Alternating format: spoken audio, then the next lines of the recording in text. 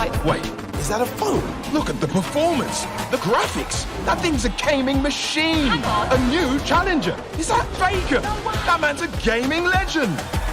Everyone, fasten your seatbelts. And here we go! Samsung Galaxy S23 Series 5G. Get it now.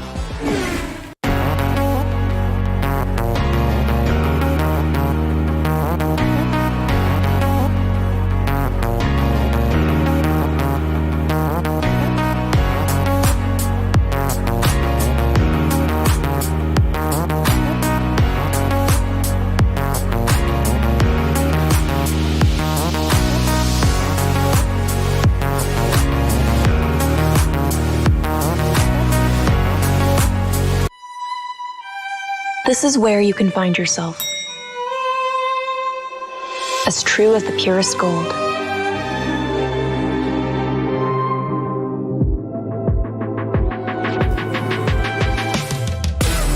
Be forever young. Be lavish. Be timeless. I am 24K, bling like no other. Halo para pengejar. Pak, saya bantuin ya. Kejar ini, kejar itu, kejar. Keep kalem, pasti ada diskonnya. Pesan GrabCar pakai promo Yuk Grab.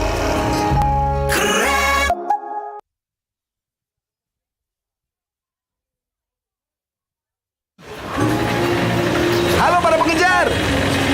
Kejar ini, kejar itu, kejar. Keep kalem, nggak ada kata telat. Pesan Grab Bike ada jaminan anti ngaret.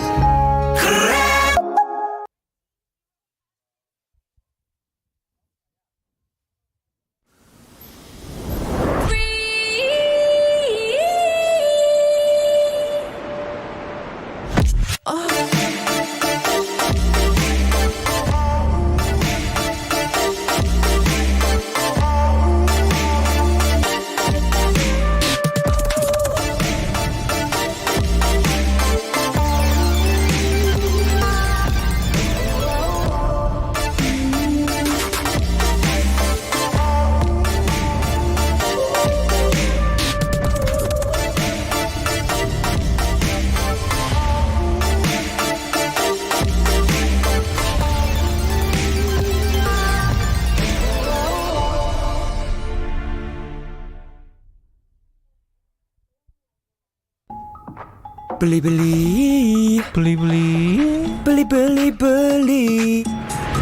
Gratis ongkir. Beli. Gratis ongkir.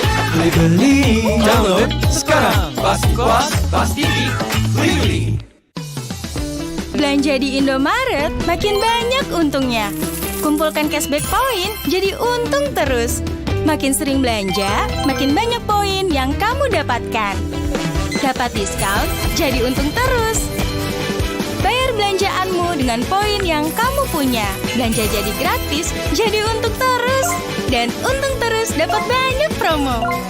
Jadi member Indomaret Poinku sekarang. Untungnya non-stop.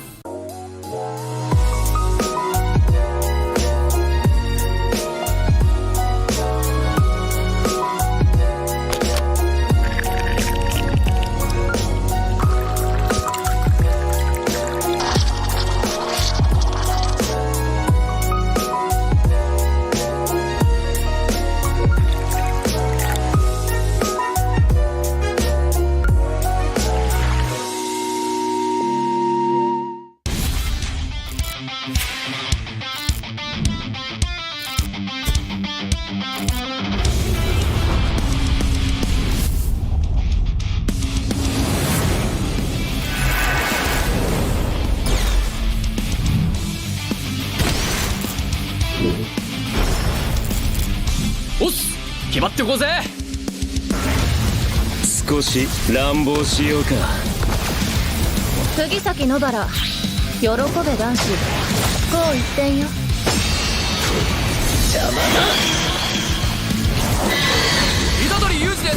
好みのタイプはジェニファー・ローレンス。よろしくお願いします。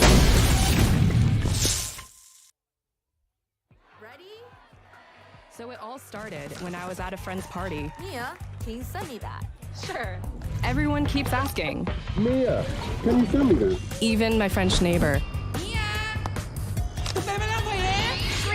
I mean, all the time. Can you send me that? I'm not making this up. Hey, can you send me that? Everyone. Sure. Samsung Galaxy S23 Series 5G. Get it now.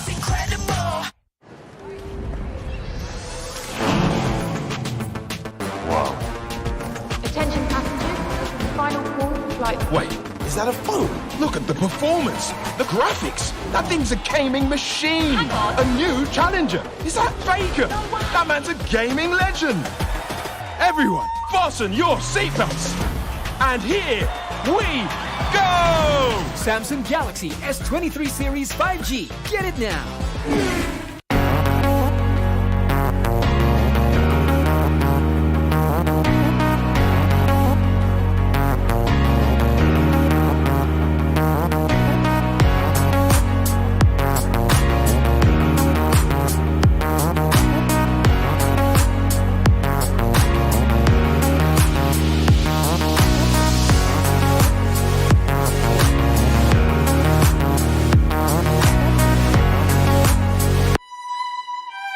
This is where you can find yourself.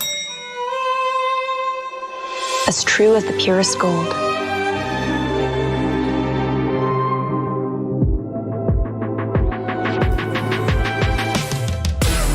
Be forever young. Be lavish. Be timeless. I am 24K, bling like no other. Halo para pengejar. Pak, saya bantuin ya. Kejar ini, kejar itu, kejar. Keep kalem, pasti ada diskonnya. Pesan GrabCar pakai promo Yuk Grab.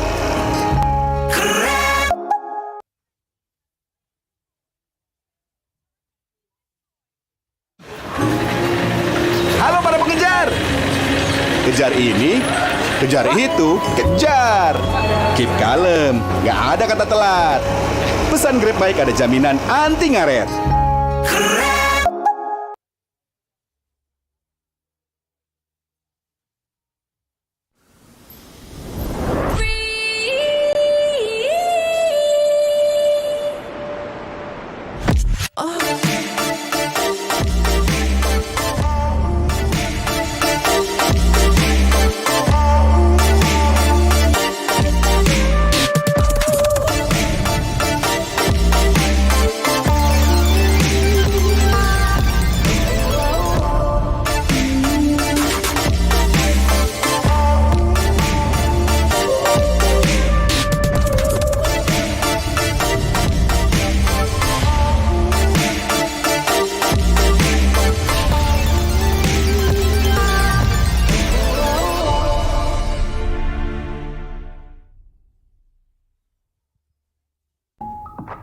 Beli-beli, beli-beli. Gratis ongkir. Beli-beli. Gratis ongkir.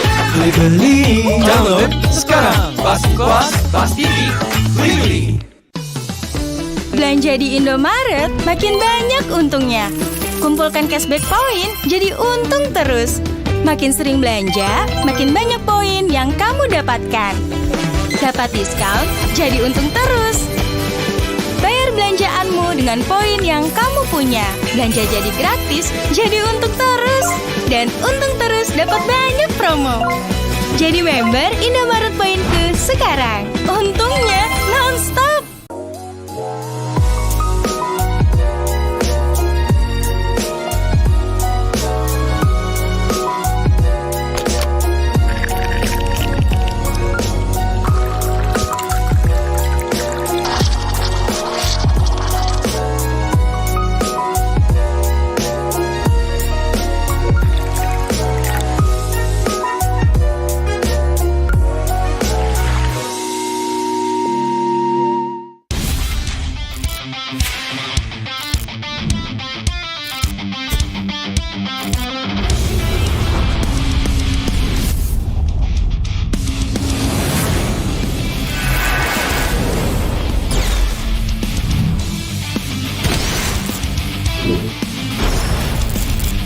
おっす決まってこうぜ。少し乱暴しようか。釘崎野原、喜べ男子、こう一点よ。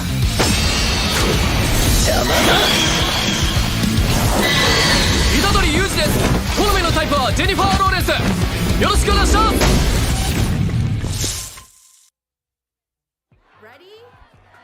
So it all started when I was at a friend's party. Mia, can you send me that?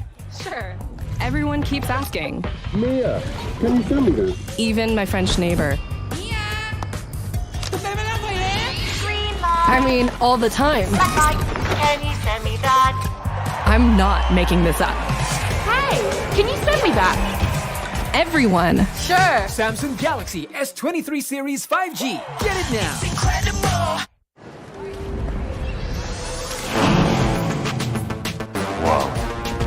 Attention passengers, final call for flight. Wait, is that a phone?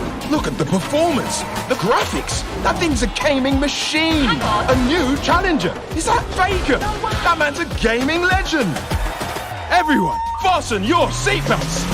And here we go! Samsung Galaxy S23 Series 5G. Get it now.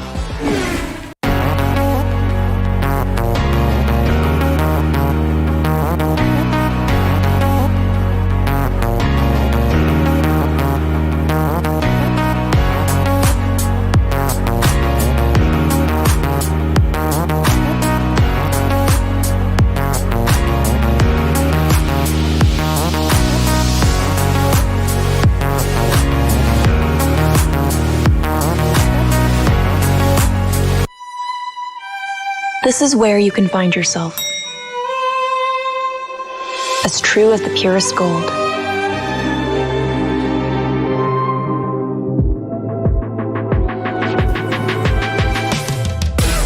Be forever young.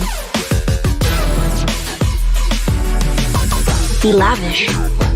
Be timeless. I am 24K, bling like no other. Halo para pengejar. Pak, saya bantuin ya. Kejar ini, kejar itu, kejar. Keep kalem, pasti ada diskonnya. Pesan GrabCar pakai promo Yuk Grab.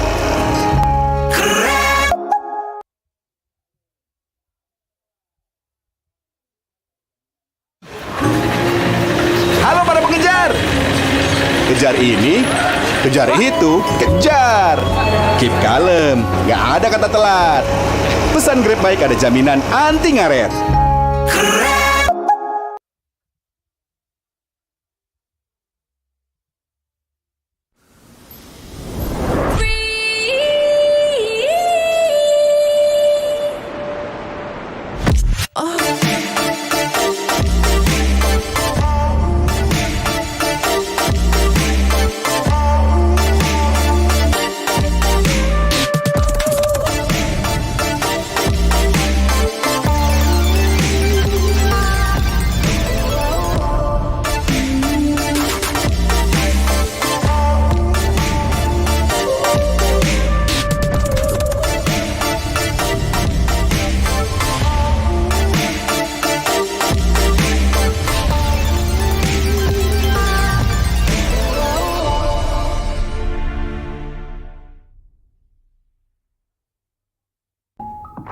Beli-beli. Gratis ongkir. Beli-beli. Gratis ongkir. Beli-beli. Download sekarang. Pasti puas, pasti beli. Belanja di Indomaret makin banyak untungnya. Kumpulkan cashback poin jadi untung terus. Makin sering belanja, makin banyak poin yang kamu dapatkan.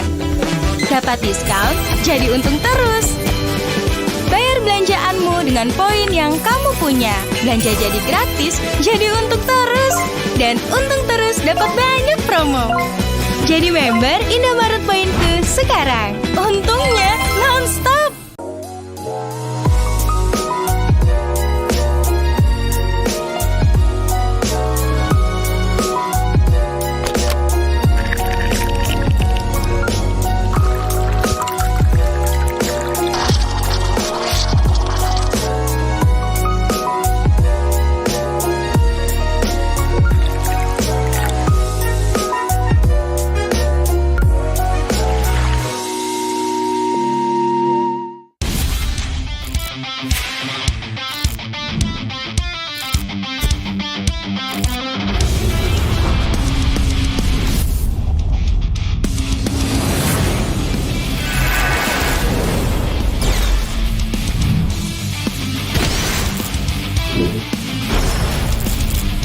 おっす決まってこうぜ。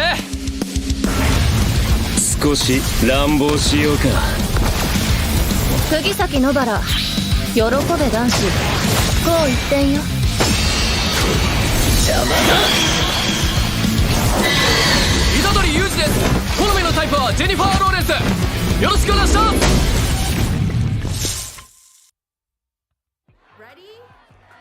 So it all started when I was at a friend's party. Mia, can you send me that?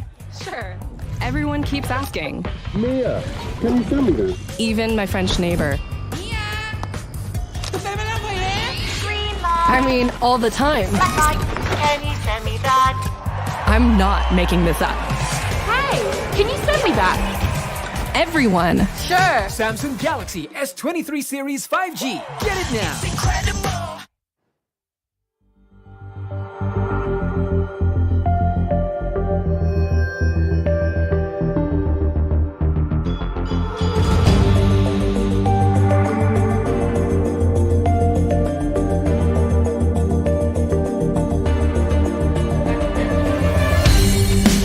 Kan berdiri dan terus berlari, terus ke arah puncak tertinggi. Ku takkan berhenti, hanya sampai di sini. Kemenangan abadi menanti. You know we won't miss if we unite our focus. And if you haven't noticed, we all live. Nyalakan apimu, hadapi semua tantangan, hadang semua serangan, jatuh bukan halangan.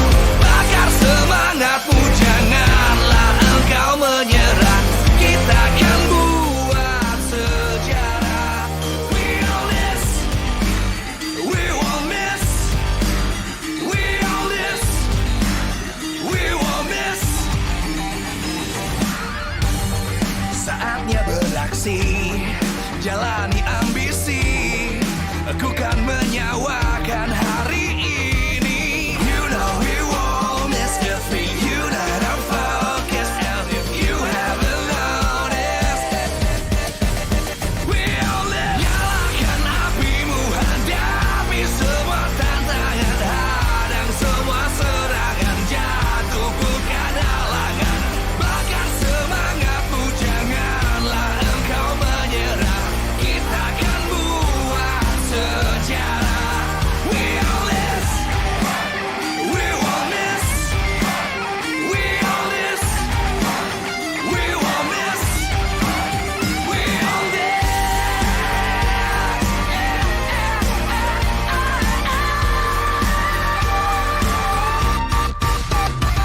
Nyalakan apimu, hadapi semua tantangan, hadang semua serangan, jatuh bukan halangan. Bakar semangatmu, janganlah engkau menyerah. Kita akan buat sejarah. We all this.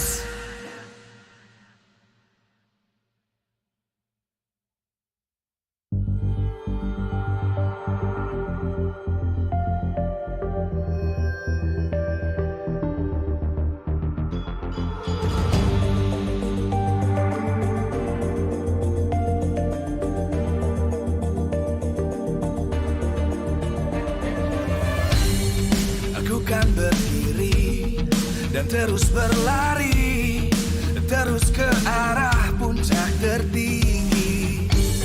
Ku takkan berhenti, hanya sampai di sini. Kemenangan abadi menanti. You know we won't miss if we unite our focus. And if you haven't noticed, we all live. Nyalakan apimu, hadapi semua tantangan, hadang semua serangan, jatuh bukan halangan. Bakar semangatmu, janganlah engkau menyerah. Kita akan buat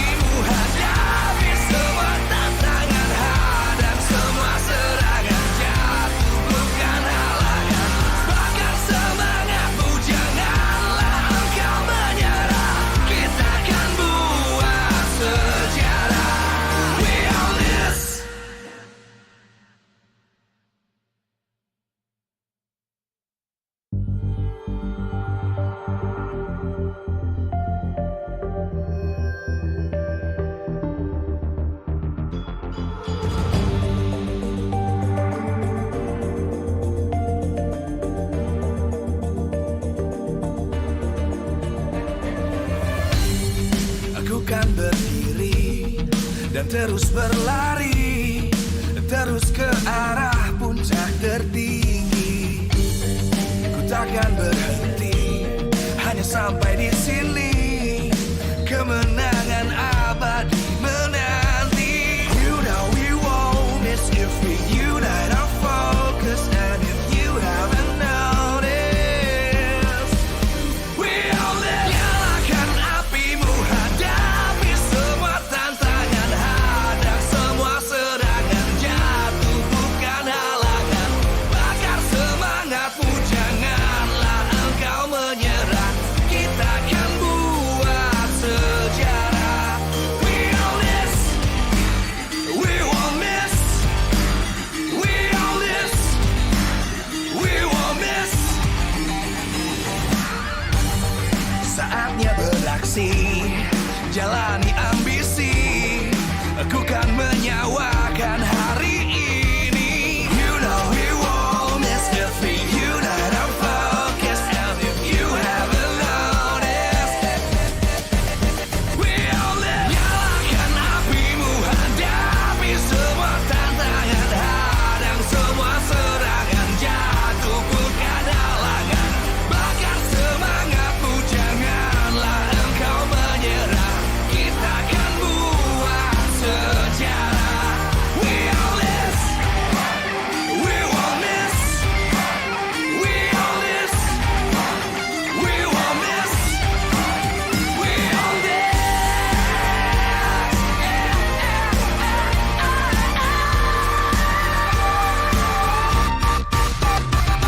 Nyalakan apimu, hadapi semua tantangan, hadang semua serangan, jatuh bukan halangan. Bakar semangatmu, janganlah engkau menyerah.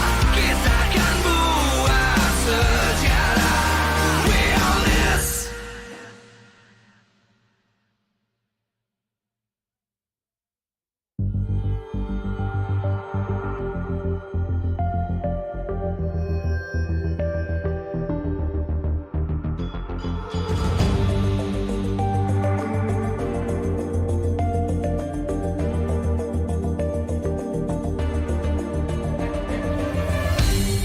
Aku kan berdiri dan terus berlari, terus ke arah puncak tertinggi. Ku takkan berhenti, hanya sampai di sini. Kemenangan abadi menanti. You know we won't miss if we unite our focus. And if you haven't noticed, we all live. Nyalakan apimu, hadapi semua tantangan, hadang semua serangan, jatuh bukan halangan. Bakar semangatmu, janganlah engkau menyerah. Kita akan buat sejarah. We all this, we won't miss. We all this, we won't miss. Saatnya beraksi, jalani ambisi. Aku kan menyawakan hari ini. You know we won't miss if we unite our focus. And if you haven't noticed, we all live. Nyalakan apimu, hadapi semua tantangan, hadang semua serangan, jatuh bukan halangan. Bakar semangatmu, janganlah engkau menyerah. Kita akan buat sejarah. We all this, we won't miss. We all this, we won't miss.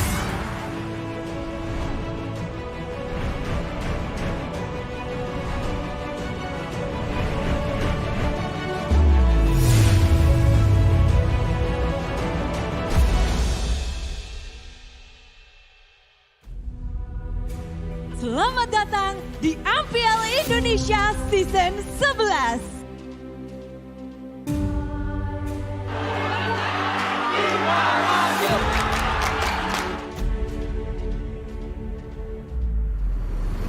MPL Indonesia Season 11 telah dimulai. Namun, permainannya sangar dan susah ditebak. sudah diperlihatkan oleh para player demi mencapai tata tertinggi di MPL Indonesia. Performa terbaik pun siap untuk mewarnai pertarungan di MPL Indonesia Season 11. Inilah first team player terbaik paruh musim regular season MPL Indonesia Season 11.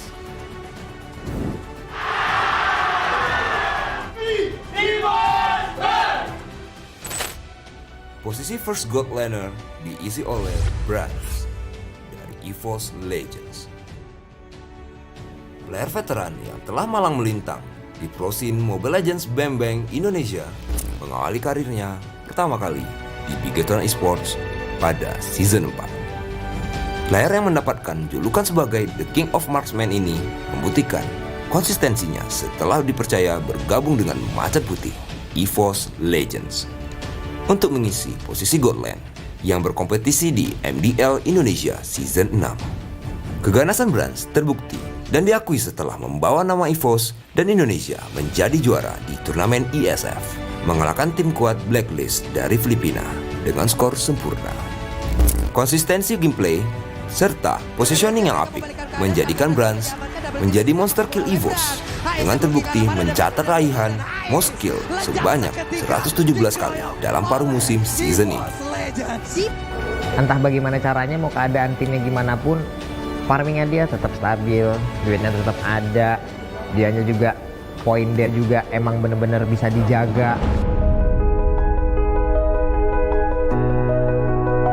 Di posisi first mid laner ditempati oleh Sans dari ONIC. Sang prodigi ganas ini memulai karirnya lewat Victim Esports dan berhasil membawa tim tersebut menjadi juara di MPL Season 1. Berkat konsistensi dan kemampuan mekanik yang sangat baik, Sans bergabung dengan ONIC pada MPL Indonesia Season 6. Kala itu, ONIC tengah melakukan rebuild pasca pecahnya kelima kaki mereka. Kemampuan mekanik yang tinggi terbukti berhasil membawa ONIC juara MPL Indonesia Season 8 dan 10.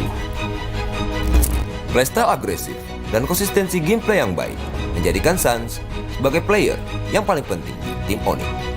Terbukti, Sans berani untuk melakukan inisiasi dan follow up damage yang cepat.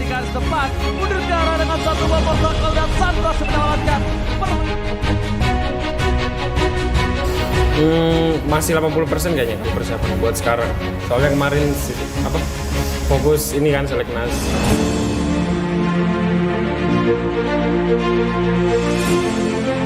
Di posisi first roamer diduduki oleh Keyboy, roamer handal dari ONIC. Si pantang menyerah Keyboy telah menjalani karirnya dari tim ONIC Prodigy MDL. Berkat performa yang baik, dia dipromosikan untuk bermain di ajang MPL Indonesia lewat tim ONIC Esports untuk mengisi posisi roamer sejak season 5. Namanya kian melejit setelah lolos seleksi pelatnas dan masuk daftar roster timnas Mobile Legends Bang Indonesia di SEA Games 2021 Vietnam. Tak hanya di Indonesia, skill Keyboy juga diakui di tingkat internasional usai timnya menjuarai MPL ID 2021 dengan mengalahkan tim asal Filipina Blacklist Internasional di Grand Final. Positioning dan mirroring yang baik menjadikan Keyboy sebagai ancaman nyata bagi musuh dan inisiator ganas untuk ONIC. Itu flankingnya dari ONIC tuh kuat banget. Jadi Keyboy apalagi pemain yang menurut aku suka banget untuk mainnya sabar, cari momentum. Itu udah pas banget buat ONIC.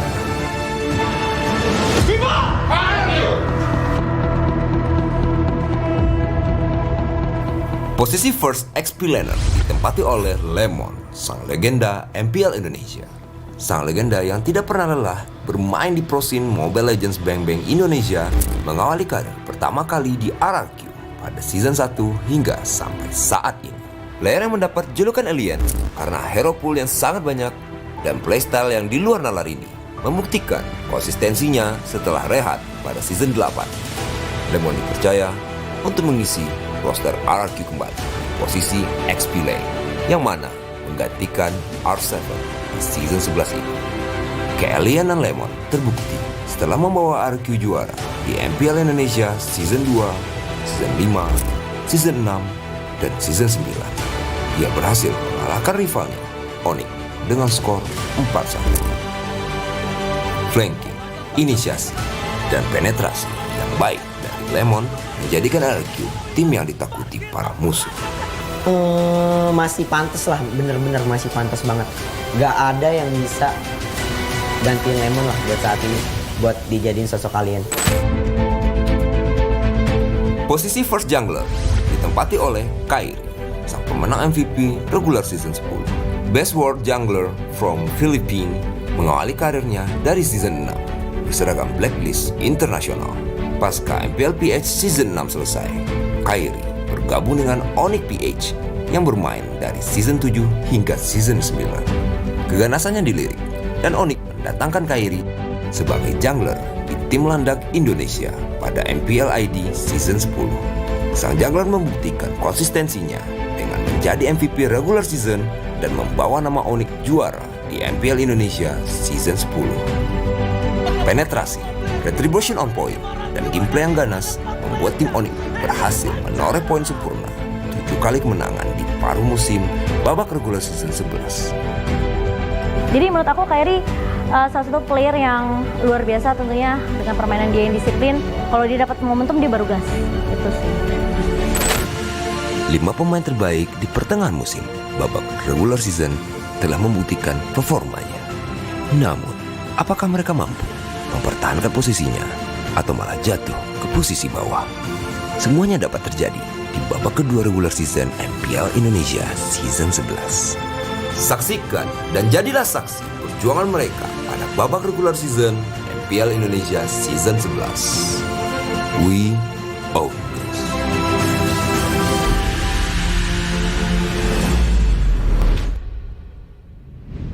The second leg of MPL Indonesia Season 11 has been nothing short of crazy. Welcome back, ladies and gentlemen. Yesterday, you saw RRQ lose 2-1 against GEEK SLATE, then EVOS following with a 2-0 loss against Alter Ego. Alter Ego up, rising, and for RRQ, is this the downfall? We will see the answer to these questions as RRQ and Alter Ego face off in the first match of the day. You guys are going to be accompanied by me, Mirko, Gani, and Arashi for the first 2 matches before we get into that second shift. But how are you feeling, Gani? I am feeling good. I'm ecstatic here. Arashi, of course, you're going to see here the start of second leg. Well, here we're going to take a look at your team here, Arashi. Yesterday, with a disappointing performance to say the least for the Kingdom. But what do you think they're going to bring here today? It's a bit scary right here because they're going up against Alter Ego because, as you mentioned, they are absolutely on the rise. They've shown great potential, where an RRQ is also at a bit of a low point in their whole, in their performance. So it's a big risk, but I do feel like RRQ has what it takes, right? They're not on top for no reason at all. You just have to shape up and maybe iron out some few simple mistakes. They can just optimize their game plan and make everything just flow a lot smoother. On the other side though, right, when RRQ needs to make some adjustments, they need to fix some issues within the team itself. I think for Alter Ego, they need to stick with what worked yesterday. Against EVOS Legends, 2-0. RRQ, when they won against EVOS, it was 2-1. Even ONIC, #1 in the standings, 3 games up against EVOS Legends. Even Yeb and some of their members said that that EVOS Legends match was the toughest one yet. And it just shows that I feel like Alter Ego now, they're more formed, right? Last week, like I mentioned that they lack ambition, they lack drive. But yesterday, they proved me wrong.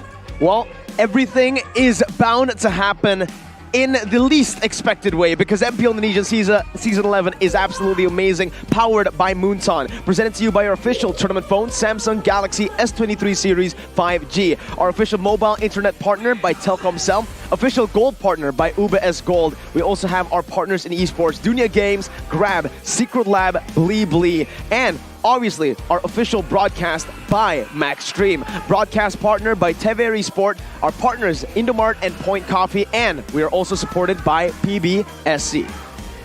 Again, thank you so much for you guys that have supported MPL ID Season 11. But now, let's talk about the first match here. Arashi, I want to throw it to you. I want you to analyze here. Alter Ego, is this their best 5? And RRQ, will the loss yesterday suffer them more?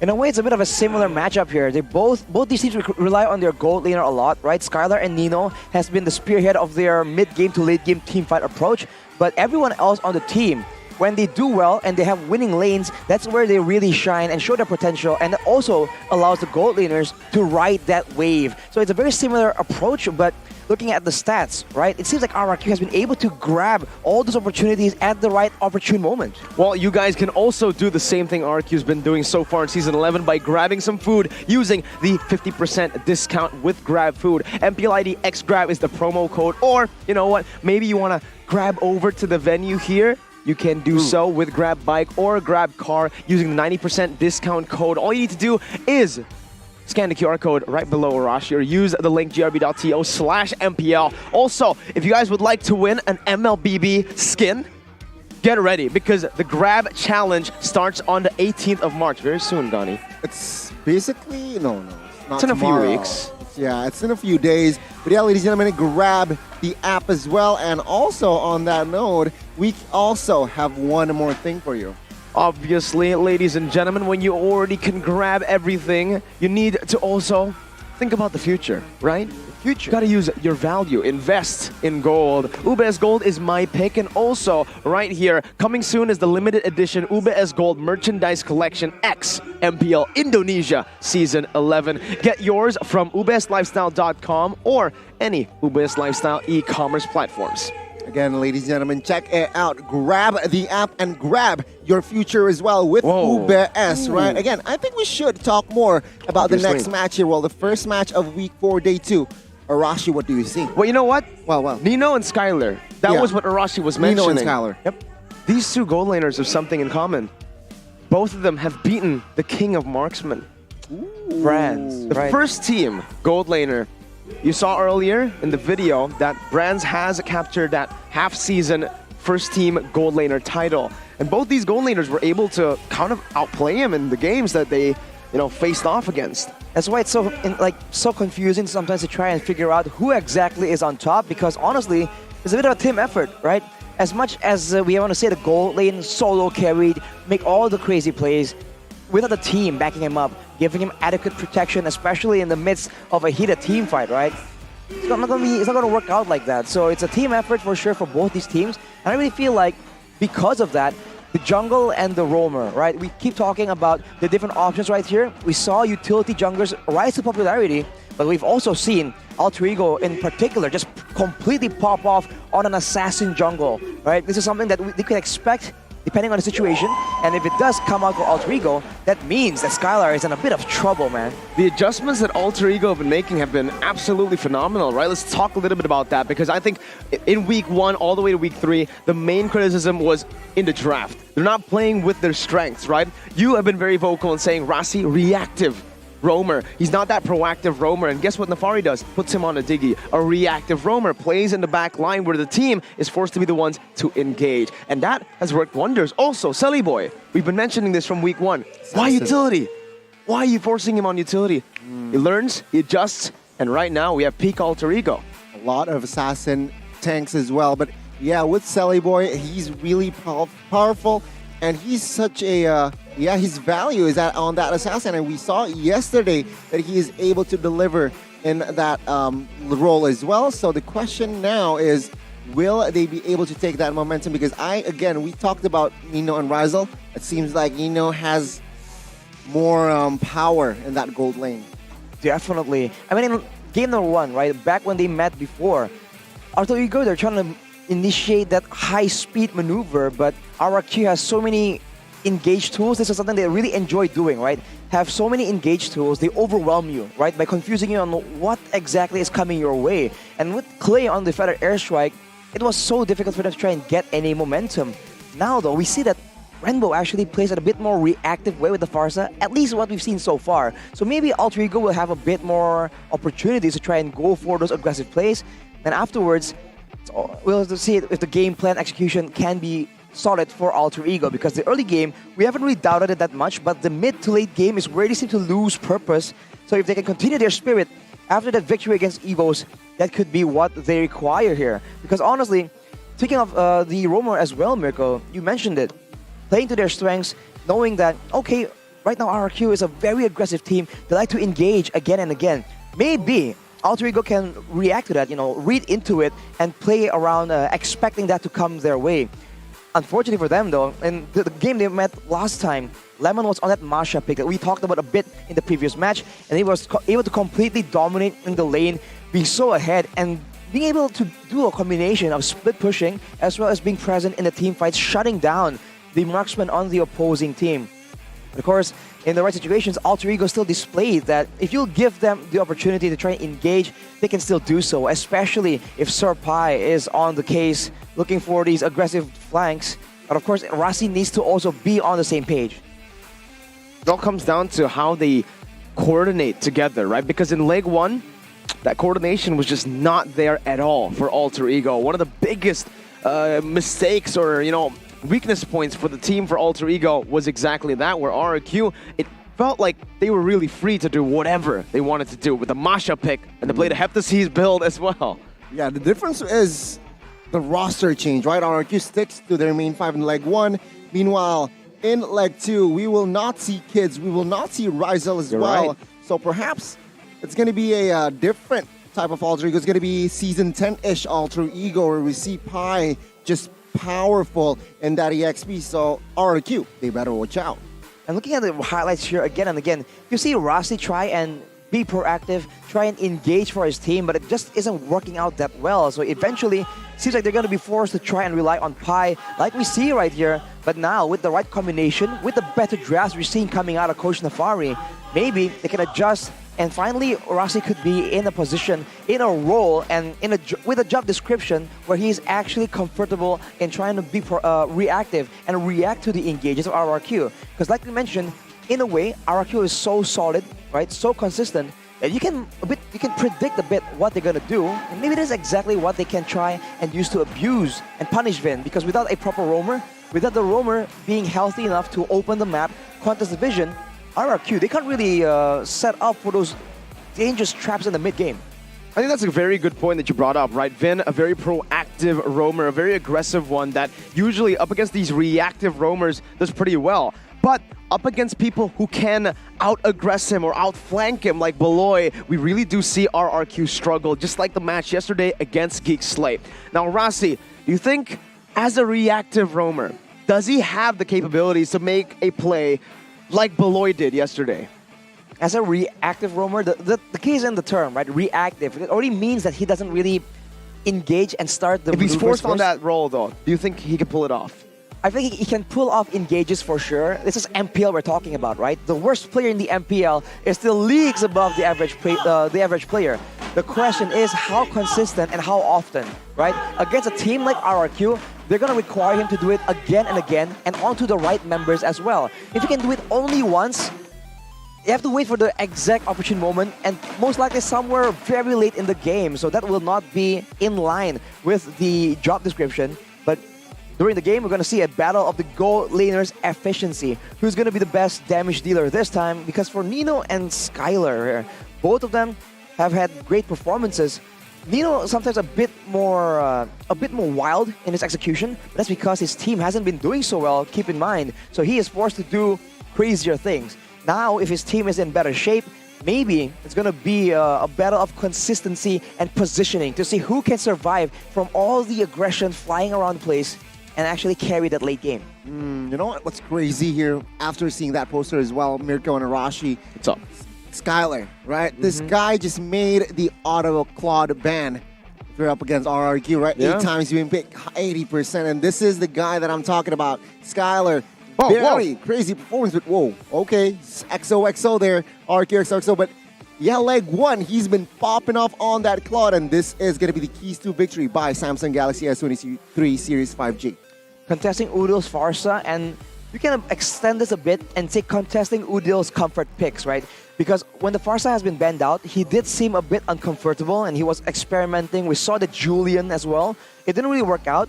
But like yesterday, we saw that he was performing absolutely crazy on that Valentina. So any kind of hero that Udil is starting to get used to start getting comfortable with, that needs to be respected, as Albert's nose is being attacked right here on camera by Coach Phil. But back to the point, if they can try and contest that mid control, Julian Udil is definitely one of the main keys to victory for Alter Ego. If he can win in that mid lane, that can just translate to the whole team moving in a more fluid motion. On the other side of the equation though, the keys to victory by the Samsung Galaxy S23 Series 5G for Alter Ego is to limit the comfortable hero choices for Vin. Of course, it's easier said than done, but in a way, it doesn't mean that you only have to ban it all away or pick it all away. You can draft in a way that really counters the heroes that Vin would like to have in that situation. For example, right, an easy example would be the Diggy. If we see that the Vin is maybe on a Grok that relies on one single huge engage tool, then maybe going for a Diggy will counter him, quote unquote, and that could be used by Alter Ego in the drafting phase as well. As an aggressive roamer yourself, Gani, what are your thoughts on this, right? Proactive roamer versus reactive roamer in this matchup. Rossi versus Vin. I feel like, again, yeah, Vin has the slight edge because he has that macro play, right? He has that, it's just down to it, like you said, T. Down to a T. He knows the game very well. He knows the timing. He knows the targeting. So I guess I'll give him points for that. But Rossi, seeing him pull off the Diggy yesterday, it's going to be crazy. It might replicate the game today again. Versatility versus volatility. Is that what we're trying to say right now? I just feel like you know this, but I'm always biased to the man who makes the first move, right? Who dares wins is a motto we hear in the military, but it makes sense, right? When you are the one to make the first move, the other guy needs to react, and sometimes he's not prepared. You're the one that can dictate when it's going to go in. You can feint out, right? Engaging or acting like you're going to engage, but not engage, and bait out spells that way as well. So we saw a bit of that yesterday when Rossi was at the Diggy, and sometimes he's just completely forced to use the time journey before the real big engage comes through. A team like RRQ, they can absolutely use that kind of maneuver to force out, to make sure that Rossi is never in an easy spot. So I think that objectively, it does favor the man who makes the first move. You know what? Specifically, if we're talking about the last game yesterday against EVOS, it was him on a Diggy and two Purifiers were also on board. Yep, Udil and Nino. Exactly, right? So that's, like, in hindsight, I thought it was an overkill. So, but then again, it worked. Because sometimes Rossi wasn't just there in time, so let's see the official starting lineup for the first match. Let's take a look at it right here. For RRQ, is it going to be Lemon? Oh, is it going to be Renbo or Clay? And it is going to be Clay, so Arashi here definitely approving of this starting lineup for his team. RRQ sending their main 5 down to the land of Dawn. And on the other side, we're going to take a look as well at Alter Ego, still sticking to their winning lineup. This lineup has shown a lot of growth, improvement, but up against RRQ, number 2 in the standings, they're going to have to dig deep to get this dub. Gani, it's time. Will they be able to take another dub? Bring the momentum yesterday. Let's welcome Alter Ego Esports. His team, like you mentioned, growing so rapidly in the middle of the season. Definitely not what we expect coming in from Alter Ego, but whatever works for them, we are happy with it. They've been able to gain that very decisive victory against EVOS of all people, and that is definitely not an easy feat, so they are definitely onto something. But on the other side, they're going up against consistency. The team that has been performing so well all the way since the beginning of the season. Will they be able to take the dub to solidify themselves in the upper bracket spots? It's going to be the Kings of Kings, RRQ. The most consistent team in Mobile Legends Bang Bang Esports history, making it all the way to the World Championships 4 times. Consistency, yeah, right? Unfortunately for RRQ, they haven't been able to lift that international title, but you gotta give it to them. They are the most consistent team in MLBB Esports history, always being a contender in every single one of the tournaments. Even when you felt like the team is weak, they always find a way to come back. Even here, a lot of hate, a lot of questions, doubts, second place. Still second place despite everything going not quite ideally for them. That's definitely something you can rely on. You can count on RRQ delivering So now against Alter Ego, the question becomes, how is this going to develop, right? The early game, are they going to try and draft winning lanes? Are they going to try and have secure late game and use the maneuvers, the momentum? Considering that the roamer is a bit contrast, right? One team being reactive, one team being proactive, you can count on maneuvering becoming so much more important, right? Just because you don't win on a hero-to-hero basis does not mean that you can't have superior rotations and superior skirmishes to come out on top. Yeah, I mean, it's all about the coaches, right? If we're talking about the draft here, Phil and Arcadia going up against ours and Nefari. And if we're talking about the drafts, let's see the most picked and banned heroes here. For Coach Arcadia, most banned by the opponents, always the one on Enjoy. That's still pretty standard.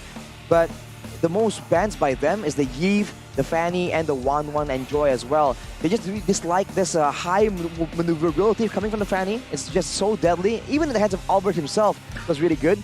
1-1 Enjoy is a standard ban, but the Yves ban here is what really stands out. You can tell that they don't like having their opponents to have the option of trying to slow down the tempo, right? Slow down the chase and initiation, and having that long-range artillery to try and poke and look for vision. Because how they like to play is to just force their opponents into weird tight spaces and then engage a huge fight that way. Having a long-range mage is technically a decent counter to that game plan. Yeah, it makes sense, right? I mean, they like the Farsa, so what's good going up against the Farsa? It's going to be the Eve. But let's take a look at the other side here, Nefari, what he has been cooking. I think when we take a look at Alter Ego, it's going to be a little bit different in the banning department. Most bans from them. It feels very default. It feels very template as well, but it also looks like, again, they have been putting a whole lot of respect on that Claude. The bans, despite only going up against RRQ once in the first leg, right? That's the only time where the Claude has really been prioritized, but even then, they actually didn't ban it. Now, with them adjusting to that, with them banning and targeting the Claude a whole lot more, I think we can expect Skylar to not pick the Claude. He's gonna be banned out in the first phase, I believe. Which makes sense, right? Skylar on the Claude, we've seen him perform crazy feats, but looking at the other bans as well, that Faramis, right? To slow things down, the Cult Alter, to save the lives of the members being chased down, that is something that Alter Ego does not want their opponents to have. They, like you mentioned, they perform really well with momentum. They like just going for these big fights and diving, or even cutting off your whole team from your own base. So that is a very signature Alter Ego style that does get countered by wide-scale crowd control. Nefari has shown some guts, some courage in the last few games that he's played, leaving the 1-1 open against the King of Marksman Brands, countering it. So we'll see, especially now that his drafts have gone better. Their players with the Samsung Galaxy S23 Series 5G have definitely gone better than last season as well. With the crazy specs, I think Gani has the list of specs. Well, equipped with the fastest processor technology, 4nm Snapdragon 8 Gen 2 for Galaxy Gen 2? with RAM up to 12 GB. 12? Memory up to 1 TB. That's a PC. That's a PC level, and the screen is dynamic AMOLED 2X with a 120 Hz refresh rate. It just makes gaming all day smoother, sharper, and the battery is 5,000 mAh, so it allows you to push rank all day long. If that doesn't sell you on it, I don't know what will, guys. Woo! You guys can now pre-order up until the 23rd of February 2023. Get installments starting at IDR 500,000 per month. Benefits up to IDR 7.5 million. Free 2 times double memory and trade-in cashbacks up to IDR 1 million. Terms and conditions apply. Now, Rashi, you are a webman. A webman. You are web. You know the website. So where do I pre-order this phone? Samsung.com/ID. My technology has come such a long way. I remember when I first started gaming, right? My PC is not even half the specs that is on this phone right now. This is crazy. I couldn't even run any programs usually on my first PC, so this phone, absolutely crazy, especially with the S23. You can see the players have been popping off. The Samsung Ling, Samsung Fannies all across the board. Look at Udil. And Udil, this is him, right? He's chill.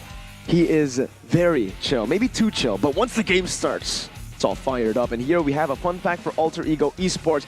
Alter Ego secured the highest number of turtles with 57% during half-season 11, which is very impressive, considering they finished the half-season point mark at 7th place. And about 7th to 8th place, And this just shows again that the early game, they have the right ideas. It's that discipline and that late game big picture they keep struggling to try and find. They just don't know if they want to go for fights, if they want to go for pickoffs, if they want to try and use the Lord. So we've seen a bit of that, well, a lot of that actually amended in yesterday's match. So against RRQ, a team that has very solid late game big picture. It's almost, again, a bit of a contrast. I would love to see Alter Ego completely abandon that though, and completely take over the game the way RRQ likes to do it, right? Sometimes RRQ, they let go of your neutral objective and they just keep going for the fights and they win it that way.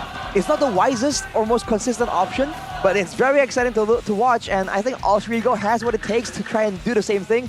I don't know if they can do it against RRQ though. And that just screams Alter Ego. That's the Alter Ego we know. Exactly. Go guns blazing, sure, all right, 50-50, but again, look at their jersey. It's literally 50-50. Ooh. It's their Alter Ego that they've shown in the first leg. It was a fake. It was an illusion. It's different. It was an Alter Ego that focused on objectives. What? No, that's not the Alter Ego I know. The Alter Ego I know takes a team fight when it shouldn't be taken. The entire team is an X factor. No one knows how to read this team, and that's been their key to victory for so long now. Even with the coaches, right? I mean, we can't really. It's a simple draft, but it's a wild card if we're talking about the coaches as well. And it seems like Alter Ego will try to somehow replicate what GEEK SLATE did yesterday. Remember, against GEEK SLATE also banned the Claude for the first phase, from the first phase as well. And let's take a look at here, the content. RRQ is the team with the lowest hero pool with 28 unique hero pools only in half season 11. But with this low hero pool, they're second. They're choked. This is why a lot of people are a bit concerned right here, especially opponents of RRQ, because this meta is so flexible, so dynamic, and you see that so many more heroes are actually possible to field in the Land of Dawn in Season 11. But RRQ has not taken advantage of that at all. And it's not because they can't, because we've seen that they can be a very flexible team. So people are wondering if this is part of their strategy. Are they just hiding out some of these picks to ensure that they can surprise everyone else in League 2, because it's here right now? Let's see if Nefari can pull off that crazy draft once again up against RRQ. They did it yesterday against EVOS Legends, a team with more unique heroes to play with. Welcome to the draft, ladies and gentlemen. RRQ on the blue side, Alter Ego on the red. Bans here already. Still opting to go for the 1-1 and Rejoy. Both teams super fast draft. Wow. Wow. No Claude ban from Alter Ego. They didn't even pick it. They didn't even pick it as well. They had the chance. Let's see what they're doing. And okay, Alter Ego, they opted for that of Hayabusa, but RRQ, all comforts here, Rashi. Brethren, Farsa, and Claude. Technically all comfort, but we were hoping for an assassin showdown in the jungle, but fortunately, well, it can still be flexed right now, to be completely fair, but most likely it's going to go to Albert. But keep in mind, the last time the performance I remember from Albert on the Fredrin is when he went 13-0 and just completely decimated their opponents. So it can still perform in the same capacity. But RRQ, they banned away that Arlet though, so it seems like they're intending to go all in, guns blazing. And looking at Alter Ego, they're just making sure that Sunny Boy does not get denied right here. Having a Hilda against an assassin is going to be so difficult to deal with, especially with RRQ. Just pushing the tempo all around. But keep in mind, a big reason why Alter Ego was able to be so successful in yesterday's match is because they have a lot of winning lanes, and now with the glue, with the Valentina, it seems to be the same kind of pattern. I think the key factor here is going to be what pick goes into the roam position. I think also banning out the Terizla would be just a solid choice for Alter Ego. Knowing that they picked up the glue, you need Pi to get that winning lane. Also, RRQ have done their homework, like you mentioned, the Arlet ban. We saw Pi perform very, very well on that Arlet. Also, we saw Nino picking up the carry against a counter matchup and still succeeding, finding a whole lot of success on the carry. So it's just a lot of respect from RRQ. Alter Ego, they do go for the XP lane ban, but it's not the Terizla here. It's actually the Masha, which is quite interesting because this was what RRQ used to beat them in the first leg. You know why? This glue can be flexed. This glue can be picked up by Rossi. We saw it yesterday where this glue just goes to the roam position, and now Alter Ego, they might pick up the Terizla themselves here. RRQ though, showing respect. We talked about Diggy in the pre-match, and there you go, the Diggy last ban. This hints that RRQ is trying to go for a big AoE engage. As of right now, it could be the Kufra. We've seen Vin perform really well on it. There are a lot of dashes he can't deny as well. Or, if he wants, he can go for the glue. If he wants to try and match the early game vision contest with a Brody in the picture. Both are still a viable option, and now we're going to see it from RRQ. Most likely one of those two heroes in the roam position and in the EXP lane. Something that can just win right here. Lapu Lapu is still open. And we saw that Lemon can perform really well on that hero. Looking at this composition, I think the Terizla makes the most sense, right? Not just against the glue in the 1v1 matchup, but against the Brody. The penalty zone is going to cancel a few of those basic attacks if the Brody doesn't have the attack speed. Right. And here, we do have a comment from the club legend himself, R7. Skylar's Claude is the #1 in the world. He's been acknowledged by not only by Indonesians, but also by the Filipinos in MSC. I think we saw that, but they didn't go for the Terizla. They go for a signature pick. Usually it's banned away from Lemon. Now it's the Kufra. Vin has performed very well on this Kufra. Phenomenal. And the Edith Lemon. This is his comfort. This is his hero. Yeah. He's the only one who's been consistently performing on this pick. I mean, talking about Edith, right? It's just Lemon who really likes to play it, especially if we're talking about the MPL. And this just opens up the possibility for Pi to pick up the Terizla that perhaps they need, right? Going up against the Farsa, going up against the Fredrin, I think Terizla is a perfect choice here for Pi. If not, perhaps the Yuzong might work. The Yuzong to get some more lane dominance, it can definitely work, but the option he goes for is that Lapu Lapu to try and deny most likely Clay, right, in theory. But having an Edith, I think that's just a huge problem for Alter Ego, because this is a hero that can be so tanky and yet do so much damage, and it's going to be drawing some attention away from Skylar, which is the last thing you want when you're just expecting a blazing duet. Overall, having that combination, the Kufra, Farsa, and Fredrin as well, is dangerous, man. If Sally Boy is not careful, he can get completely shut down here. A lot of AoEs, a lot of crowd control. I mean, Fredrin can taunt, can crowd control you, Farsa can stun you, and as well as Kufra can give you that Tyrant's Rage. So again, if we're talking about engages, Alter Ego, they need to be careful here. Again, they need to play reactively. Very interesting draft for both RRQ and Alter Ego. Honestly, looking at it, it comes down to the skill matchup, in my opinion. We'll see what happens in the game as we jump into that portal. It's going to be opening up here for our first match of day number 2, the rematch of the Season 6 Grand Finals. It's time, now or never, for both of these teams. RRQ working back to the win streak. Alter Ego building a new win streak. Welcome to the land of dawn for RRQ versus Alter Ego. Off the bat, Empress on Rossi. We've seen that he's usually less proactive. The glue pick actually forces him to be a lot more proactive, and it usually makes sense, but we've been talking about how Rossi has done better being more reactive and playing into that instead.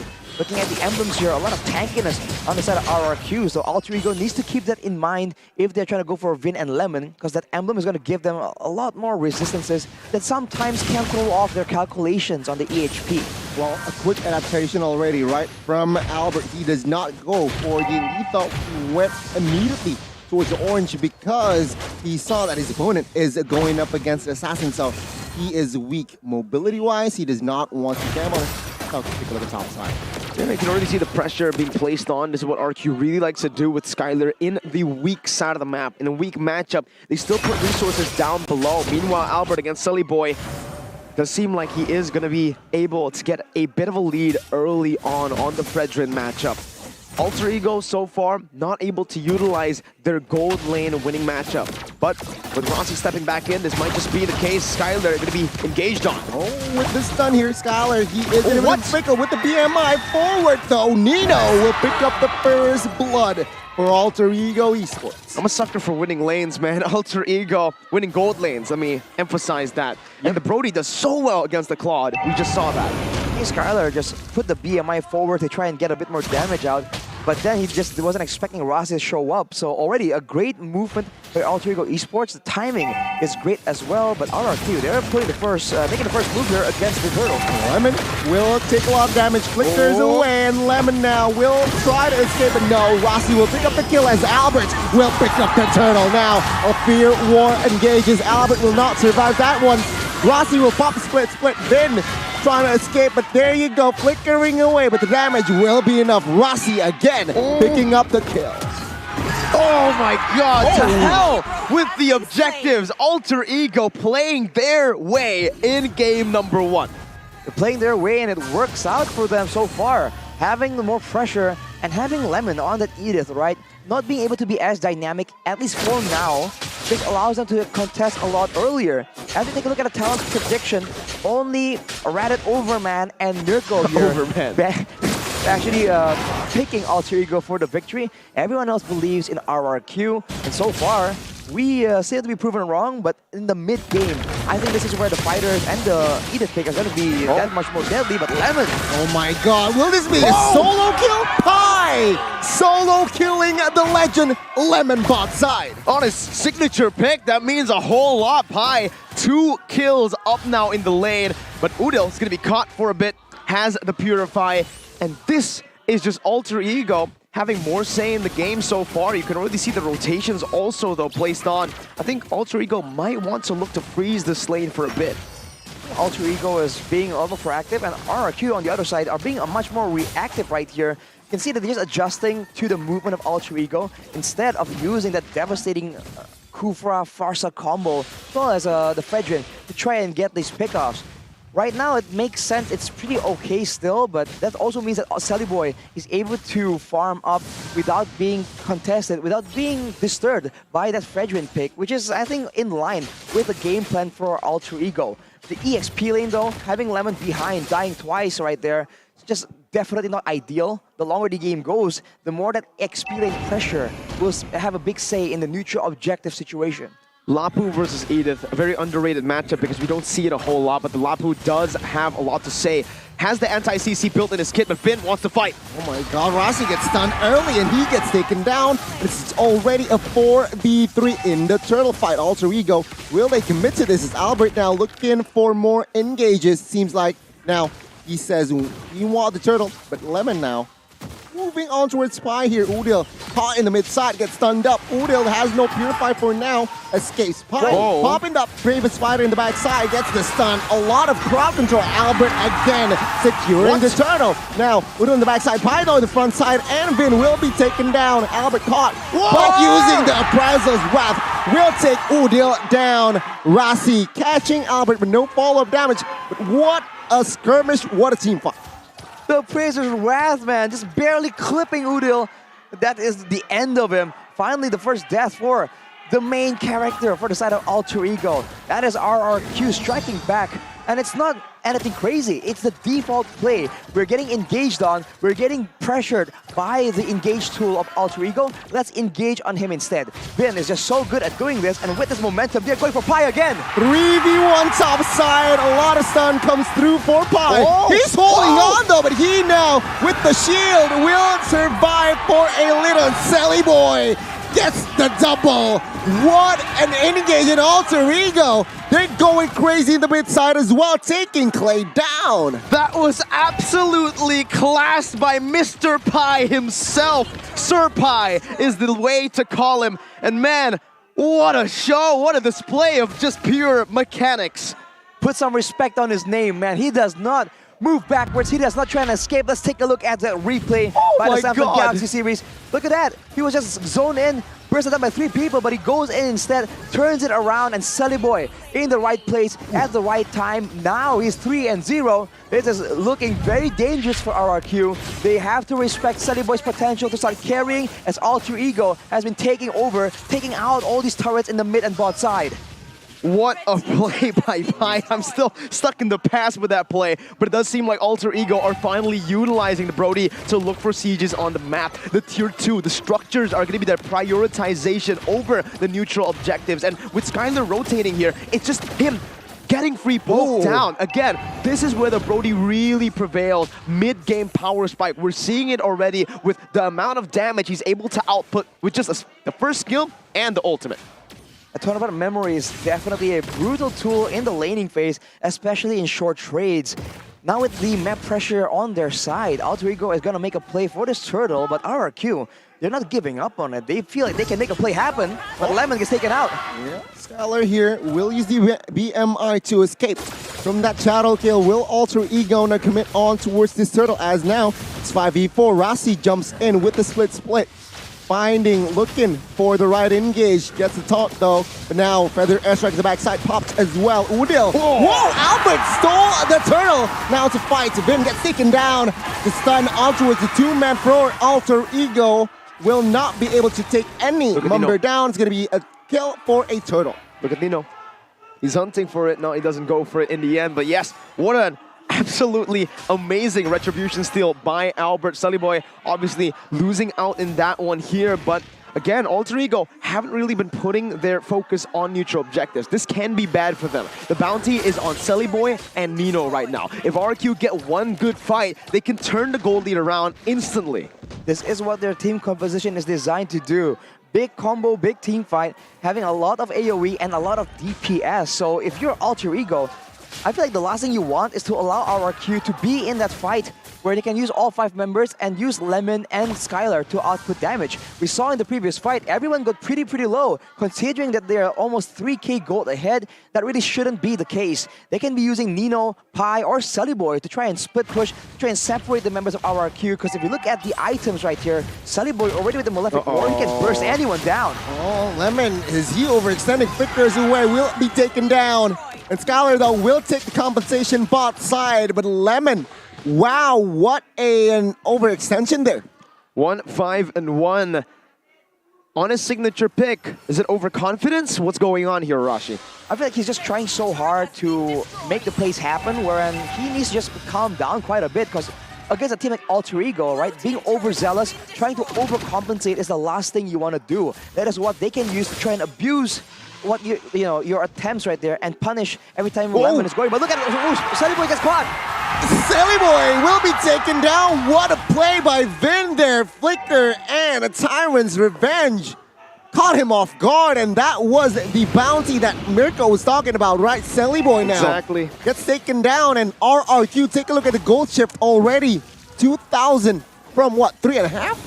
The bounty was placed on to Clay. Clay got the shutdown. This could be a disaster for Alter Ego if they don't win their next fight. Rasi already baiting a few resources, Gani. Okay, Rasi now will jump on towards Vin. Take a look at the burst damage. What? Now, RQ though focusing down on towards the Lord. Gets the Lord. Pi will use the flicker. Gets the stun on towards Clay, but take a look at the airborne there. Pi gets taken out.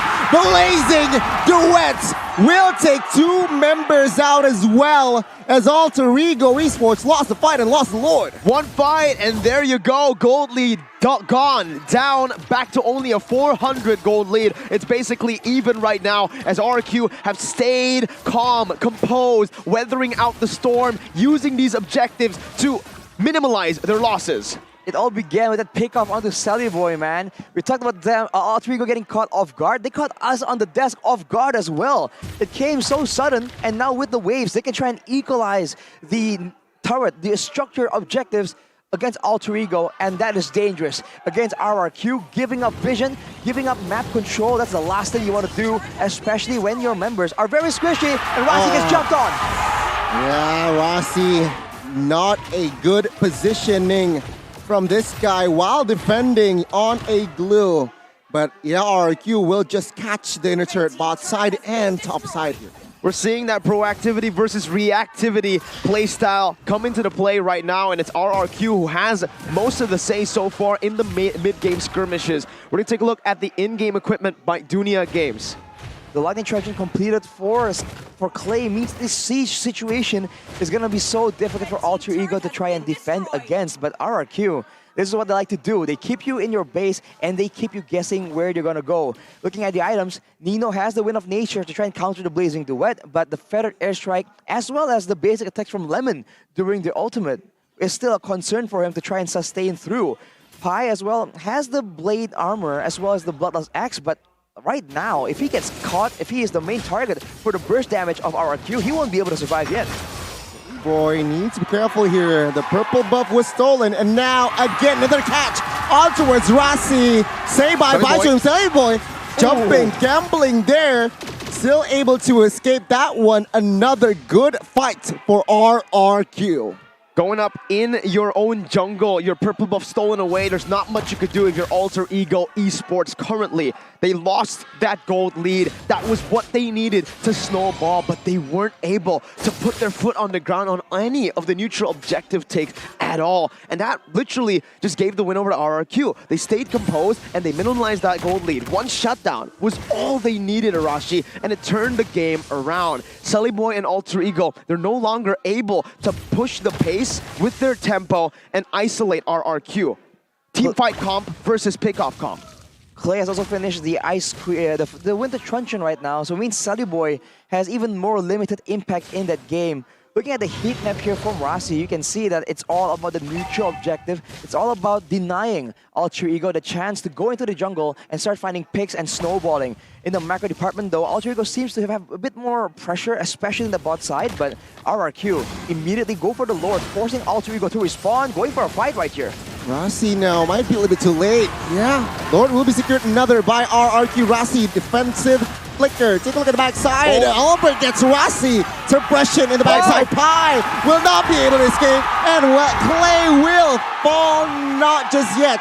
But it's going to be 3-man taken out as Sally Boy now is going on the retreat. RRQ, what are you on? They're going insane right now. What a play by Clay, flickering out to safety from the bravest fighter. One minion. They're not going to be able to end right here. Alter Ego are able to stay in the game for a bit. 3 seconds on Rossi. Vince looking for it. Oh my God, another catch here. Luckily, he still has that quad shadow. Now Rossi joining again for the defense. 2 base turrets taken down. Bot side left standing with the Lord marching. It's not looking good for the 3 masks. RRQ are staying here. They know that they have advantage, but Clay is half HP. This could actually prove to be the mistake, but with the long range available, they seem confident. They're going for the final base turret. They are not letting Alter go off that easy. It will be an easy take, but are they going to continue? Because Sally Boy is nowhere near. Okay, Vin haven't anyone. Rossi though will take a lot of damage and he will get taken down. And take a look at Pi, trying to deal damage at the backside. Clay though caught this time. Albert will not survive. Take a look at the damage from Sally Boy. Ben catching Nino and will be taken out by Skylar. What a match, 2 for 2 as RRQ will go for the discipline and retreat. What an amazing team fight there by both these teams, but if we're talking about value, it has to be RRQ. 3 base turrets, 2 members down, literally with the immortalities popping as well. RRQ, their composition needed to wait for the late game, and now they are here. Alter Ego fumbled that early to mid-game lead that they have, and look at this. Let's deep dive as to what happened in this replay. Well, first of all, Clay gets taken out, so he wasn't expecting Sally Boy to come from behind.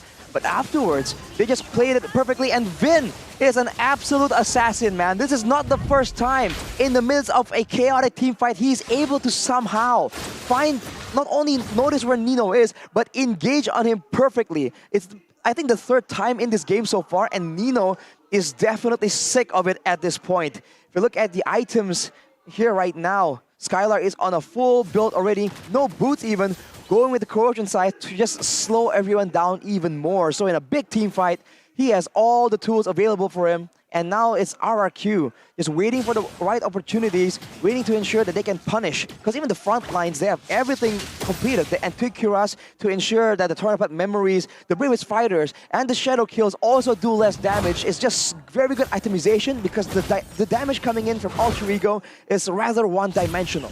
Agreed. Even Skylar selling his boots, getting the Windtalker, additional damage and attack speed to play with his kit on the Claude. Full stacks with the Golden Staff. You're going to see crazy DPS from this man. You can practically just call it burst as he does that to the Lord. Bursts it down with the DPS. They're looking for a flank though. This might be it for Alter Ego. Sully Boy, look at his positioning. The foreign flank here. Clay will pop the winner's truncheon and Sally Boy will be taken out. Take a look at Ben catching 2 in the backside as well as Alter Ego. They're in shambles right now. Albert jumps in out towards Nino. insta-deleted. And Albert now looking for a soak on towards Udil. Take a look at the damage, one by one. Alter Ego will fall here. Rossi popping this way flip. Mounting Albert gets the kill as well, as RRQ will have one again, deleting every member here. Udil gets taken now. Not just yet though, but Skylar in the backside will look for a split perhaps. Pi and Udil defending. Let's see, Pi jumping in, back again onto Skylar. Doesn't have to win the nature. Pi with the damage reduction, he gets out into the defense, Gani. Let's see. Udil and Pi trying solely here, but Lemon will focus on the base. Will be caught by Sally Boy though. Base Alter Ego, will they defend this as RRQ says no, and they will strike first. 1-0 to RRQ. Alter Ego. They let the game go to the hands of RRQ in the late stages. Against the Claude, a Farsa, and a signature Edith, RRQ punishes them. They were just a bit too gun shy in the early game, man. They had the goal lead, they had the map pressure and the objective advantage, and they were unable to try and find anything. I mean, usually when teams are in that position, you do see that they go in for a dive, they go in to force fights in the opposing team's jungle, but that is not what Alter Ego was able to do. RRQ, they just played it safe, they cleared the waves, and once they saw an opportunity, they just leapt at it, and it completely paid off, man. What a performance and a display of game knowledge from RRQ. Bruh. That's an amazing way to keep the game with their tempo, right? It was Alter Ego with a 3,000, I think at one point a 4,000 gold lead with all the team fights they were winning early on, utilizing the draft really well, but a few mistakes, maybe you can call it blunders here from Alter Ego, neutral objective takes. It seems impossible up against Albert. His retribution this game, unbeatable, won every single retri battle, and Selly Boy wasn't really able to dish out the damage in the end, wasn't able to assassinate anyone because Wind of Natures, Winter Truncheons have all been built. Just seems like Alter Ego, they weren't adjusting their game plan, right? They have winning lanes, they had people snowballing, but they went and grouped up for the neutral objective, which in theory isn't bad, but it wasn't making use of their composition, right? The assassins, the 1v1 potential that Steady Boy has on a Hayabusa that was 3-0. That's just so unfortunate, man. If they were able to adjust a bit more, or even maybe use Rossi to be a bit more aggressive and dive under the turrets using the engages, the slams and pass, using the split to try and sustain out of the turret damage, they could have maybe gone a bit further in that early to mid game, but RRQ just says no, man. They just completely block it out. That is a playstyle that RRQ is very familiar with, and you can see that it helps them predict what is Alter Ego trying to do. Even when they use multiple resources, the best they can do is take out Vin or Lemon, right? Either one. Front lines. The important members in the back line, still farming. Skylar was still on point, on curve. And the thing is, we need to really, mention this in this game, right? Alter Ego banked on the fact that they can win these early game team fights in these 50-50 skirmishes as well. RRQ have shown that they can take these 50-50 skirmishes, they can play with Alter Ego style and win. What do Alter Ego have right now? RRQ have smacked them to the ground. You know what? Game 2, just ban the Claude. First and foremost, they need to delete the Claude here because Kyler, he knows this hero very well, and I was very surprised that it didn't happen in the first game. GEEK SLATE, all 3 games, they banned out the Claude, and it was still a struggle. You want to know why? Why? Game 1, Alter Ego red side, Joy 1-1, banned out Faramis. Why ban the Faramis? Why is it so important there when a Valentina's open? Vin. It's because, well, firstly, Vin. Secondly, RRQ won't even have to pick the Faramis. Alter Ego have never played the Faramis. Udil has never played the Faramis. Pick up the Valentina, and the Faramis will automatically go to RRQ. That makes sense. It's just a read onto how one-dimensional and how much smaller the hero pool is for Alter Ego. Look at the items here. At 17 minutes, it's definitely not an early game, but everyone has items already at this point. Nino is full build. One more item to go right here. Here's the Wind of Nature. He has the Athena Shield as well to deal with the burst damage, but he can't compete with DPS. Not just one, by the way. Not just the Claude, because the Edith as well. And you can see it in the late game. That in the team fight, if they can't have any stuns to slow down the DPS, they need to match it, but they have neither. So I really felt like the option is to avoid the fights, right now and try and maybe go for a split push because they do have an assassin, right? That's the whole idea. High mechanical skill. We've seen Sunny Boy just dominate in a 1v1 engagement again and again. And of course, that means that the Lord is in control of RRQ, right? Who is closer with the Retribution. But if they were able to do so all the way from the early game, there's a chance they could force RRQ into weird spots and then use their higher single target damage, their single burst damage, to try and get an advantage that way. They need to isolate the enemy team. RRQ, their composition was built to team fight. So much AoE, a lot of good engages, initiations as well. Meanwhile, for Alter Ego, mainly it's burst, Pi, Nino, Selly Boy. Yep. Udil. Yeah. All burst. They did not have a source of DPS, and that's why in these prolonged team fights, there was just no way out of it. RRQ had a massive advantage every single time.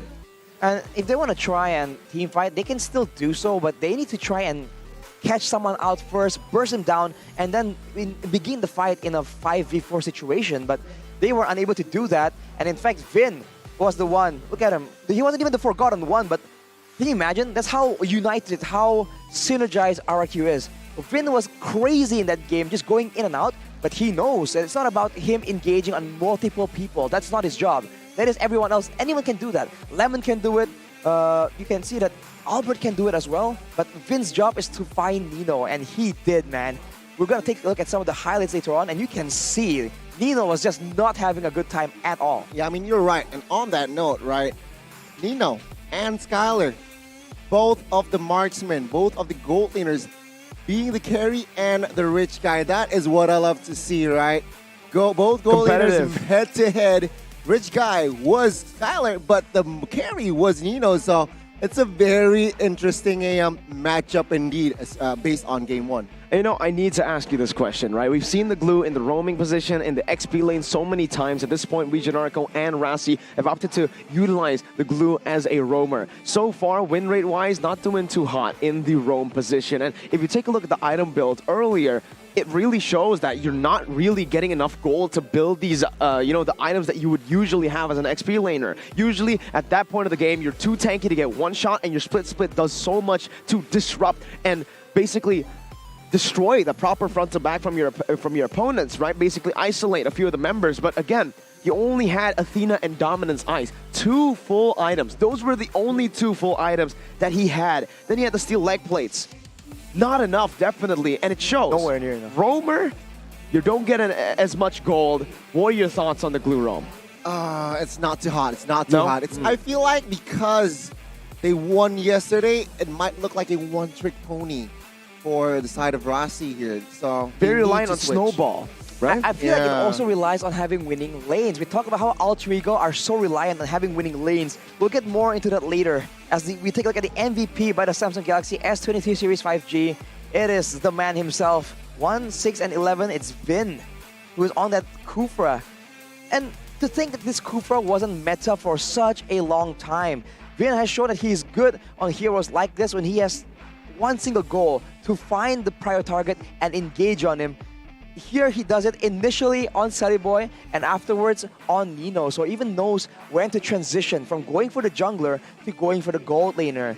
And we back to my point, right? Winning lanes. With winning lanes, this Glue can be so much more oppressive. They can move into the jungle, and this Glue moving forward is just so annoying, right? Slams all over the place. Good sustain, good crowd control. That's a lot more spammable than any of the other roamers. It could work out, but against a Farsa, right, against a Fredrin, you don't have the same kind of effect. They have no chance of actually moving into the jungle. We didn't see it a single time, actually. We saw Rasi attempted it and get immediately punished or at least pushed away by some of the spells, some of the zoning being used by RRQ. So if they want to do the Glue roam, it can work, but you need the prerequisites to be present as well. Let's take a look at the heat map for Vin right here. Early on, we saw that it's all about the objectives being in the jungle, right? He wasn't moving into the enemy jungle because he knows that the burst damage is just way too dangerous. So he stays on his side of the map and tries to spot out the members of Alter Ego and mitigate their maneuvers. And now, this is where the fun part begins. Let's take a look at some of the highlights right here. Early on, you can see that Alter Ego were the ones having a huge lead right here. 5-1 at one point. But then in the big team fights. You even see Pi making this big play on the top, even like 1v3, and then it turns into a 2v3 situation. Alter Ego are able to turn it around with the superior early game picks. This was their moment right here, and they could have continued it, but afterwards, it's just too difficult. Rossi not being aggressive, not being very ahead, loses out on the item department, gets bursted down again and again, and in the team fights, yes, Nino does damage, but not enough, and look at that! Somehow, some way, Vin keeps finding him, and you already know Nino is looking out for the possibility, but it doesn't even matter. Later on, Study Boy falls off, damage doesn't become nearly as dangerous. With the right items, it can be nullified as well by the Winter Truncheon, as well as the Event of Nature, and look at that! Nino once again gets jumped on somehow, some way. The same exact story all the way till the end. And even if he can survive and Vin is pushed away, Albert can do the same thing. So it goes back to that idea of having multiple ways of catching someone or multiple ways of engaging a fight. And RRQ, this is just what they love to do. So you cannot let them have this kind of composition without punishing it some way. I mean, he was literally a man on a mission, right? And it was either Nino or Silly Boy. One moment that also didn't show in the replays was when he caught Silly Boy top side. Caught everyone off guard. And that was the domino effect. That was the turnaround for RRQ. Actually, finally RRQ can gain more ground after that pickoff. That's the problem of getting a lead through kills, through team fights, right? When you have so many kills, especially on your carries, once they get shut down like that, especially Silly Boy, because we've seen him get caught a couple of times on the Hayabusa. You guys can't get caught with amazing quota from Dunia Games though, because right here, it's the best value deal. All you need to do is buy an item or a voucher and you can get 3 gigabytes of quota per purchase. So per purchase? Exactly. You can stack that up. You can get like a lot instantly, you know, mathematics, so go ahead. This is perfect timing. There's a promo from Dunia Games, so you don't need to check your quota before playing, before watching. You don't need to, you know, be scared of disconnecting mid-game. Just download the Dunia Games app or visit the website duniagames.co.id. Again, ladies and gentlemen, check it out. Check it out. Because you also want to keep updated by watching MPL. You can get more quotas. Check it out, right? Wow, so many. Watch it in HD, because if you watch it in low quality, it hurts your eyes, man, first of all, and you miss out on the details. Exactly. So many small moments were present in this game. You need to enjoy it 1080, 60 FPS, man.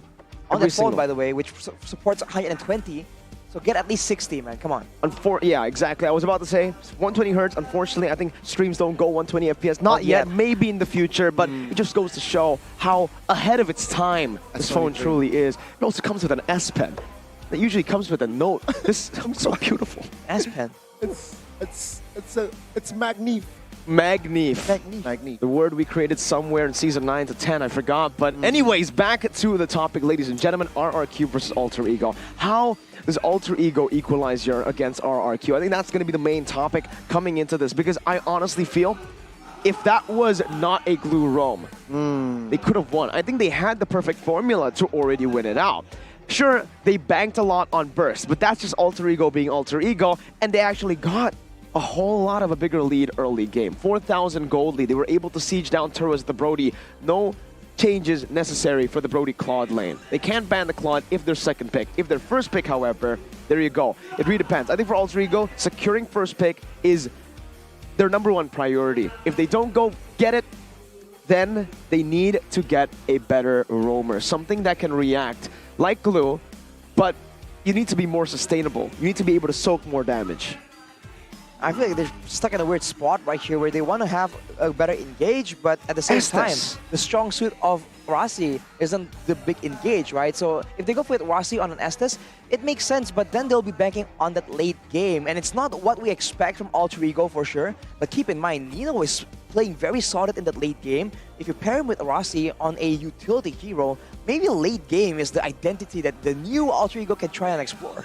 I didn't hear anything that you said. You need caffeine. I need caffeine. I'm really tired, ladies and gentlemen, but it's okay because right here we've been supplied caffeine by Point Coffee right here. Point Coffee MPL Season 11. Get yourself a 40% code for the discount off of your Point Coffee order. Let's enjoy quality coffee with 100% Indonesian coffee beans brewed directly with an international standard coffee machine through Point Coffee X MPL Season 11. Now, Rashi, I just drank my coffee. Now I understood exactly what you said earlier. I have the powers to rewind. Hey, there's a club legend here in the MPL arena. Mr. Tas Murphy. Mr. Leo Panic. Murphy. Panic Man himself. Speaking of roamers, this man is the standard for Alter Ego. Rossi needs to be able to at least match or get close to this man's level because peak Alter Ego is the Alter Ego with Leo Murphy. He also brought a date. You see this couple? They're on a date. Are they though? Yeah, has to be. Look at him, look at him, look at him, look at him. Oh, there's another couple here using the promo code MPL Date. Discount 20% from your purchase. Minimum of a two tickets. What's wrong?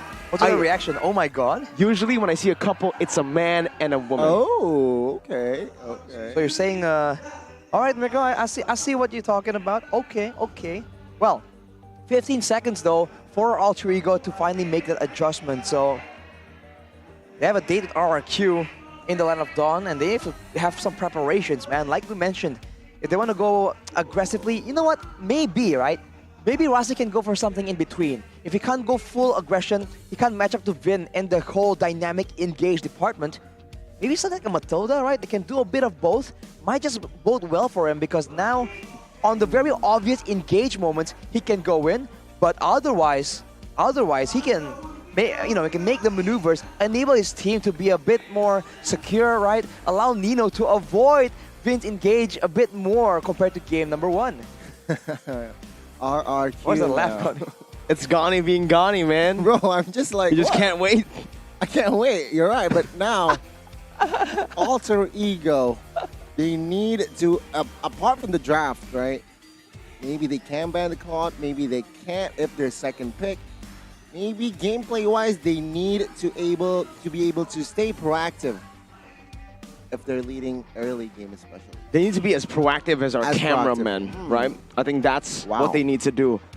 Shout out, by the way, to the MPL Indonesia Season 11 cameramen. Okay. I mean, all the way from M4, Indonesian production, we have the best cameramen in the world. LaFell even appreciated them. And now, look at the cameramen. Putting our focus back to where it's actually important. Alter Ego Esports and their climb. If they lose out here, this will put them, again, down 7th place, giving Aura the chance to take his spot. Ladies and gentlemen, welcome to game number 2. Alter Ego with the first pick. Like we mentioned, that's the #1 priority for them, and they will take it away with a Claude ban, as expected. As Connie mentioned, having a Claude ban, denying them with Skylar, that's a step in the right direction, but then what, right? What can you do afterwards to try and shut him down even more?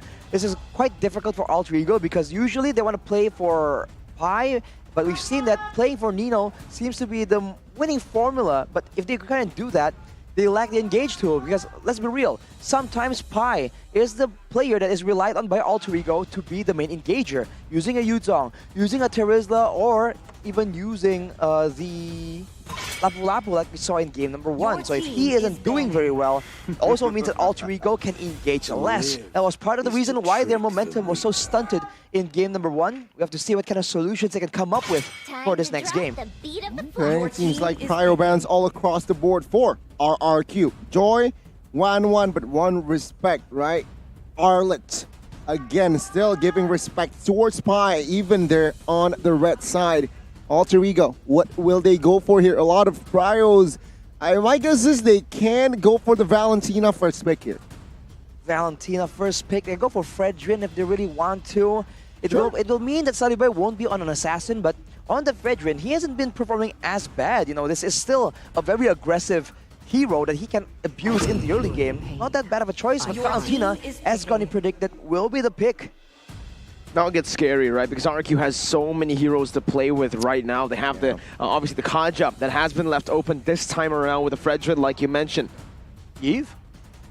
They can go for the Eve, but I don't think they need to pick it up here because the Valentina has been picked up already, right? They can just secure some more Prio heroes here. The Kaja, amazing, up against Alter Ego, but I just feel it's going to be the Kaja and the Fredrin, right? Brody, this early on, do you really think they want to go for this? They might, right? I mean, they're RRQ. They might want to secure a hero for Skylar first. They might leave it for the 3rd pick, though. Maybe before the 2nd phase, but let's see. It is gonna be Kaja and Glue. Wow. Loki denying Rossi's hero as well, based on game 1. It's so smart because they know. They're basically saying, Sully Boy, pick it. Pick the Fredrin.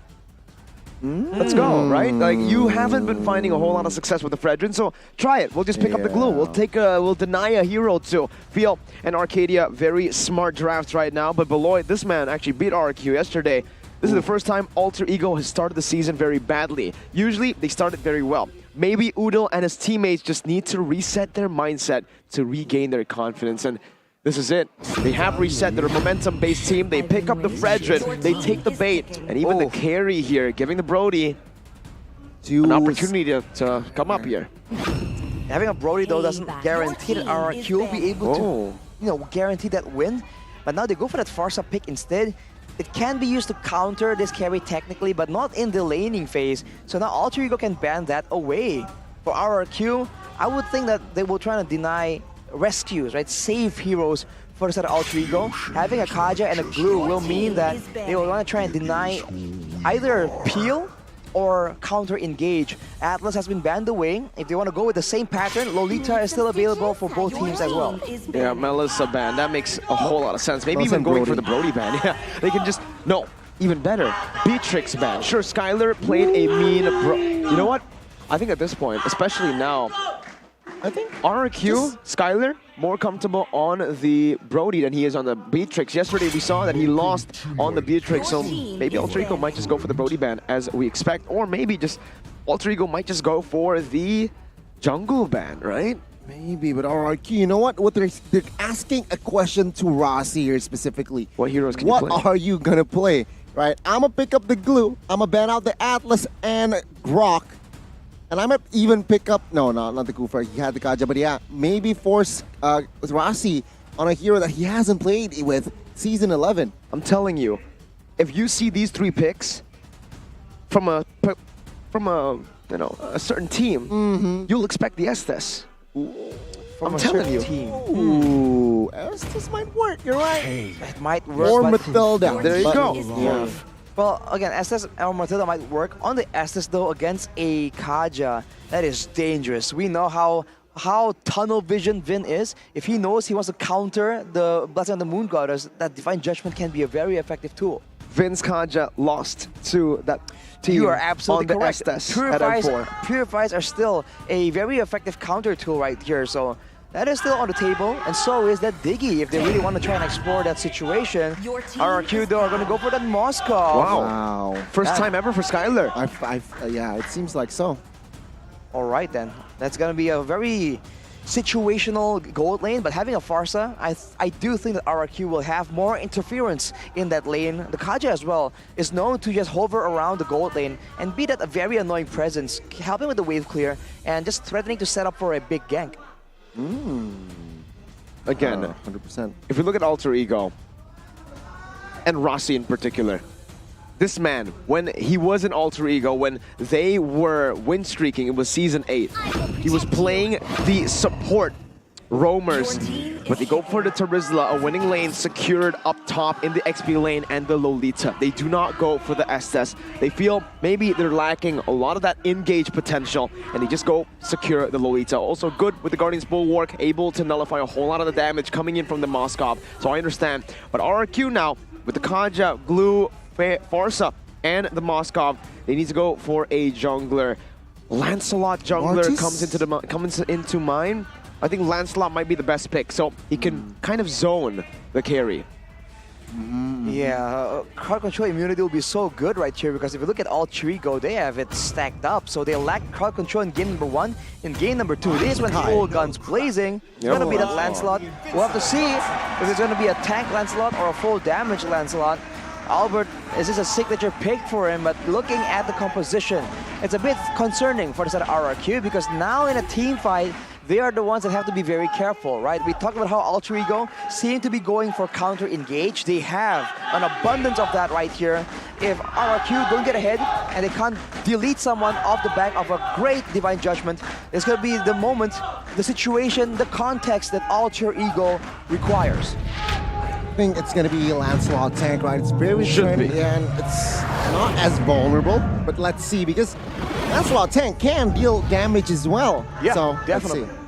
Let's see, indeed. Ladies and gentlemen, no real lockdown here. The carry can dish damage out. Actually, with the carry in the hands of Nino, he might actually go for damage. What?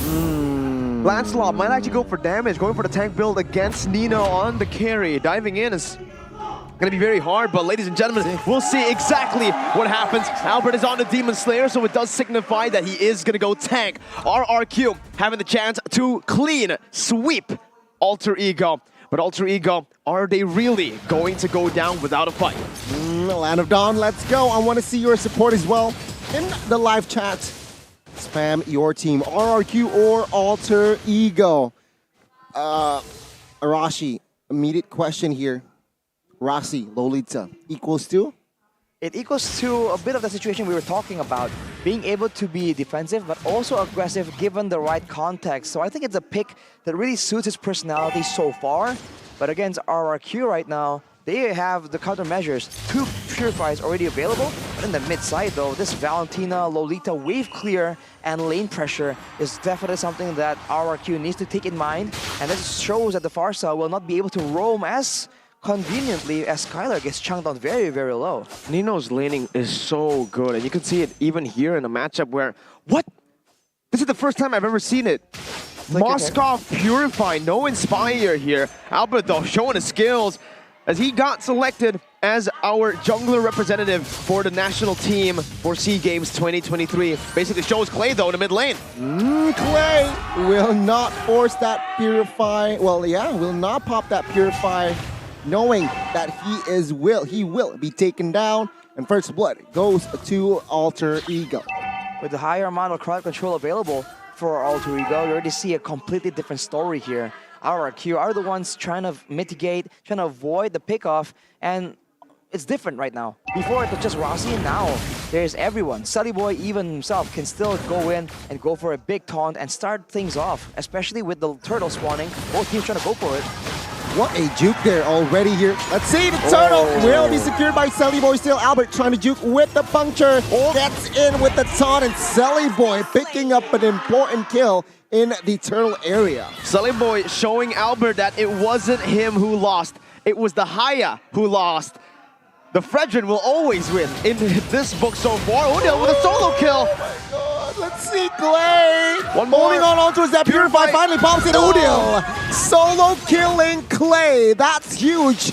Now Albert looking for the revenge. Odell with the sidestep, still surviving. What an engage. Wow. This is more in line with the Alter Ego we've been expecting, right? Every lane having a chance to make the plays happen. This means that RRQ are now more confused than ever. You can see it, right? Clay isn't expecting the engage.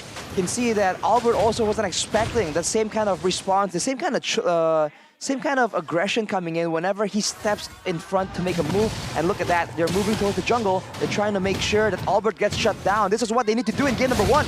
Albert will collect that orange buff. No, Albert, yeah, no orange buff secured. Sully Boy got it.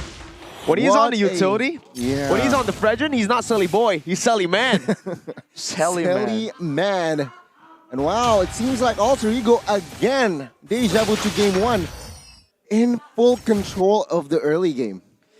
Well, it's a lot better right here, and most likely looking at the situation, Alter Ego Esports are gonna be having a better time in the mid game as well. RRQ, now our damage control, it's still 1,600 gold so far. It's something they can still definitely come back from. You can see they're making a preparations here for the other side. They want to play for this gold lane because right now they don't really have a winning lane, which ensures that Alter Ego are gonna be all up in Albert's face. They're both playing mind games at this point, right? They're really just looking for that gold lane presence, some gold lane pressure back. I'm really curious as to how the Moskov with Purify works, right? Because usually you need that Inspire to deal damage in these team fights. With the Purify, you do have more survivability. But in terms of the team fighting presence, I'm not too sure about that. Let's see, RRQ trying to find an opening. Wow, Albert here fails to find the steal. Sully Boy picking up the second turtle, and it seems like both teams do not want to engage for a fight. It's gonna be even worse the longer the game goes, because Sully Boy already 2 levels ahead of Albert. Now it's 1 level, but you can see that they are not letting up. Albert is not gonna be allowed to farm in peace. He's gonna go for the buff. It won't be given to him. This is a tank-built Lancelot with no buffs, no income. Alter Ego completely trying to shut down RRQ right here. My goodness, Sully man really proving that maybe it was the Fredrin after all in game number 1, and now they're looking for a dive. Skylar, this Purify will come in handy. The stun connects. Skylar with the blink will not be able to escape as the Neutron Blast connects, and Odell picks up the kill. Clay trying to feather airstrike away, but no, Sully made the backside killing. Kaja, Albert jumps in, find a kill onto Zeno, but the Terrify connects and Albert gets taken out. Double kill for Sully Boy.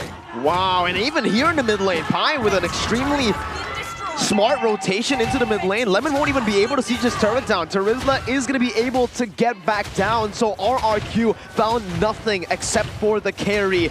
I think they might be able to do this, but Lemon needs to be very careful. I think that might just be a solo kill if he sticks around too long. The mid wave gets cleared out, and Pi somehow saves that turret. I think it's 1 attack away. Literally 1 attack away. He's doing pretty well, 500 gold ahead, but Nino and Sully Boy are about almost a 1k gold different here. So the carry is going to be even more dangerous, even stronger in the late game. Of course, with composition from RRQ, they have pickup potential. They have a chance to shut Nino down later on, because having an assassin means that when the fight gets confusing, gets chaotic, there's a chance that RRQ will be able to win purely of the fact that they can burst Nino down. But that is a lot of ifs, and that also relies on the game going long enough for RRQ to actually get those items. And knowing Alter Ego, they will not let the game go that far with all the tools available to them right now. They fixed the issue that they had in game number 1. Even here, my goodness. Very good plays here. Vin, he flickered, but I believe he collided with a wall right there. That is unfortunate. So everyone from RRQ definitely showing that they do feel the pressure.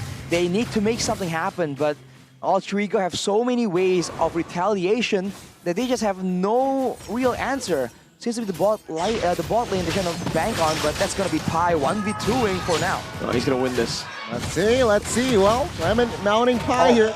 Under the turret, Lemon walks away, as it's going to be a failed engage by RRQ though. Yeah, I mean, Alter Ego, they have secured the perfect turtle. Vin now caught in the stun. He gets taken down. Rossi with the kill. Alter Ego with the siege up top, taking the inner turret. Another successful plan. Again, you get the winning lane for Pi, and in a 2v1, you have Albert on a tank Lancelot. There is no way the glue in a tank Lancelot actually gets it done. Pi, 1 swing of that second skill onto the split, full HP.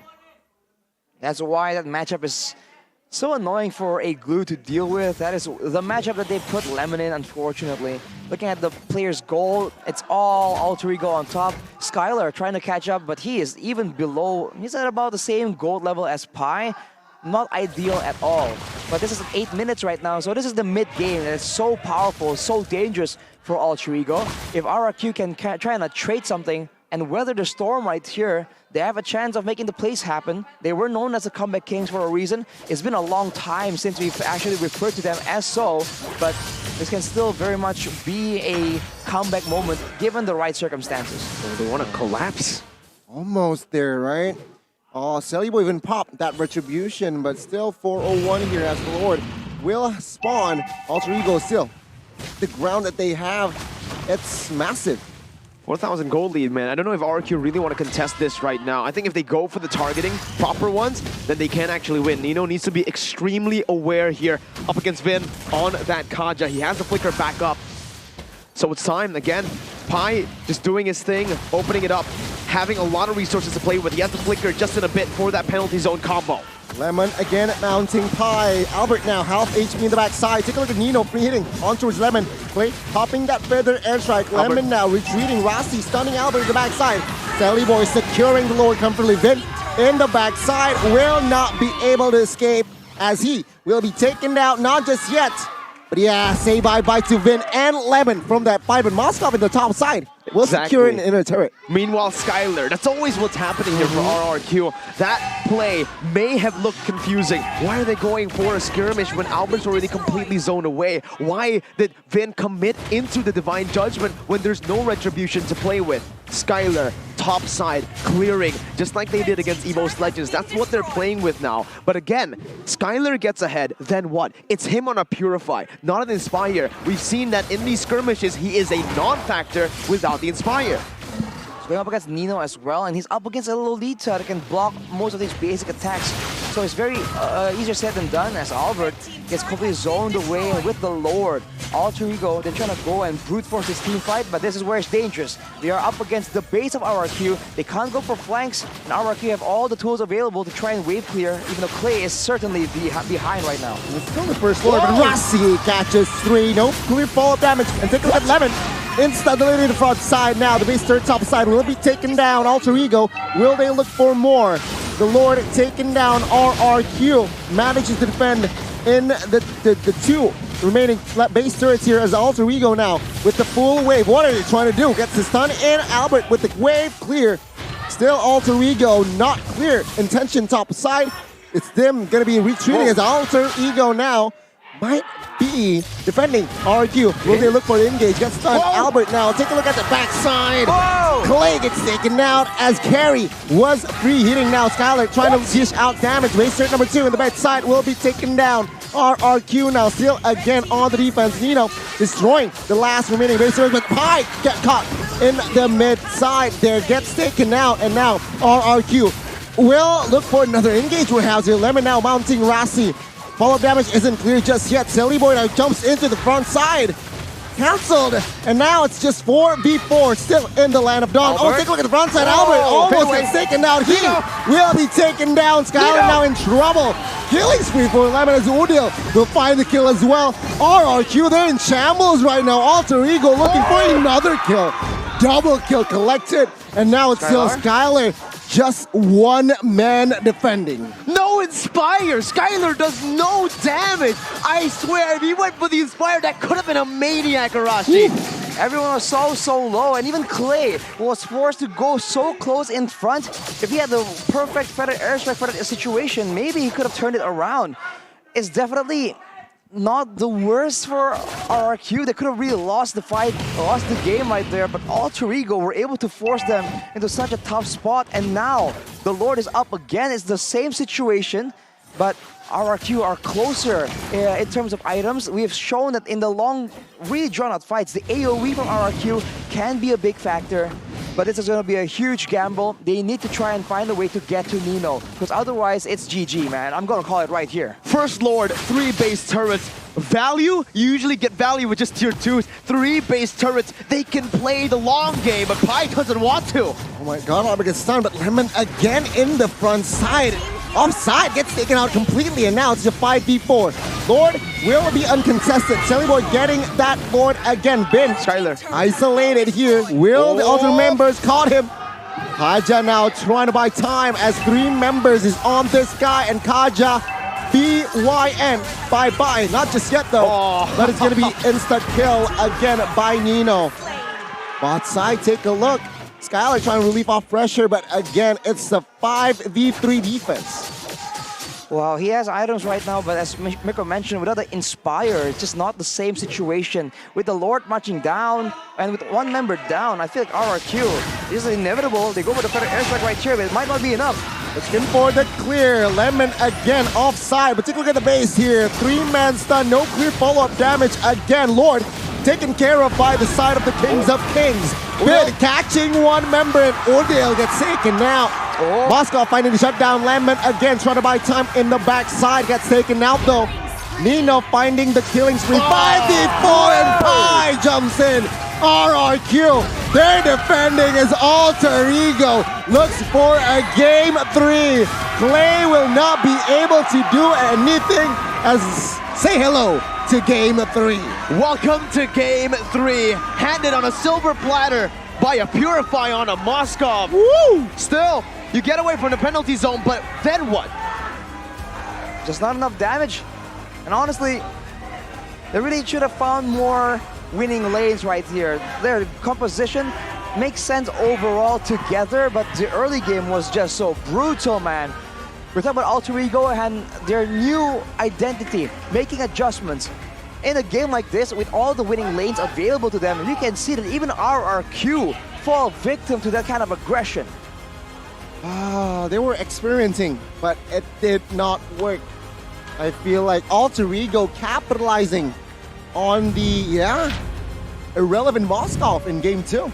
I think there was a lot of holes in the game right now for RRQ that they can fix. Just little small micro adjustments needs to be placed respecting the Fredrin pick. They went for Kaja Glue, and that was exactly what gave Alter Ego so much room to play with. That was the hole in the first game for Alter Ego.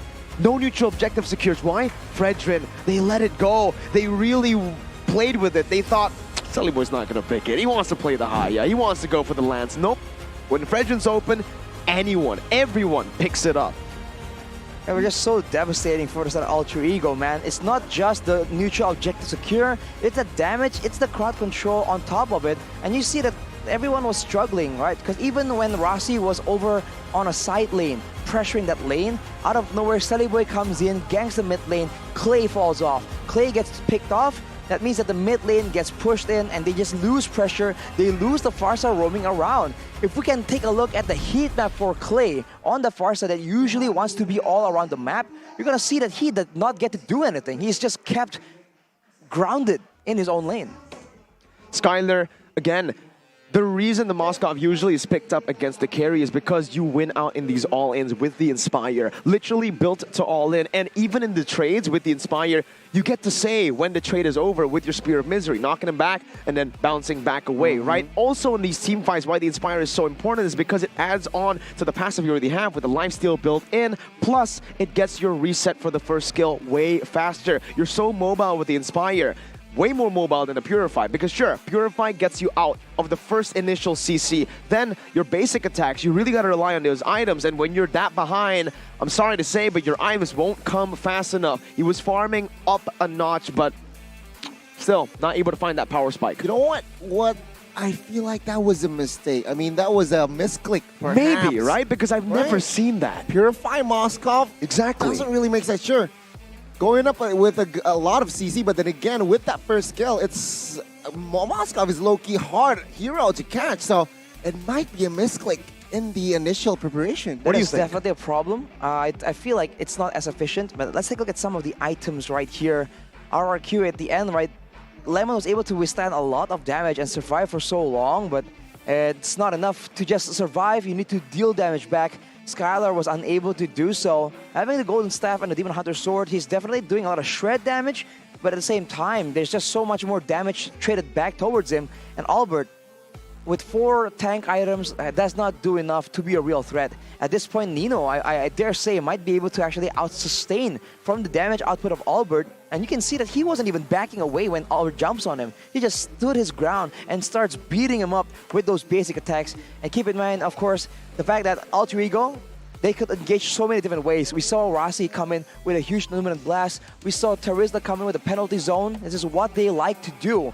And on the note of problems, aside from the Moskov, how many times did you see a valuable Divine Judgment, if a Divine Judgment at all? I'm not even sure if I saw a single Divine Judgment. I'll be real with you. I did. I saw a few Divine Judgments, but again, it was placed weirdly, because they're forced to use it in a weird fashion to try and save something. Yes, it's never the highlight of the moment where we're talking about Vin here.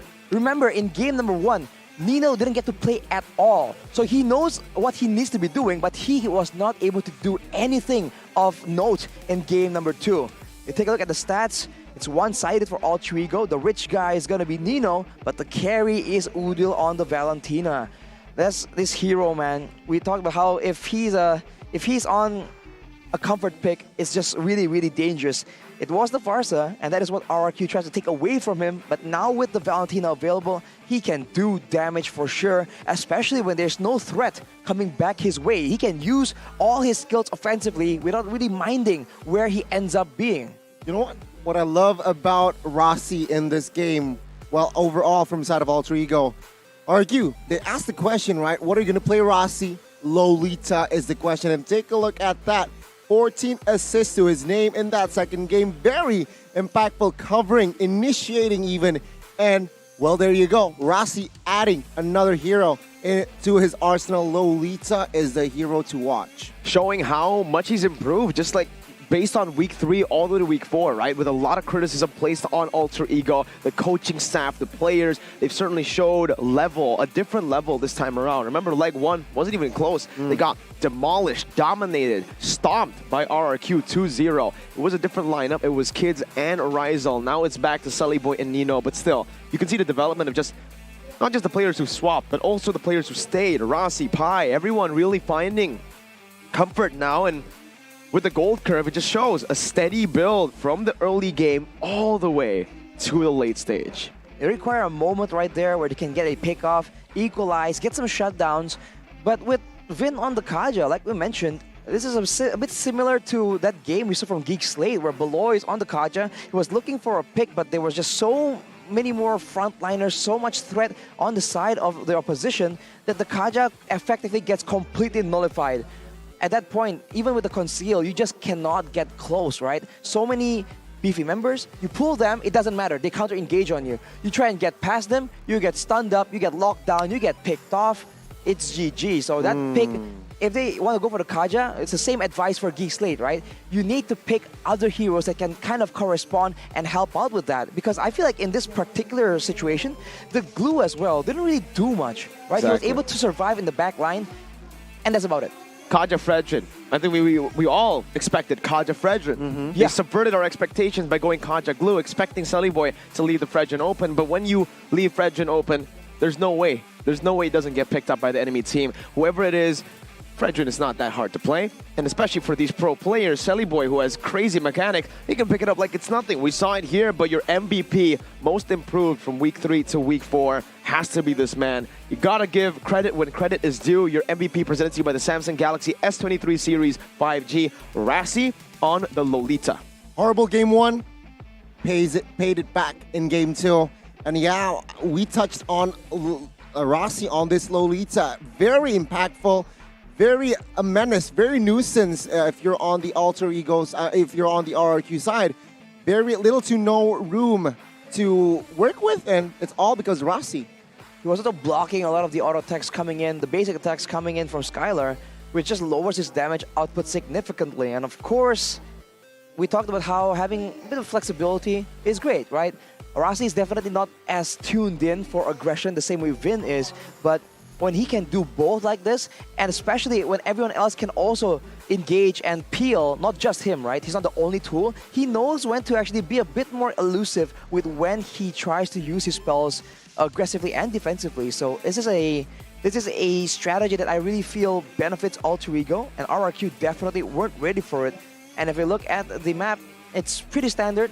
Just moving around the map, trying to make sure that he is not always in the front, by the way, sometimes hanging out backwards, and let's see why that's the case. This waits right here where Sully Boy can be one of the main engage tools, and this comes in with the Aluminum Blast after everything has been burned down. Because with, like we said, with a penalty zone and the taunt coming in from Sully Boy on the Fredrin, he can just wait, right? He's not the main engage tool. So he can just follow up, he can use it defensively, he can use it afterwards. So in a way, the proactiveness gets taken out of his hands, and he is following up on a lot of these plays, and Lolita is just a great hero overall to try and do that. So heroes like that, like Matilda, I think it will be what Rasi will try and look for in the next game as well. But here we can see that that was one of the Divine Judgments that has any kind of impact. Afterwards, look at them. They're just waiting there. They can't even walk up close because they're afraid of the big engage coming in. So Alter Ego does this very, very well. RRQ needs to respect that. So find a tougher front line to try and absorb the damage, get some crowd control immunity, right? Or secure some kind of counter engage potential so that when they are stepping up at least, they are not completely out of options.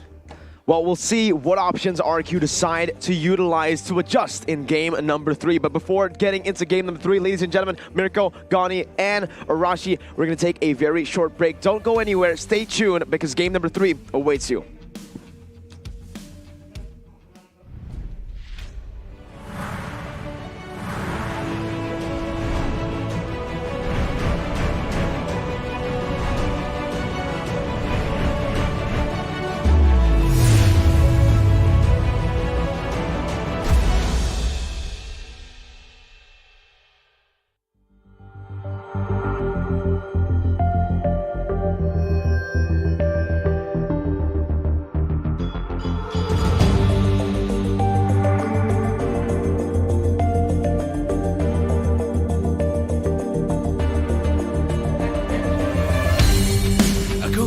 berdiri dan terus berlari, terus ke arah puncak tertinggi. Ku takkan berhenti, hanya sampai di sini. Kemenangan abadi menanti. You know we won't miss if we unite our focus. And if you haven't noticed, we all live. Nyalakan apimu, hadapi semua tantangan, hadang semua serangan, jatuh bukan halangan. Bakar semangatmu, janganlah engkau menyerah. Kita akan buat sejarah. We all this, we won't miss. We all this, we won't miss. Saatnya beraksi, jalani ambisi. Aku kan menyawakan hari ini. You know we won't miss if we unite our focus. And if you haven't noticed, we all live. Nyalakan apimu, hadapi semua tantangan, hadang semua serangan, jatuh bukan halangan. Bakar semangatmu, janganlah engkau menyerah. Kita akan buat sejarah. We all this, we won't miss. We all this, we won't miss. We all this.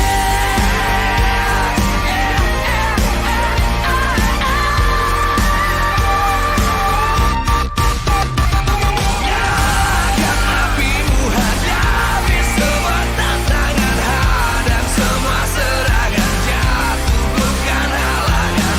Bakar semangatmu, janganlah engkau menyerah. Kita akan buat sejarah. We all this.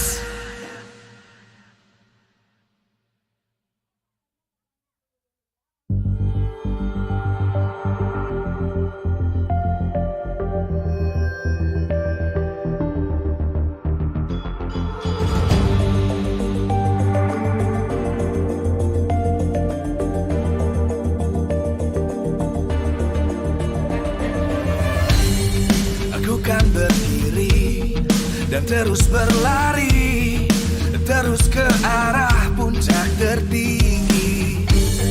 Ku takkan berhenti, hanya sampai di sini. Kemenangan abadi menanti. You know we won't miss if we unite our focus. And if you haven't noticed, we all live. Nyalakan apimu, hadapi semua tantangan, hadang semua serangan, jatuh bukan halangan. Bakar semangatmu, janganlah engkau menyerah. Kita akan buat sejarah. We all this, we won't miss. We all this, we won't miss.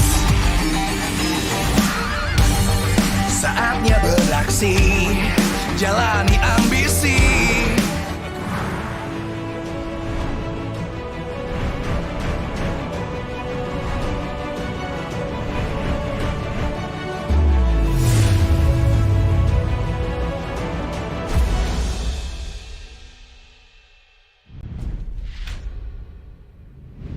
Welcome back, ladies and gentlemen, to MPL Indonesia Season 11. It's me, Mirko, joined by your wonderful casters, Gani and the beautiful Arashi on the left for game number 3 of this wonderful series, our alter ego versus RRQ. RRQ with a solid game number 1, but then in game number 2, dominant game by alter ego. I looked at you, Arashi, because you're the RQ fan here, right? Yep. But it's fine, Arashi, because if I'm a pessimist, but if RRQ loses and you get sad, you can always sit back, relax, go home, and watch some good content on Max Stream. Go ahead and check it out, ladies and gentlemen. MPL 2023 is available now. It combines a lot of OTT and channels together, so you don't need to switch between apps. Such a hassle. Max Stream combines all of that. On top of that, without any extra fees, you guys get to experience all the exclusive original content that only airs on Original. Max Stream. That's what exclusive means, right? And here, there's love in-game. Love Coach with Rachel, The One, Believe, Russia, The Wonder Kid, and Kolak Express. Don't miss out on cool and exciting shows. Watch only on Max Stream. Well, yeah, let's Track. talk about the match again, right? Game 1, Fredrin, 100% neutral objective. Game 2, again with the Fredrin, different player though.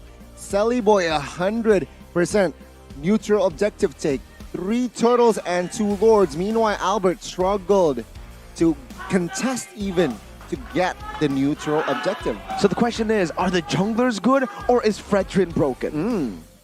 I feel like it's a mix of both, right? It's not just having a Fredrin, it's having the right team comp for it as well. If Alter Ego go for the Fredrin, but then everything else was the same, I don't think it would still have the same kind of impact. It's a combination of having a jungler roaming around the map with damage and utility, right? And having people in the lane that can follow up on it, which means that at any point in time, whichever lane you're in, you're always at risk of being ganked. And that is a situation that you want to be in for if you're a team as aggressive as Alter Ego, right? If you want to engage with your roamer, you want to engage with your mid lane, you want to engage with the jungler as well, everything is possible. So RRQ, they have to try and match that somehow or take some stuff away. And if they want to try and rely heavily on Skylar the same way we saw in game number 2, maybe they can try and get that carry or go for a different gold laner, right? Of course, because the Moskov has damage, can do a quote-unquote AoE, but as Mirko mentioned, it's not enough. There's a lot of prerequisite as well. And RRQ picked it relatively late in the drafting phase, so maybe a bit earlier could be something they can try and do, because it's important at this point in the meta. Well, so far the pattern has been first pick, 100% victory. Right now, as it stands, RRQ have first pick. So Alter Ego, already with a change, they didn't go. Are they going to let the 1-1 go again? Is that what they want to do here? Okay. I think they might let go of the Kaja, no? Kaja gets banned out right now, so Alter Ego. What do you think about this, right? I mean, yesterday we doubted the one. Okay, no, the Faramis is going to be the hero that's going to be left open. RQ can just pick up the Valentina, like we mentioned. The reason Alter Ego haven't gone for a Faramis pick is because we just literally. Whoa, they go for the Fredrin. So Alter Ego with a very brilliant move here. Actually, reading that out, I completely forgot about the Fredrin. So they can actually trade it out. If Faramis gets picked up. Now, Valentina Faramis though, right? Do you really want to pick those 2 heroes together? I think just Valentina first. Valentina carry, perhaps, to accompany? Valentina that carry. That could be an option here, because for Alter Ego, it's no secret that they really enjoy having Nino on a solid gold lane that can have good performance in the early game, but still be absolutely solid as a solo damage dealer in the late game.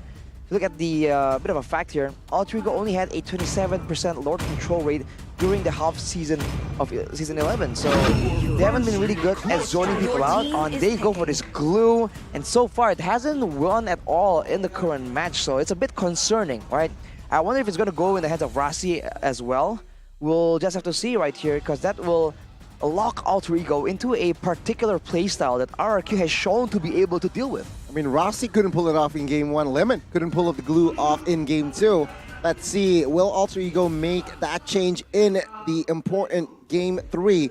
RRQ might respond with a carry and Faramis? Yeah, they can certainly go for the carry Faramis, but these 2 picks are very vulnerable to the Melissa pick. Have we seen Alter Ego pick up the Melissa on Nino? No, yeah. Not yet. Rigel has played it, but I think, it's just too good. It's too good. The Claude has been banned out. Melissa destroys carry in lane, not even close. And against the Faramis, that's a lot of AoE. Everybody's clumped up together for the Melissa to basically free hit. They banned the Farsa away as well. Very good read from Alter Ego. One of the heroes that can stop the Melissa's power, because she can no longer free hit. I mean, at this point, you can kind of expect Alter Ego to maybe go for another ban in the mid lane. Yves, if these 2 heroes are banned, there's not a lot of heroes that can actually get close or just outrange the Melissa. zoning away with using magical damage as an option. I'm really more concerned about the jungle matchup here. What will Alter Ego go for? Because now, compared to game number 2, we kept talking about the crowd control and the shove and the dominant lanes. For Alter Ego right now, they have a Valentina and the glue, but the roamer and the jungler is what's gonna decide how well they can actually contest the map or contest for vision later on. I think right now RRQ definitely has more of an advantage, especially because they do have that second HP bar coming in from the Cold Altar. And knowing that, they ban away the Terizla as well, wanting to make sure that Alter Ego do not have that strong side lane they can make plays off. A comment here by Albert. Clay and Rembo, the difference is Clay can't play the Johnson, so there you go, hinting. That's the only difference. Perhaps, yeah, maybe one day in Season 11, we might see Johnson pick from RRQ Alter Ego. Back to the draft. What are they going to pick up? Are they going to prio the jungler here, or will they go for the roam? I mean, at this point, up against this composition, I don't think you want to go for something like an Akai, right? Because, again, it kind of defeats the purpose of the Melissa. You want them all to clump up, but they still go for the Akai. Okay. Interesting. Why do the youth neutral objective control? I guess that's about it, but in these team fights, I guess you can. Protection for Nino. Protection from Nino. I mean, sure. But how they play, right? Could protect work. Nino, let Nino do all the DPS, enable him. In this context, it makes a bit of sense, but like you mentioned, Mirko, the question becomes, how are they going to try and engage the fights initially, right? Because they can protect Nino all they want. Eventually, they need to try and go for a fight. They're going to be forced to go into weird territory, especially if the Lord in that late game spawns and RRQ has control over it. So it's a bit concerning, and I think that Roamer will try and alleviate that problem. But knowing Rossi, this is going to put him again in the position of the main engagement. Oh, wow. Diggy, carry, Edith, pick up for RRQ. That Diggy is a good answer to the Akai. Just like that, neutral objective going to be most probably going to the hands of RRQ. Maybe early on it might not, because the Diggy won't have the time journey. It really depends on what they go for now. I think at this point, go for a roamer that... and bait out, will that work? Bait it out, Atlas? they need to bait it out. Oh, the Atlas would... But against the Diggy! Yeah, but no, they can bait it out. The heavy spin. Baits out the heavy spin, using the heavy spin to bait it out. Yeah, they can go for like a multi-stacked, multi-layered. I think the safest bet is to go for Grok. Something faster. Something my quick. God! Oh, okay. They go for the Estes right here, so it's going to be a sustained battle. When game 2 prediction. In the late game, it's going to be AoE DPS coming in from Nino against the single target shred coming in from Skylar. This is going to be a very interesting matchup, but keep in mind, crowd control-wise, there is advantage for RRQ. They can still go and have some success with a knockup, with a stun coming in from Edith, and they can use the Diggy to completely deny any kind of stopping power from the side of Alter Ego. Let's see here. Remember what's at stake. It's 1-1 with the composition set. Land of Dawn, here we go. Will Alter Ego find the game 3, or will RRQ solidify themselves in the second position, grabbing the last game? We'll see as the draft happens set. Ladies and gentlemen, it's time to jump into game number 3. The portal has opened up. It's time to dive into the Land of Dawn. Here we are. But I do want to talk about this. Faramis, Diggy up against a Valentina, 2 big ultimates that they can use on top of the blessing of the Moon Goddess. That is definitely something that RRQ needs to keep in mind, right? Hide away these big ultimates in order for it not to get stolen. But in the early game, if they can get rolling, they can get snowballing with the lane dominance, this might be aggressive enough for them to actually try and snowball. In the EXP lane though, there's gonna be Lemon. So in the full late game situation, this also means that Lemon will be able to output a lot more damage alongside Skylar. But in the early game, this glue pick, as always, is a big problem. Wow, already Flicker wasted here from a Lemon. That's not a good sign when you want to contest that early turtle. Definitely not, right? I mean, on the Edith, you're already a losing lane up against the glue. Losing out even more there, and even in the mid lane, it just seems like Alter Ego have drafted themselves a really good composition to play around their winning lanes. Fortunately for them, I think they have 3 winning lanes. If the Estes stays in the gold lane, that the poke coming in from the time bombs won't really be that much of a nuisance because Rossi can always just sustain back up with the healing. Even now, taking it in with the regen. Both these laners, this is a weird 2v2 situation, and it's a bit more, I feel like aggressively it really benefits RQ a bit more, and if Albert gets involved, he's going to have a lot more impact compared to Sully Boy, at least until level 4. But now with the heavy spin available, you have to wonder how aggressive can Sully Boy be, because we have talked about this man not being able to perform really well on the tank utility heroes. The Fredian is the one exception because it's still a bit more aggressive. But now on Akai, he's going to be full utility with very minimal damage. And you have to wonder if the macro gameplay is going to really favor his team in execution. I mean, Season 10 Sully Boy on the Akai wasn't too reliable. Let's see, Season 11, will Sully Boy on this Akai bring some impact to this game? As now it's going to be the turtle spawning in lineup dawn. Still with the first turtle though, this is going to be the neutral objective contest. Everybody at level 4. Lemon already jumping in onto Pi, who pops the split. See, he wants to mount Albert, and there you go, Pi mounting Albert. Albert though will collect the neutral objective. Both Coulter Alter has been popped. But now Alter Ego now looking for a fight. Albert taking a lot of damage, dealing a lot of damage as well. But with the heavy spin, Albert gets isolated first. Blood again falls in the hands of Alter Ego Esports. RQ secured a neutral objective. Alter Ego, in true fashion of Alter Ego, doesn't care. They take the team fight. And being able to put Albert behind right there is still definitely a win condition for the side of Alter Ego. If Albert doesn't really have the damage, he's not doing so well in the laning phase in the early game, that means that the gank potential is also a lot less scary for the members of Alter Ego. We saw earlier that the Blessing of the Moon Goddess was able to actually sustain through the majority of the teamfight damage of RRQ, and the time journey was used a bit earlier, so that just means that, like you mentioned, having two solid card control sources for Alter Ego means they can bait some of it out by using a single ultimate. Here though, again, we're seeing it very slow, the tempo being placed by Alter Ego and RQ. Looking at the compositions, they're playing through words, they're winning lanes. Skylar's already getting poked down, and through this, they really need to understand that RQ are always just going to be reacting to the proactive movements from Alter Ego. It's never going to be a 4v2 in that gold lane unless there's a neutral objective down below. Speaking of getting leads though, you guys can get yourself a massive advantage already just by getting the skin. On the Melissa, you are CW 100% win rate on the Melissa skin. Nobara Kugisaki, go ahead. Best girl. MLBB X Jujutsu Kaisen skins are now available in the game. Wow. Join the MLBB X Jujutsu Kaisen Gacha event from the 18th of February all the way to the 20th of March and enjoy the 50% first roll every single day. Arashi's doing it right now. Yeah, wow, you actually caught me in the act right here. I was checking out those skins, it's just really, really good. I have 2 of them. I want to go and get some more, but we'll have to see. Nino is definitely having a field day with that, and Clay rushes the Necklace of Durance, a very smart itemization choice, but with the turtle being contested, going to be a huge team fight yet again. Let's see, Clay now trying to find the timing. Cult Alter, both teams again popped. But Alter Ego Esports will not claim the turtle. It is going to be RRQ.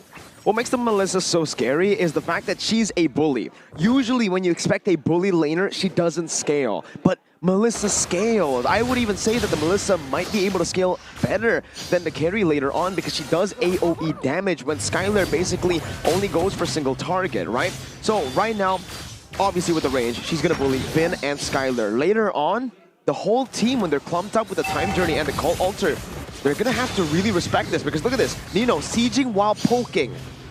That's a lot of damage and a lot of range. Now that Albert's in the fray, ultimates are available, but not for Vin and Clay. So RRQ might go aggressively, but this might be a mistake. Full ultimates are available, but the lane pressure here still favoring RRQ. Later in the game, like we mentioned, Lemon is going to be DPS number 2. So that is how this teamfight dynamic will play out. Lemon will provide some DPS that isn't available for Alter Ego, but of course Alter Ego has Udil in the late game. The carry, I believe, for the last game, this Valentina can definitely out-damage a marksman given the right circumstances. So the usage of the card control is going to be very important, but so far it's the same thing. It's just minor movements and a lot of presence in the gold lane. We take a look at what that has resulted in. same goal for both the Melissa and the carry right here, but still leg pass has been built for Skylar, just respecting the potential for a bit more aggression, trying to mitigate some of that poke damage. Like you mentioned, Mirko, going up against a bully like the Melissa, some defensive stats could be very appreciated. It should be turret number 1 taken down though, and they can actually go for more here. They decide not to go for it. What's interesting is that bot lane, right? Pi actually left the XP lane for Edith to take, which is a very interesting move in my opinion. Looking at it right now, Pi and Lemon as well, still pretty even here in the gold department. So it's still a very even game that can go anyway, depending on how the next neutral objective take goes, I think. Oh, on the bot side though, you do see Lemon being engaged on right here. He's going to be surviving. He wants an ultimate though. He's going all in on this. Use the Primal Wrath. Yeah, it seems like Lemon now will soak a lot of damage. Mounted by Pi as well. He will force the use of the Call Altar, but not for long. Nino finding the kill. Alter Ego will force a fight here, 5v4s. Take a look at the damage there. Vin, top deep time journey, he gets taken down. And Sally Boy finding the turtle. Albert now looking for a disengage. Gets pulled back though. Alter Ego won that trade. I mean, again, Lemon overextending there, getting caught way too early before any of the RQ members could react. And on top of that, there was just a neutral objective take, 50-50. Sally Boy won without popping the heavy spin. Bottom side turret down. Alter Ego punishing RRQ instantly. On the flip side though, look at the gold. Skylar isn't too behind of Nino. He was able to actually push out the top side and take a turret while that was happening. So if they're trying to go for that though, I don't feel like trading multiple members in the lane is good. But Lemon goes in to try and follow up. Won't be available though. Lemon again. Sally Boy taunted though, stun in the backside. Lemon dealing damage from the backside as well. Look at Nino. Heavy spin for a defense. Nino pops the go away here, dealing a lot of damage, but now Skylar will not be able to dish out the damage. Pi entering in the backside, trying to find Clay, and Clay is stuck. He gets taken out, and Alter Ego looking for the siege in the mid side. Skylar and friends will not be able to defend the structure in the mid lane. This is what happens when you give the Cult Altar and the Time Journey away to the Valentina. Finn gets the purple buff, but again, Alter Ego will win these long drawn-out fights. Skylar zoned away. He's going in onto Nino. Oh my god, take a look at the movement there. Udo finding the kill as Skylar gets taken out. Sally Boy still surviving with low HP. And it's RRQ behind 2,500 gold lead. RRQ just gets completely out-damaged right here. They're trying to go for the fight, but look at how it plays out, right? Both teams just trading damage out against each other, and in the end, RRQ are the ones that are forced to initially use the utility, this safety measures first, and that allows Udil to see it, steal it, and use it for themselves. If RRQ have stronger laners and they're winning more in the damage department, they can force out these spells first before using their own countermeasures. But since they're forced to do so, and they lack the same kind of catch to try and punish the members of Alter Ego, now they're stuck in a very difficult spot. The real engage they have is Albert and Lemon, and none of them are that dynamic compared to Kufra in game number 1. Vin can engage using the pullback, but the reverse time, but it really isn't reliable at all. And now with the Lord being contested, RRQ, they're gonna try and go for it, but it looks like a lost cause. Seeing Pi here, soaking the damage, half HP now.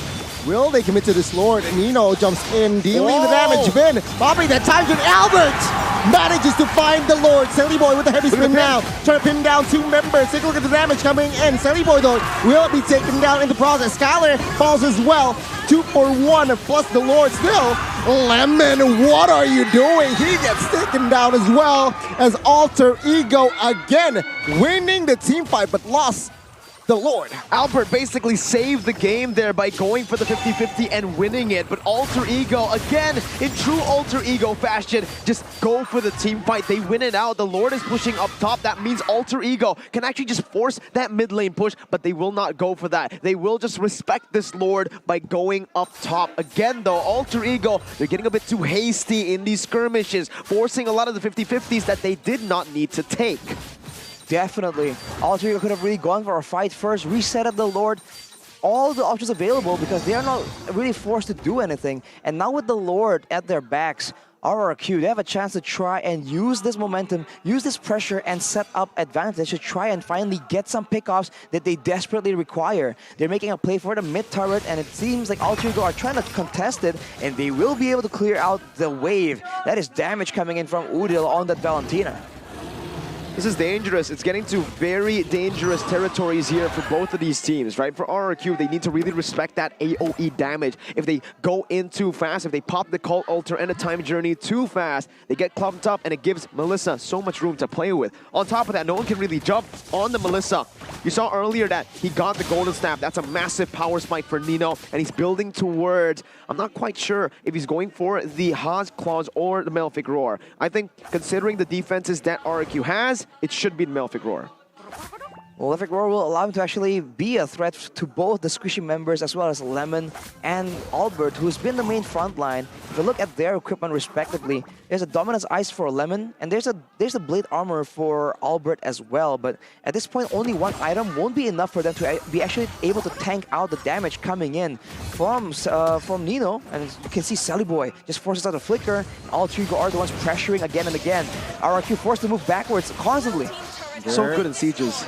Oh, take a look at Lemon though, again, overextending. Take a look at the defensive flicker down, Alter Ego though, in a tight spot. Albert jumps in.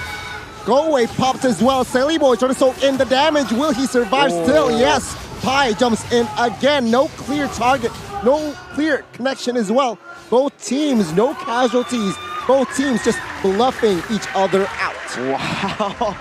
The battle of heels here in MPL ID Season 11, game number 3 of AE versus RRQ. Literally both teams not dying, staying at just low HP. Rossi and Udil versus Vin and Clay. The longer the game goes, I feel like it's still just the same kind of thing. It all comes down to the execution and who makes a blunder first.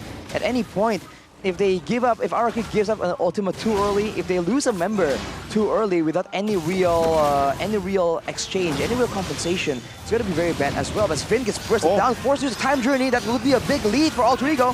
Both Time Journey pops. Sally Boy, the backside, pending 3 members. No clear follow-up though. Lemon gets taken out. And now take a look at the 2 men. Albert gets the double, but the Lord will be secured by Rossi. Maniac, Savage, will he be and they get a Savage! First time in MPL ID Season 11, Nino collects the Savage. What an absolute savage! Nino on the Melissa! What a god on the Melissa! I've been telling you, pick up the Melissa. And here it is against the full clumped up composition. We gotta see it twice. Wow, it all begins with this heavy spin used by Sully Boy, and the Time Journey has been forced already, so there is no counterplay. And yes, there were some kills traded back from RRQ, but Skylar was zoned away completely. This is the power of the Melissa in that late game. You get zoned away and he's forced to run out. He tries to go for the 1v1, but the healing, it was so close, but we are rewarded with the first Savage in Season 11. RRQ there have been able to clear out that Lord, but that was definitely a very exciting turn of events, and that is definitely a huge momentum boost, a huge ego boost for Alter Ego. Where was this guy in the first half, right? That's what everyone was asking. What the heck? 8:04 now. Let's see with the siege. Alter Ego now still maintaining pressure, looking for the top side base turret. RQ, it seems like it's still manageable to take and clear the wave. This is dangerous. They can't seem to siege down the base turrets with a lot of CC, a lot of catch present from RRQ, and also that high ground control, wave clear, doing so much. Vin, though, already forced to flicker out. Vin has a very utility damage build with the Enchanted Talisman and the Divine Glaive, so he cannot be in the front line. This is the issue right here. Even earlier, he gets bursted down to half HP and he's forced to pop the Time Journey. He needs to wait in the back and be more reactive. This is where Rossi has him beat, right? Vin is always more aggressive, more proactive. He cannot stay patient in the back line, and it's just really not doing him any favors right now. RRQ needs to change up the approach, and honestly, it's a lot easier said than done because there's no real way for them to catch the same way they've been doing again and again to gain success. So Alter Ego can just wait and do damage from far away and slowly but surely siege down these objectives and try and get damage done. in the middle of these Lord fights using the Melissa's superior range, and Udil is moving in and out because there's no real punish available for him.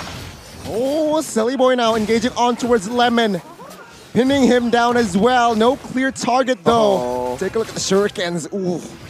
Half HP for Silly Boy. Not a good sign for Alter Ego Esports. It's a reset. Unfortunately, with the Lord push, they weren't able to get any base turrets. Not at all, right? That lead that you would have expected. Udil gets knocked up here. Lemon, what? Oh, very low now. Immobilized, and he will be taken out again by the person who has the Savage, Nino. Wow. I mean, we had the same reaction. Lemon again overextending, getting caught by Alter Ego there. I think he was trying to clear the wave in the mid lane. Not too sure, but with this, it just is free. Wait, Skylar. No one's recalling. No one is recalling. Skylar can get a base turret down here. They might be able to cancel it out. Oh my god, they're looking for a fight here. Oh, Skylar in the backside now. No way. Can he? Free push, split push. Skylar in the backside. It's 1-1. It's crazy. It's big. And almost the heavies man cancel it out. What the heck happened here? Alter Ego still manages to defend this one. They say they have a map. They can recall, even though it was clutch. My goodness, Skylar almost took the game into his own hands again. I can't believe this man has done this almost twice now. But Alter Ego with Skylar down, that was a risk that RRQ were willing to take. It will not pay off for them. Let's see. Lord marches in the mid side. This Lord will charge now. Alter Ego looking for the end. Can RRQ defend this one? Will RRQ suffer another defeat? Alter Ego still now looking for the clear in the mid. Lord, manageable by the side of RRQ. Alter Ego cannot see. Skylar is back. And take a look at the damage. It comes through one by one now. Alter Ego, they're in shambles. Sallyboy gets taken out. Surely no! He escapes. Lemon, though, will be the only casualty from that offense. Oh my goodness, what a game. Now, it's Nino. They're going in again, Gani. They're looking for the end. No openings just yet. Nino hitting. Clay gets taken out. Alter Ego now 5v3. No waves though. Albert very low. Oh, Vin forced to use the pop at all. Plays back. Alter Ego now looking again to see Skylar very low gets taken out. Alter Ego again finding game 3. What a series. The uncrowned Kings winning back-to-back day 1 and day 2. You doubted them. You hated Let's go. them. Who's back? It's Alter Ego with Nino on the Melissa. A savage, a statement, a declaration of war to every team in MPL Indonesia. Take a look at Udil. Take a look at Pi. Take a look at Selly Boy and take a look at Rossi. But let's not forget and take a look at Nino. Wow, man. Wow. That is crazy. What a statement. They have beaten the King of Kings, the Uncrowned Kings, finally setting up for the second half of the season. Where have they been all this time, man? It took them so long, but finally they are here and the fans are loving it. The Alter champs that stuck with this team, supported them through their losses. Down in the midst, Udil will support with his fans for his team. The Kage is back. Whew. So many things happened right there. Adjustments by both teams, big team fights, split pushes, 1v1, savages, and even a quote-unquote backdoor attempt. But in the end, Alter Ego stand on top of RRQ, man. You would expect that with so many factors all on the board, RRQ are the ones with the experience, with the knowledge, with the more explosive and unpredictability. But Alter Ego, when you talk about aggression, when you talk about not knowing the next step, they are just at it, man. It's unreal. It's phenomenal. The series 1-0, 1-1. And to have the climax of Game 3 just like that, wow, that was playoffs quality, if not international stage quality. They smashed EVOS yesterday. RRQ was tough. It was a massive hurdle in the way. No one believed in them. But the Alter Champs sure did. Strong early pressure became the key for Alter Ego to snowball against RRQ. Nino, what a player. Early pressure, late game, solid damage. Nino, man, everyone's talking about Brands, the king of the marksman, but guess who has that savage? He has bragging rights for sure. Nino, the super rookie for the longest time, now maturing into one of the best players in MPL ID Season 11, making a statement. Wow. I can't believe it. We're going to throw so it over to Audi with an interview with the winners. Alter Ego! Alter Champs! Mana suaranya? Wah, bener-bener ya. Oh, capek. Capek, lelah. Capek. Lelah. Emang ya, kita juga nonton ini kayak siapa di sini susah bernafas tadi menonton match ini? Siapa susah bernafas? Ya ampun, Alter Ego membuktikan kali ini melawan RRQ dengan kemenangan. Tepuk tangan semuanya, mana MPL dan juga di rumah. Once again, congratulations buat Alter Ego, pastinya luar biasa banget. Nah, karena mereka udah menang, kita tanya-tanya ini ya. Tadi udah celebration pastinya sama Alter Champs. Kita mau ngobrol-ngobrol sama Alter Ego kali ini ya. Nah, pertama mau ngobrol dulu sama Ayah Udil nih. Ayah Udil, halo, apa kabarnya? Alhamdulillah baik, Kak. Yeah, seneng banget, senyumnya lebar banget ya Ayah Udil. Parah. Parah. Ya. Ayo Udil mau nanya dong, mau nanya ya. Nah, kalau tadi kan nih, kalau kita lihat dari game pertama kan, ini tuh kalian tuh ngelepas semua hero powernya. Ini lepas hero power buat RRQ, seperti kayak Parsa, Kufranya dilepas juga sampai Cloud dari Skylar. Itu kenapa sih Ayah Udil? Wah, jujur saya tak tahu Pak Asep, tanya coach aja Kak kalau masalah kayak gitu. Saya cuma fokus main dan maki-maki orang.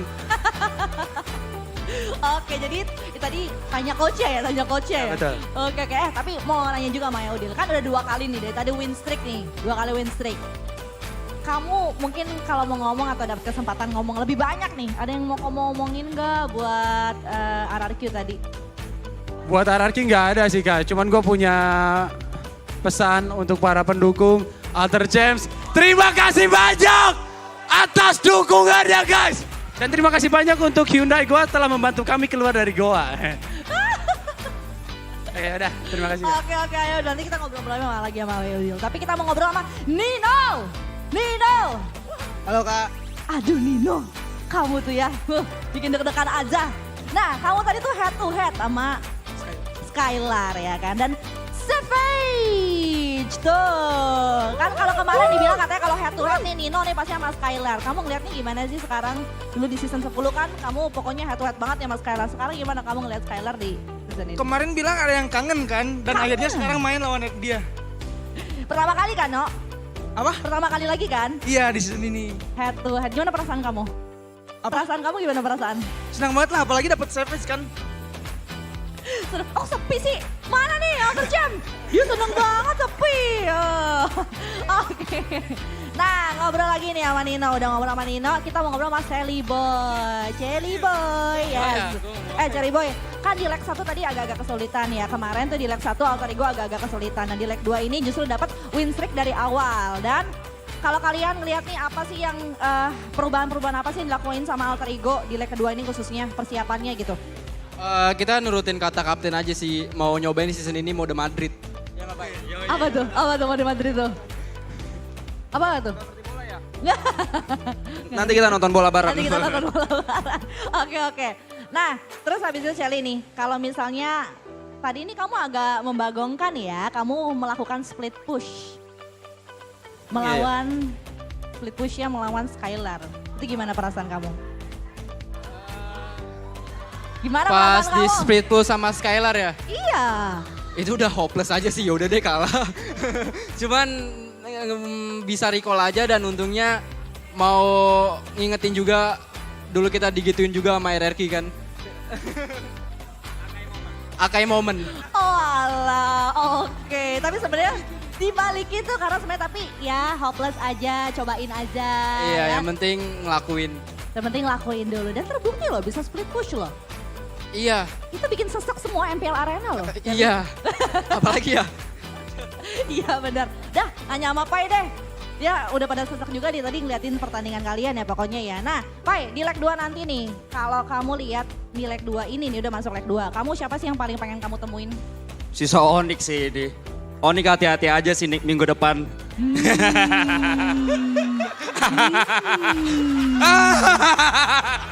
Bikin panik. Nah, oke, suruh hati-hati ONIC-nya ya. Ya, hati-hati aja. Oke. Tapi kita di sini juga kehadiran ada Rasi di sana. Hai Rasi. Thank you loh, Cirpai loh. Mana Rasi? Rasi, kita mau nanya-nanya sama kamu kan. Nah, kamu tuh kan kalau pakai roamer cover ini bener-bener kuatnya banget ya. Nah, kamu pakai meta healer yang tadi tuh kamu pakai SS. Kira-kira ini efektif nggak sih kamu gunain SS tadi selama... Efektif, soalnya gue mekanik tua. Pokoknya efektif yang membuktikan mereka bisa memenangkan match kali ini akhirnya. Dan pastinya ini juga membuat semakin banyak tim yang pasti deg-degan juga berlawanan dengan kalian pasti nanti ya. Sama alter ego dan juga kalian juga harus persiapkan supaya tetap konsisten dan juga tetap bisa menang di match-match selanjutnya. Dan untuk itu ya kita akan kembalikan lagi ke analis segmen kita untuk membreakdown pertandingan kali ini. Thank you so much alter ego, terima kasih banyak. Silakan analis Kolim.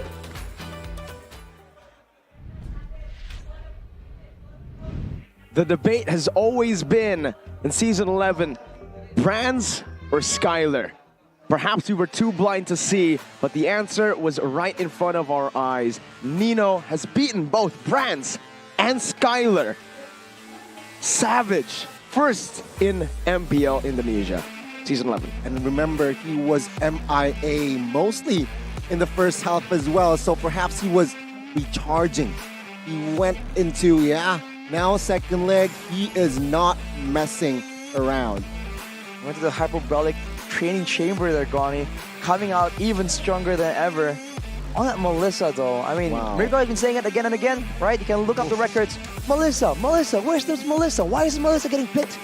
And once it was picked, look at what Nino was able to do. Completely destroy, man. That zoning, that AoE was just so dangerous, so deadly. Of course, single target-wise, carry can still do a lot of damage. But given the right circumstances, we already said it. It's all about a team effort, right? Alone, like it's a 1v1, maybe the carry can come out on top, but with a team, Melissa was so deadly and so hard to reach. And let's look at some of the highlights right here. All the way from the early game, it was just such a solid team plan. We were talking about it a bit during the bit of the interlude, a bit of the interview. Having a Diggy and a Faramis might be a bit too much because they have the sustainability, they have ways to stay in the fight, but they don't have the sustain, first of all, and they don't have the damage either. So every single time there was a big fight, you can see that the team that starts to be forced to move backwards, to kite away from danger, is going to be RRQ. Altrigo can stand their ground because they have more AoE, more DPS technically because they were ahead as well, and they have that sustain which allows Nino to finally get that Savage. What a moment, man. That was just so crazy. Afterwards, you see this a 10 by RRQ. This is why they're also very exciting, by the way. This is why I love watching them play. They have no hesitation. They go for the play. And of course, unfortunately for them, it did not work out. But if it did, right? If it did, everyone will be singing praises in the name of RRQ. But they are willing to take the kind of risk. That is why it's so good. And it's just a hit or miss. And at this particular day, Alter Ego just came out on top. Fair play to them. That was a great game. I have no issues whatsoever. I think who got beef? Who got beef? You have no issues whatsoever for sure, Arashi. But yeah, I mean, wow. What a series. What a treat it was, right? First match of 4 matches today. Arashi. Wow. Well, again, I'm just still so baffled by an incredible performance by Alter Ego. Flabbergasted. One of the best series we've seen here in Season 11, and we've seen a Royal Derby take place just yesterday. I mean, okay, MVP, presented to you by the Samsung Galaxy S23 Series 5G. No doubt. Savage. Wow, who could it be? Who could have been? Wow. 12-0 and 9. Who's Nino. Finding Nino was the game/movie that RQ were watching the entire game and they couldn't find Nino. They failed. Well, they big did time. find Nino, but when they found Nino, smacked them right in the face, stepped on their corpses. They were unconscious. They got beat up for sure. But let's take a look at the mic check here because Alter Ego, hype team. Guys, lihat posisi gue, guys. Lihat posisi gue, guys. Lihat posisi gue. Nino lihat.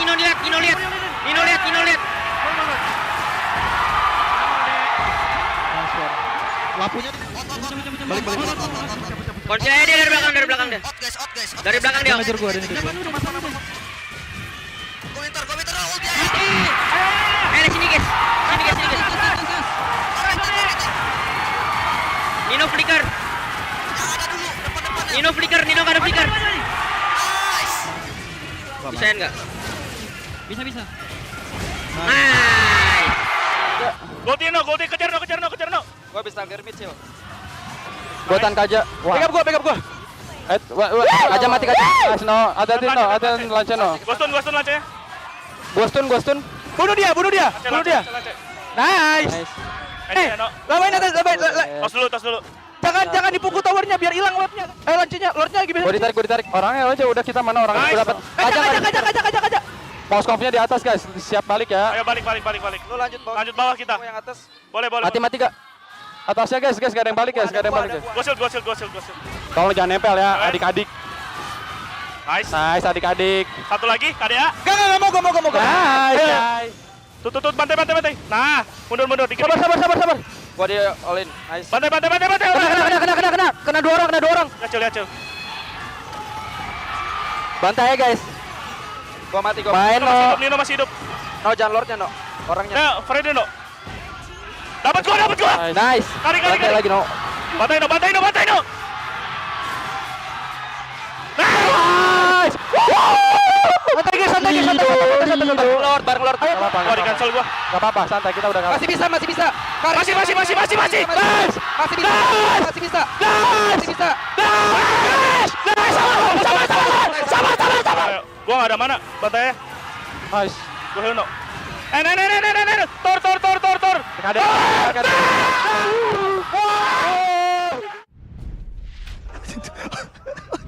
The passion from the Alter Ego players all the way from the bottom of the brackets, the standings. They have risen, and you can see even in their celebration went a little bit overboard with the powder. The powder just flying across, kind of like the LeBron moment there, but with just the powder bouncing on the table because they were just jumping. Well played against Alter Ego.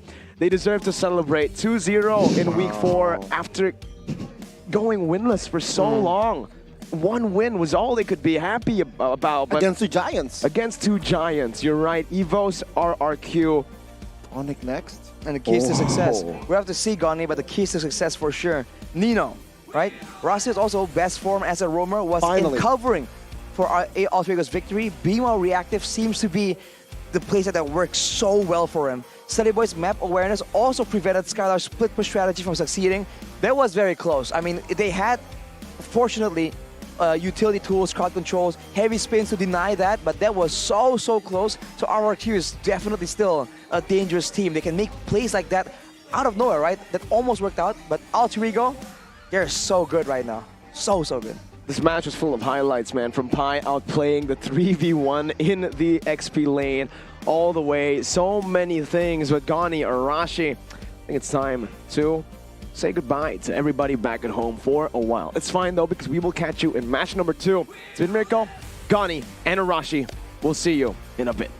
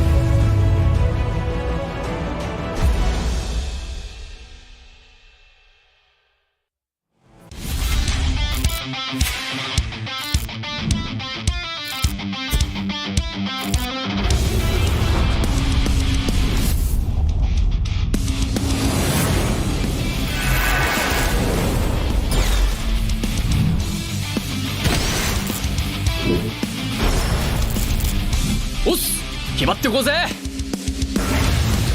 少し乱暴しようか。釘崎野原、喜べ男子。こう一点よ。邪魔だ。虎杖裕二です。好みのタイプはジェニファー・ローレンス。よろしくお願いします。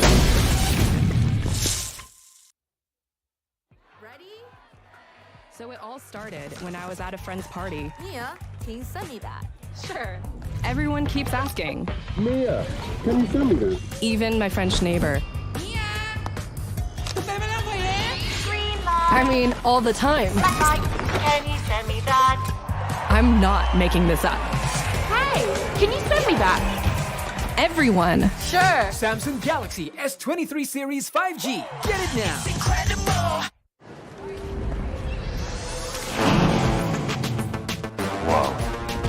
Attention passengers. Final call for flight. Wait, is that a phone? Look at the performance, the graphics. That thing's a gaming machine. Hang on. A new challenger. Is that Faker? That man's a gaming legend.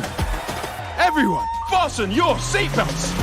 And here we go! Samsung Galaxy S23 Series 5G. Get it now.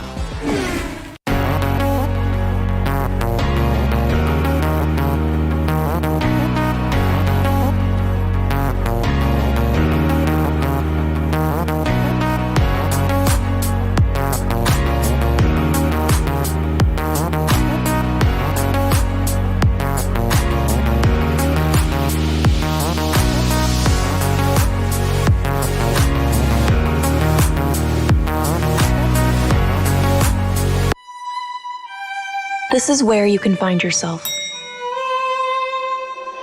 As true as the purest gold.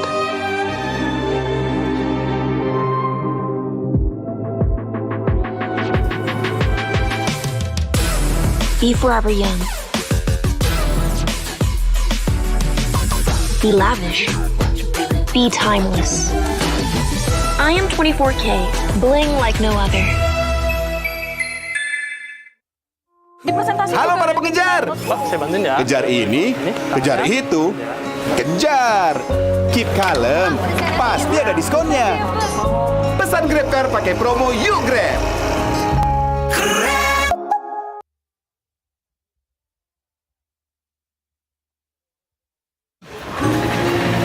Halo para pengejar. Kejar ini, kejar itu, kejar. Keep kalem, nggak ada kata telat. Pesan Grab baik ada jaminan anti ngaret.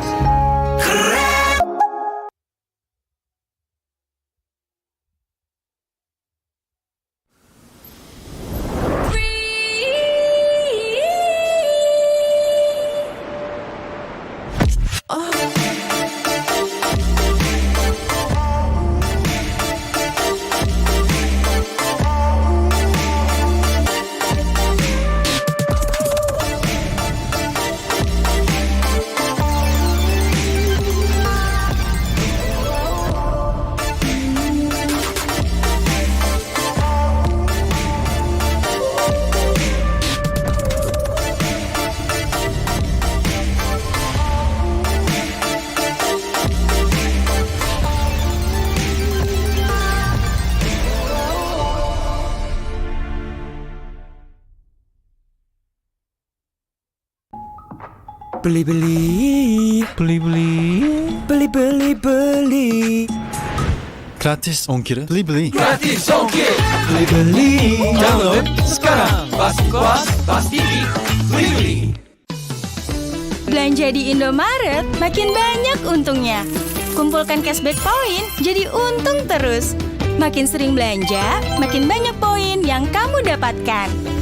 Dapat diskon, jadi untung terus. Bayar belanjaanmu dengan poin yang kamu punya. Belanja jadi gratis, jadi untung terus. Dan untung terus dapat banyak promo. Jadi member Indomaret Poinku sekarang. Untungnya non-stop.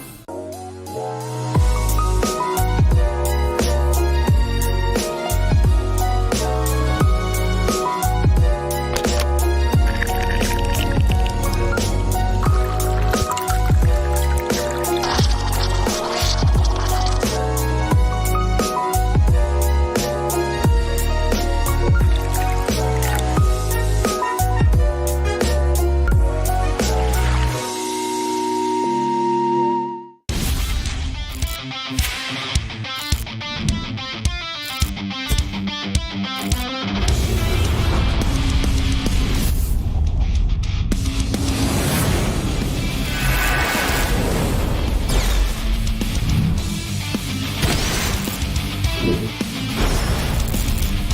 っす決まってこうぜ少し乱暴しようか釘崎野原喜べ男子こう一点よ邪魔だ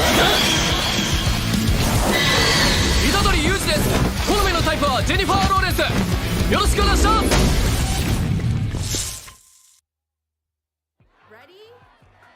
So it all started when I was at a friend's party. Mia, can you send me that? Sure. Everyone keeps asking. Mia, can you send me that? Even my French neighbor. Green light. I mean, all the time. Black light. Can you send me that? I'm not making this up. Hey, can you send me that? Everyone. Sure. Samsung Galaxy S23 Series 5G. Get it now. Incredible. Wow. Attention passengers. Final call for flight. Wait, is that a phone?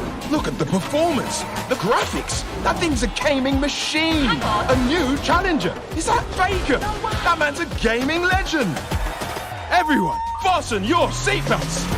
And here we go! Samsung Galaxy S23 Series 5G. Get it now.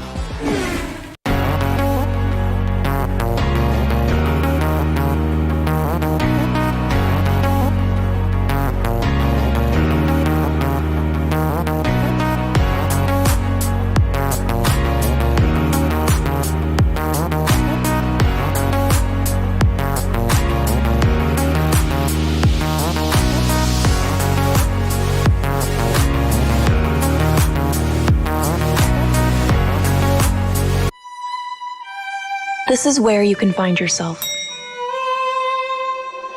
As true as the purest gold.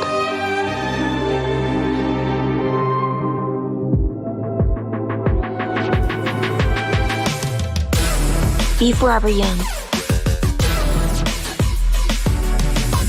Be lavish. Be timeless. I am 24K, bling like no other. Halo para pengejar. Saya bantuin ya. Kejar ini, kejar itu, kejar. Keep kalem, pasti ada diskonnya. Pesan GrabCar pakai promo Yuk Grab.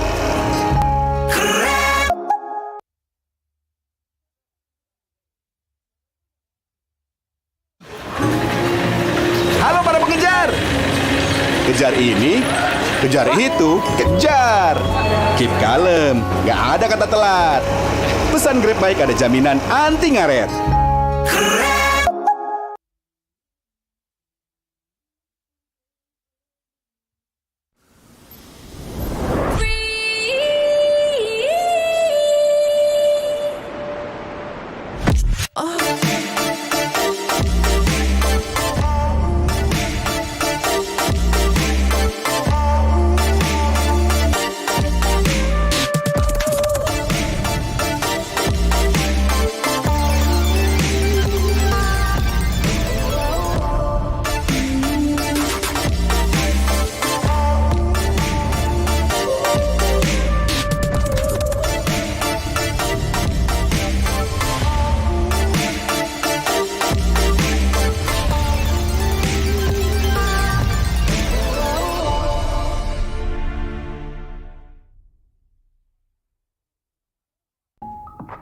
Beli. Gratis ongkir. Beli. Gratis ongkir beli download sekarang pasti puas pasti beli. Belanja di Indomaret makin banyak untungnya. Kumpulkan cashback poin jadi untung terus. Makin sering belanja, makin banyak poin yang kamu dapatkan. Dapat diskon, jadi untung terus. Bayar belanjaanmu dengan poin yang kamu punya. Belanja jadi gratis, jadi untung terus.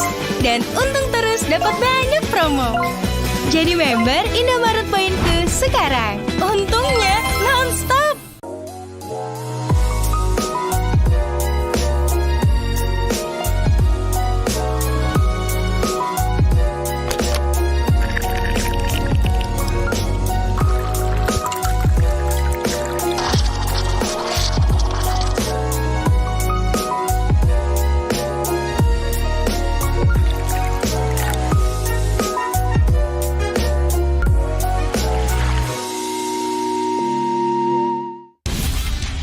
お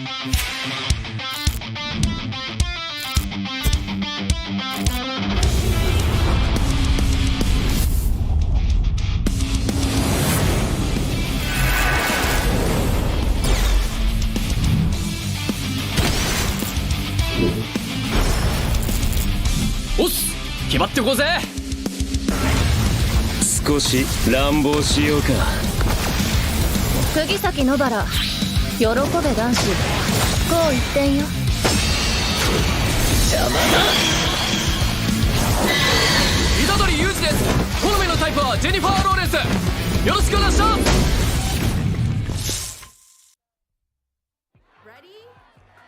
So it all started when I was at a friend's party. Mia, can you send me that? Sure. Everyone keeps asking. Mia, can you send me that? Even my French neighbor. I mean, all the time. Can you send me that? I'm not making this up. Hey, can you send me that? Everyone. Sure. Samsung Galaxy S23 Series 5G. Get it now.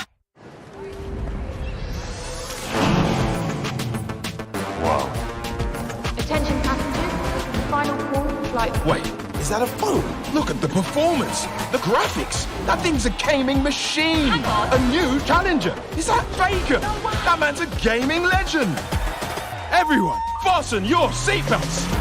And here we go! Samsung Galaxy S23 Series 5G. Get it now.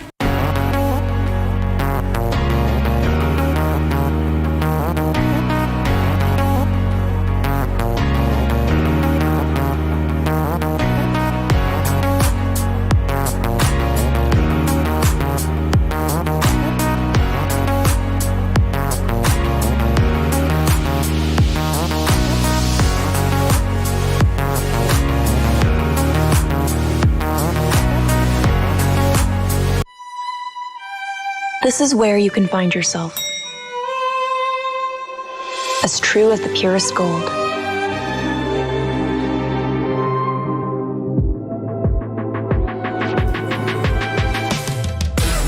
Be forever young. Be lavish. Be timeless. I am 24K, bling like no other. Halo para pengejar. Saya bantuin ya. Kejar ini, kejar itu, kejar. Keep kalem, pasti ada diskonnya. Pesan GrabCar pakai promo Yuk Grab.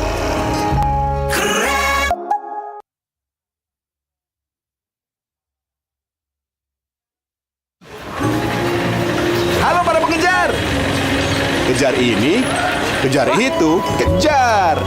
Keep kalem, nggak ada kata telat. Pesan Grab Bike ada jaminan anti ngaret.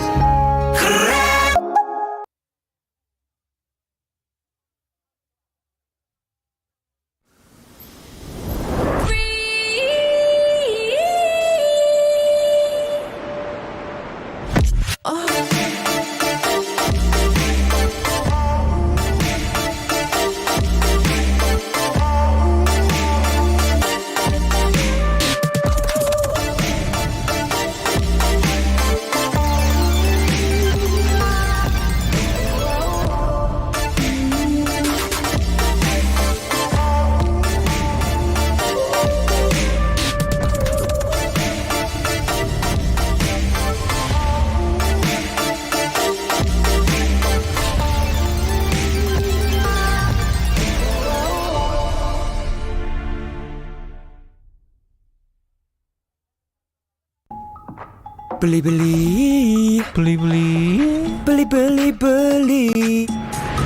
Gratis ongkir. Beli. Gratis ongkir beli download sekarang Bas TV beli. Belanja di Indomaret makin banyak untungnya. Kumpulkan cashback poin jadi untung terus. Makin sering belanja, makin banyak poin yang kamu dapatkan.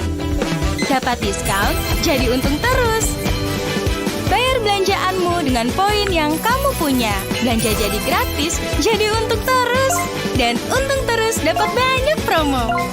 Jadi member Indomaret Poinku sekarang. Untungnya non-stop.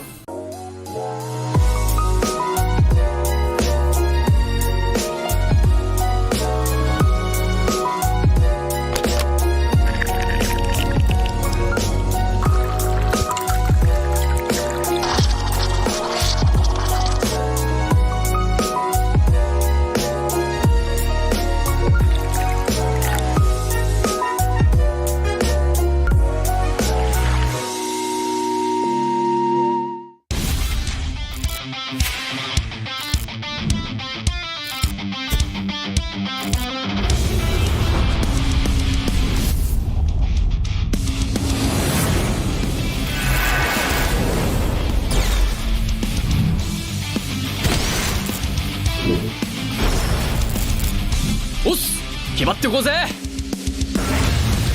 少し乱暴しようか。釘崎野原、喜べ男子。こう一点よ。邪魔だ。虎杖裕二です。好みのタイプはジェニファー・ローレンス。よろしくお願いします。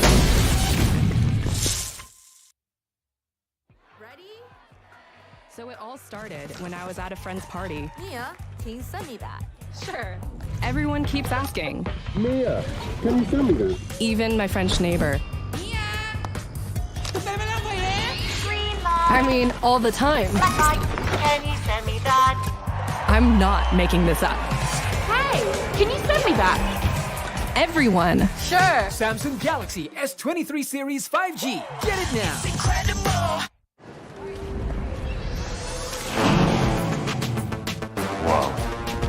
Attention passengers, final call for flight. Wait, is that a phone? Look at the performance, the graphics. That thing's a gaming machine. A new challenger. Is that Faker? That man's a gaming legend. Everyone, fasten your seatbelts. And here we go! Samsung Galaxy S23 Series 5G. Get it now.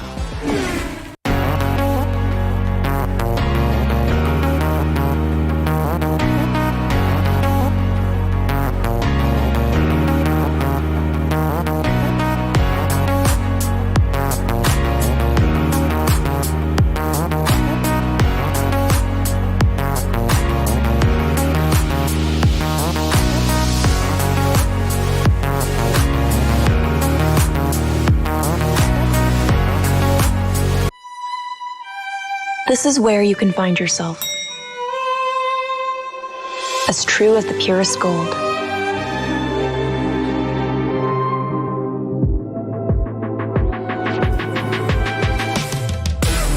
Be forever young. Be lavish. Be timeless. I am 24K, bling like no other. Halo para pengejar. Saya bantuin ya. Kejar ini, kejar itu, kejar. Keep kalem, pasti ada diskonnya. Pesan GrabCar pakai promo Yuk Grab.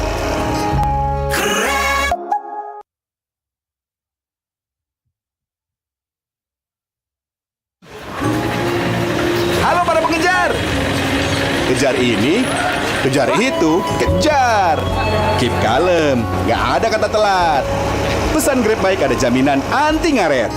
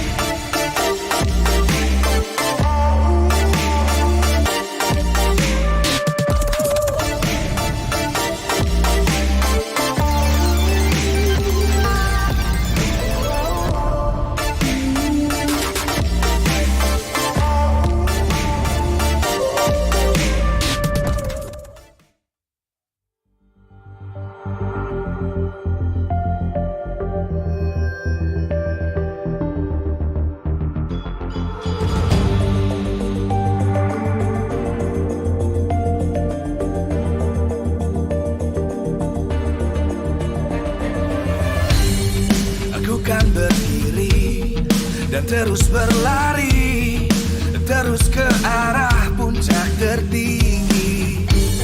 Ku takkan berhenti, hanya sampai di sini.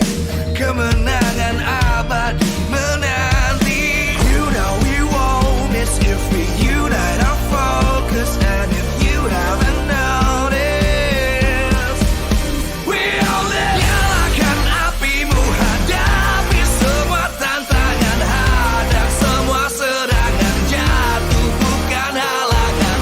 Bakar semangatmu, janganlah engkau menyerah. Kita akan buat sejarah.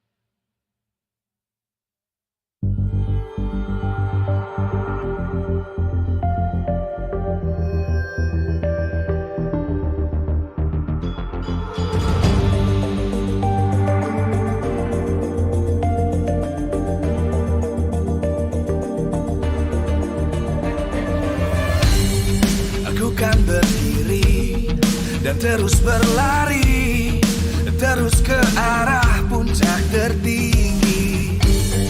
Ku takkan berhenti, hanya sampai di sini. Kemenangan abadi menanti. You know we won't miss if we unite our focus. And if you haven't noticed, we all live. Nyalakan apimu, hadapi semua tantangan, hadang semua serangan, jatuh bukan halangan. Bakar semangatmu, janganlah engkau menyerah. Kita akan buat sejarah. We all this, we won't miss. We all this, we won't miss. Saatnya beraksi, jalani ambisi. Aku kan menyawakan hari ini. You know we won't miss if we unite our focus. And if you haven't noticed, we all live. Nyalakan apimu, hadapi semua tantangan, hadang semua serangan, jatuh bukan halangan. Bakar semangatmu, janganlah engkau menyerah. Kita akan buat sejarah. We all this, we won't miss. We all this, we won't miss. We all this.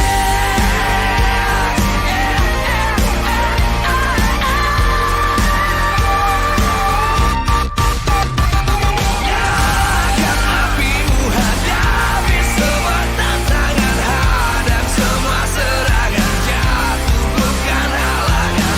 Bakar semangatmu, janganlah engkau menyerah. Kita akan buat sejarah. We all this.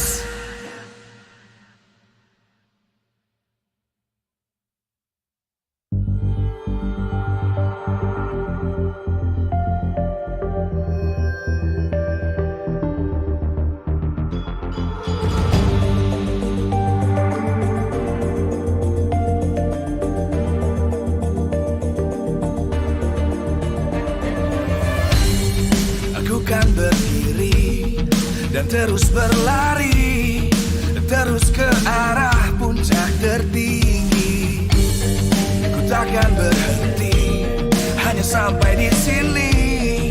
Kemenangan abadi menanti. You know we won't miss if we unite our focus. And if you haven't noticed, we all live. Nyalakan apimu, hadapi semua tantangan, hadang semua serangan, jatuh bukan halangan. Bakar semangatmu, janganlah engkau menyerah.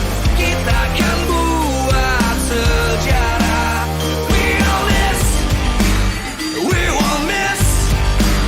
We all this, we won't miss. Saatnya beraksi, jalani ambisi. Aku kan menyawakan hari ini. You know we won't miss if we unite our focus. And if you haven't noticed, we all live. Nyalakan apimu, hadapi semua tantangan, hadang semua serangan, jatuh bukan halangan. Bakar semangatmu, janganlah engkau menyerah. Kita akan buat sejarah.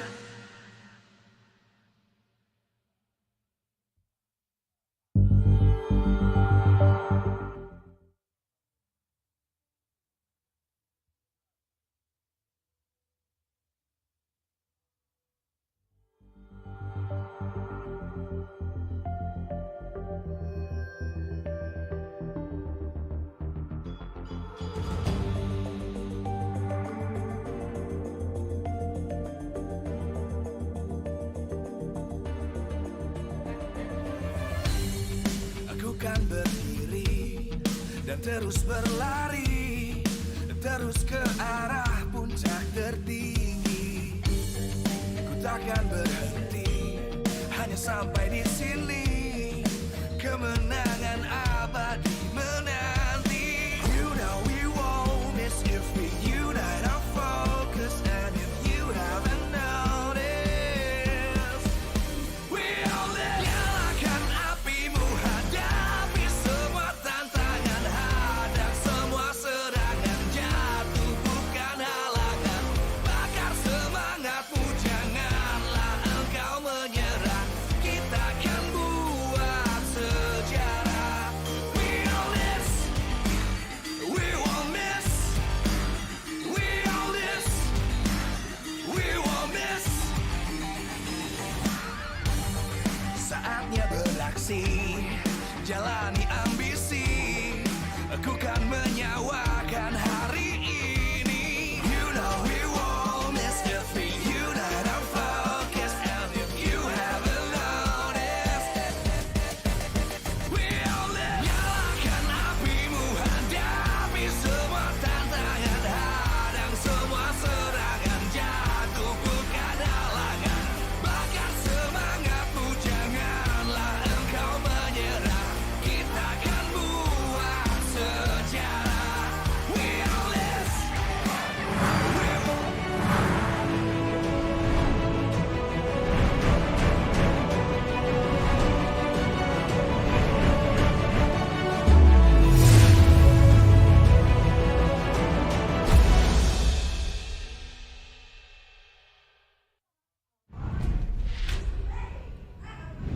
GEEK SLATE versus Aura Fire. Aura Fire in the depths of the standings right now. They need a win to secure, to get one step forward into the right direction to secure a playoff spot. But for GEEK SLATE, top 3 to stay in that top 3, or maybe even to take top 2 away from RRQ. They need a win here. Ladies and gentlemen, before we get into the games, MPL Indonesia Season 11 is powered by Moonton. Presented to you by our official tournament phone, Samsung Galaxy S23 Series 5G. Our official mobile internet partner by Telkomsel. Official gold partner by UBS Gold. We also have our partners in esports, Dunia Games, Grab, Secret Lab, Blibli. Also, our official broadcast by Maxstream. Broadcast partner by TVRI Sport. Our partners, Indomart and Point Coffee. And we're also supported by PBSI.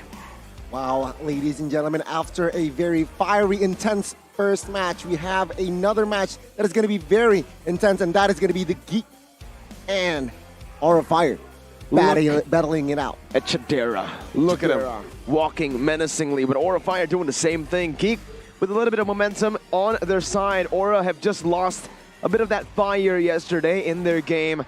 I believe they got 2-0'd. Not a good look coming into week 4, Rashi. Keep in mind though, they are up against great opposition here in MPL ID.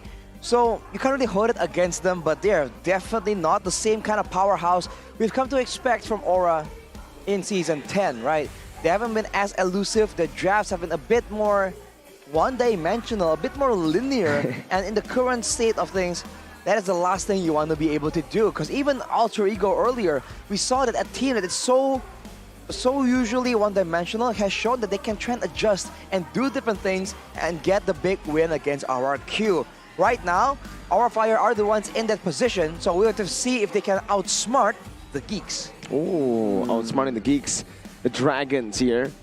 Are Dragons smarter than Geeks? Well, we'll have to see, right? But on that note, Alter Ego with that win, it's gonna be a challenge for Aura Fire. It made them to get out. Exactly, to somehow squeak the 6th spot. It's gonna be it's just it's gonna be very tough for them, right? I mean, I think Alter Ego are gonna be sitting now at a 3-6 record, which is pretty good for them. Their chances to the playoffs later will arise, but Aura will fall to the 8th place. So now we're going to talk a little bit about the hot topic here, Arashi. A boy's effectiveness as a war disruptor against Aura.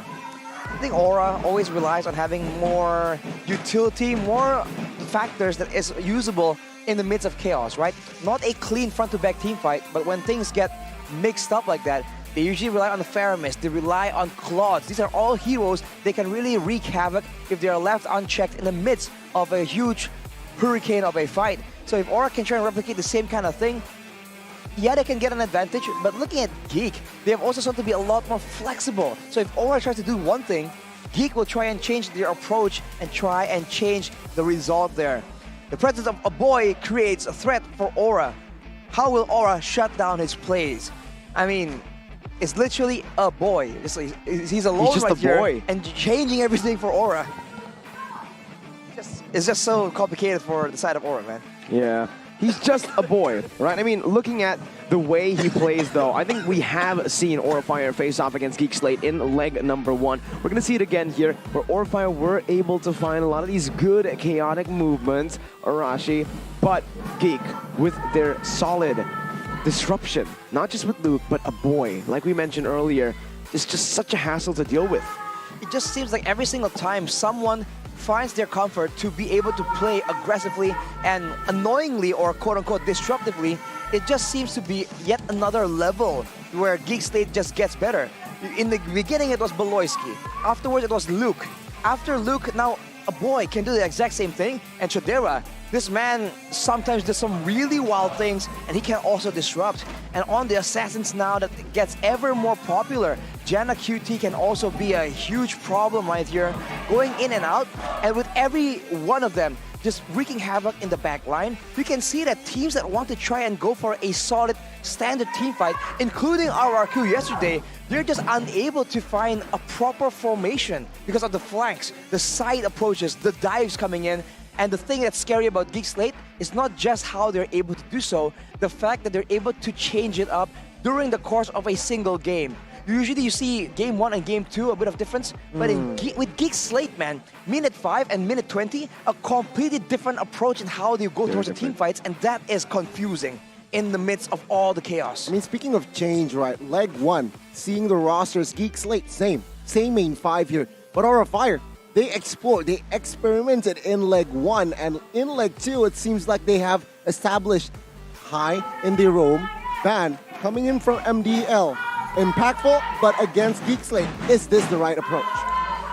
Against GEEK SLATE, it might be the right approach, but honestly, there's no real right approach when I talk about GEEK SLATE. This is the issue right here. If you try and go for a backline dive and it does not work out, they'll switch it up and they'll try and go for a bit of a split push. If the split push does not work, they'll go for an all-in. If they can't go for a big all-in 5v5, they'll go for a small skirmish, or they'll try and pull you out and try and go for a pick-off in the Lord. So that flexibility in execution is something we haven't seen, because in the drafts it's one thing, but in execution it's so different, and having everyone on the same page, able to adjust accordingly, is just really, really good. And of course, there are times where Aura's traps are set up so well, but overall, you can see that how they play out these fights.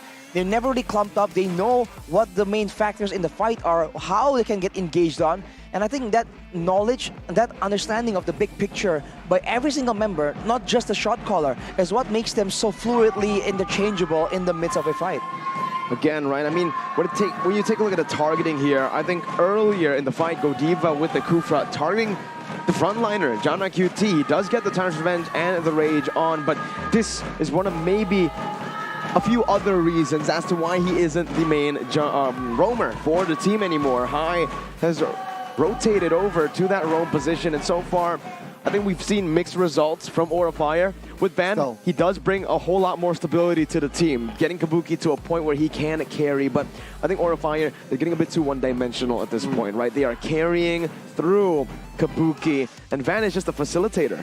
And speaking of Van, it's going to be the battle between two rising star rookies, Boy and Van, in a weird way, even though they're not in the same position, they've shown that their impact in the team is a bit similar, right? It ties everything together, all these chaotic factors. Aurafire having a lot of advantages, a lot of wins on the side lanes in the jungle as well.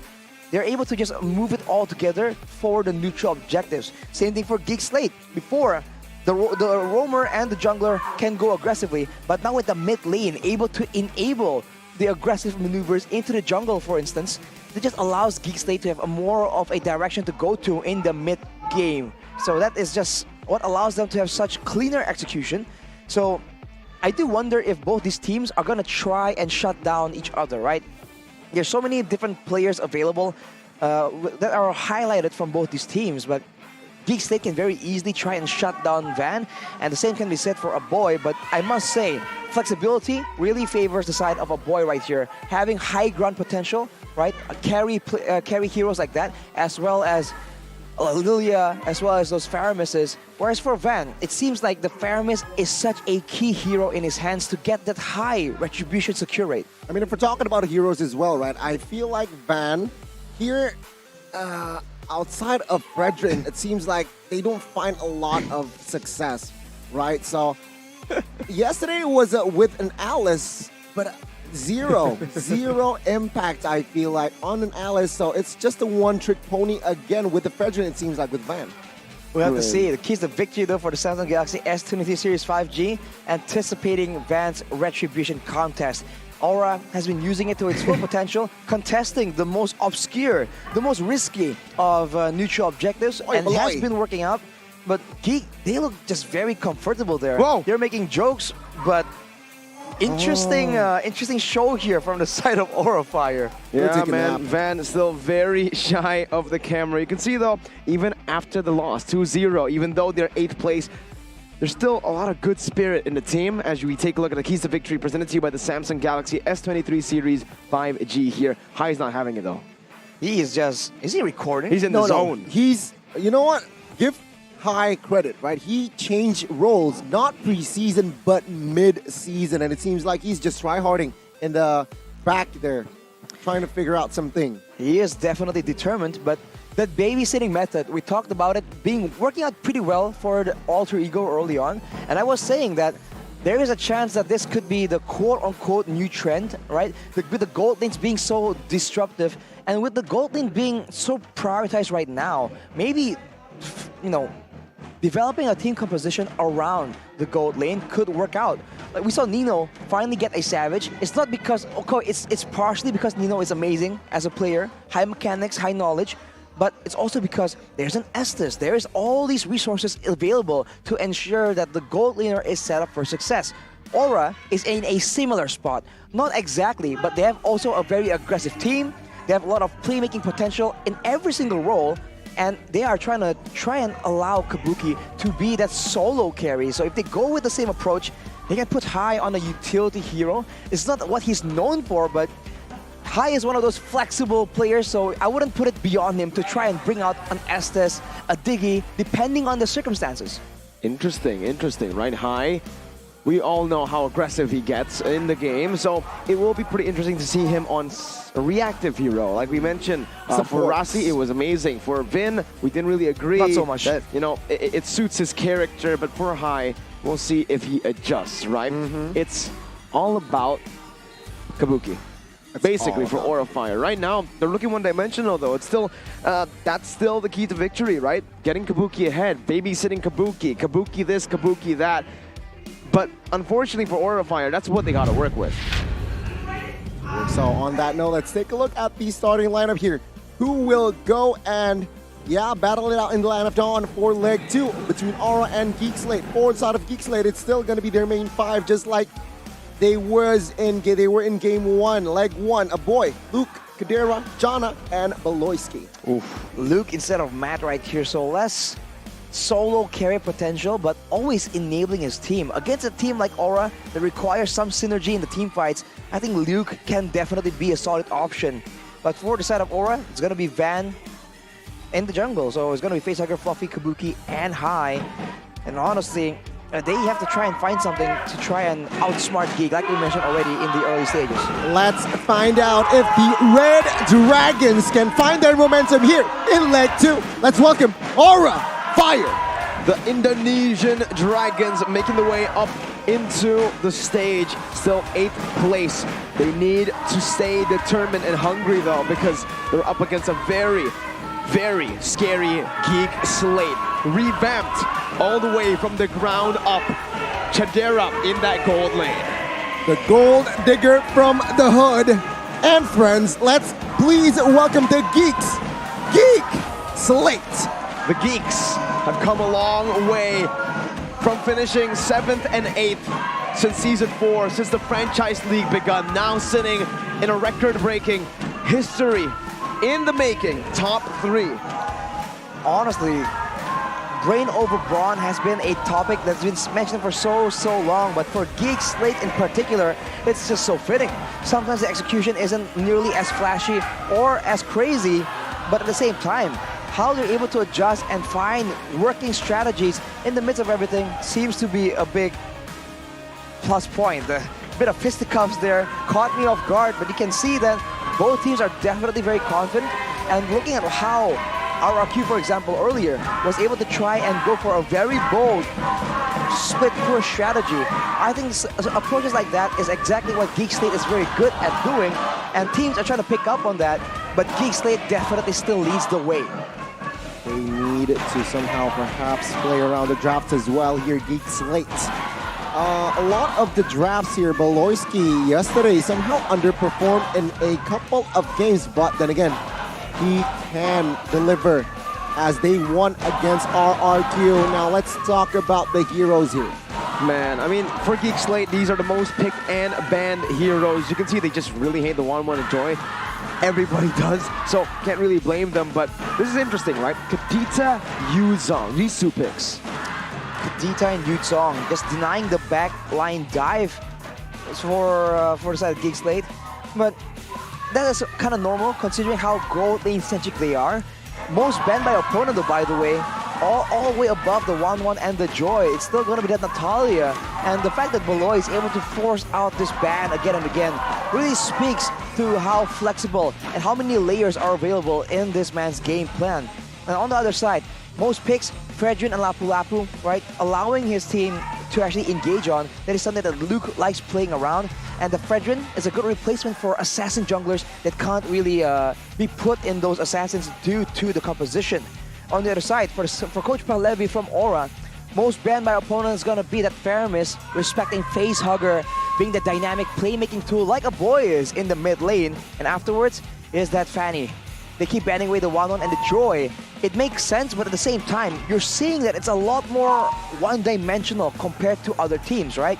Usually there's a bit more variety, a bit more respect bans in there, but for Aura, 1-1 Joy, and then it's always Valentina and some assassins, right? To ensure that Kabuki does not get shut down, to ensure that the Faramis Cult Altar does not get stolen away. What is also noteworthy here, it seems like both teams, they like the Fredrin, right? They pick up the Fredrin, same, and it seems like they also are using the same phone. Obviously, man, the best phone in the business, the Samsung Galaxy S23 Series 5G, the epic smartphone that makes you auto-win every single one of your MLBB games.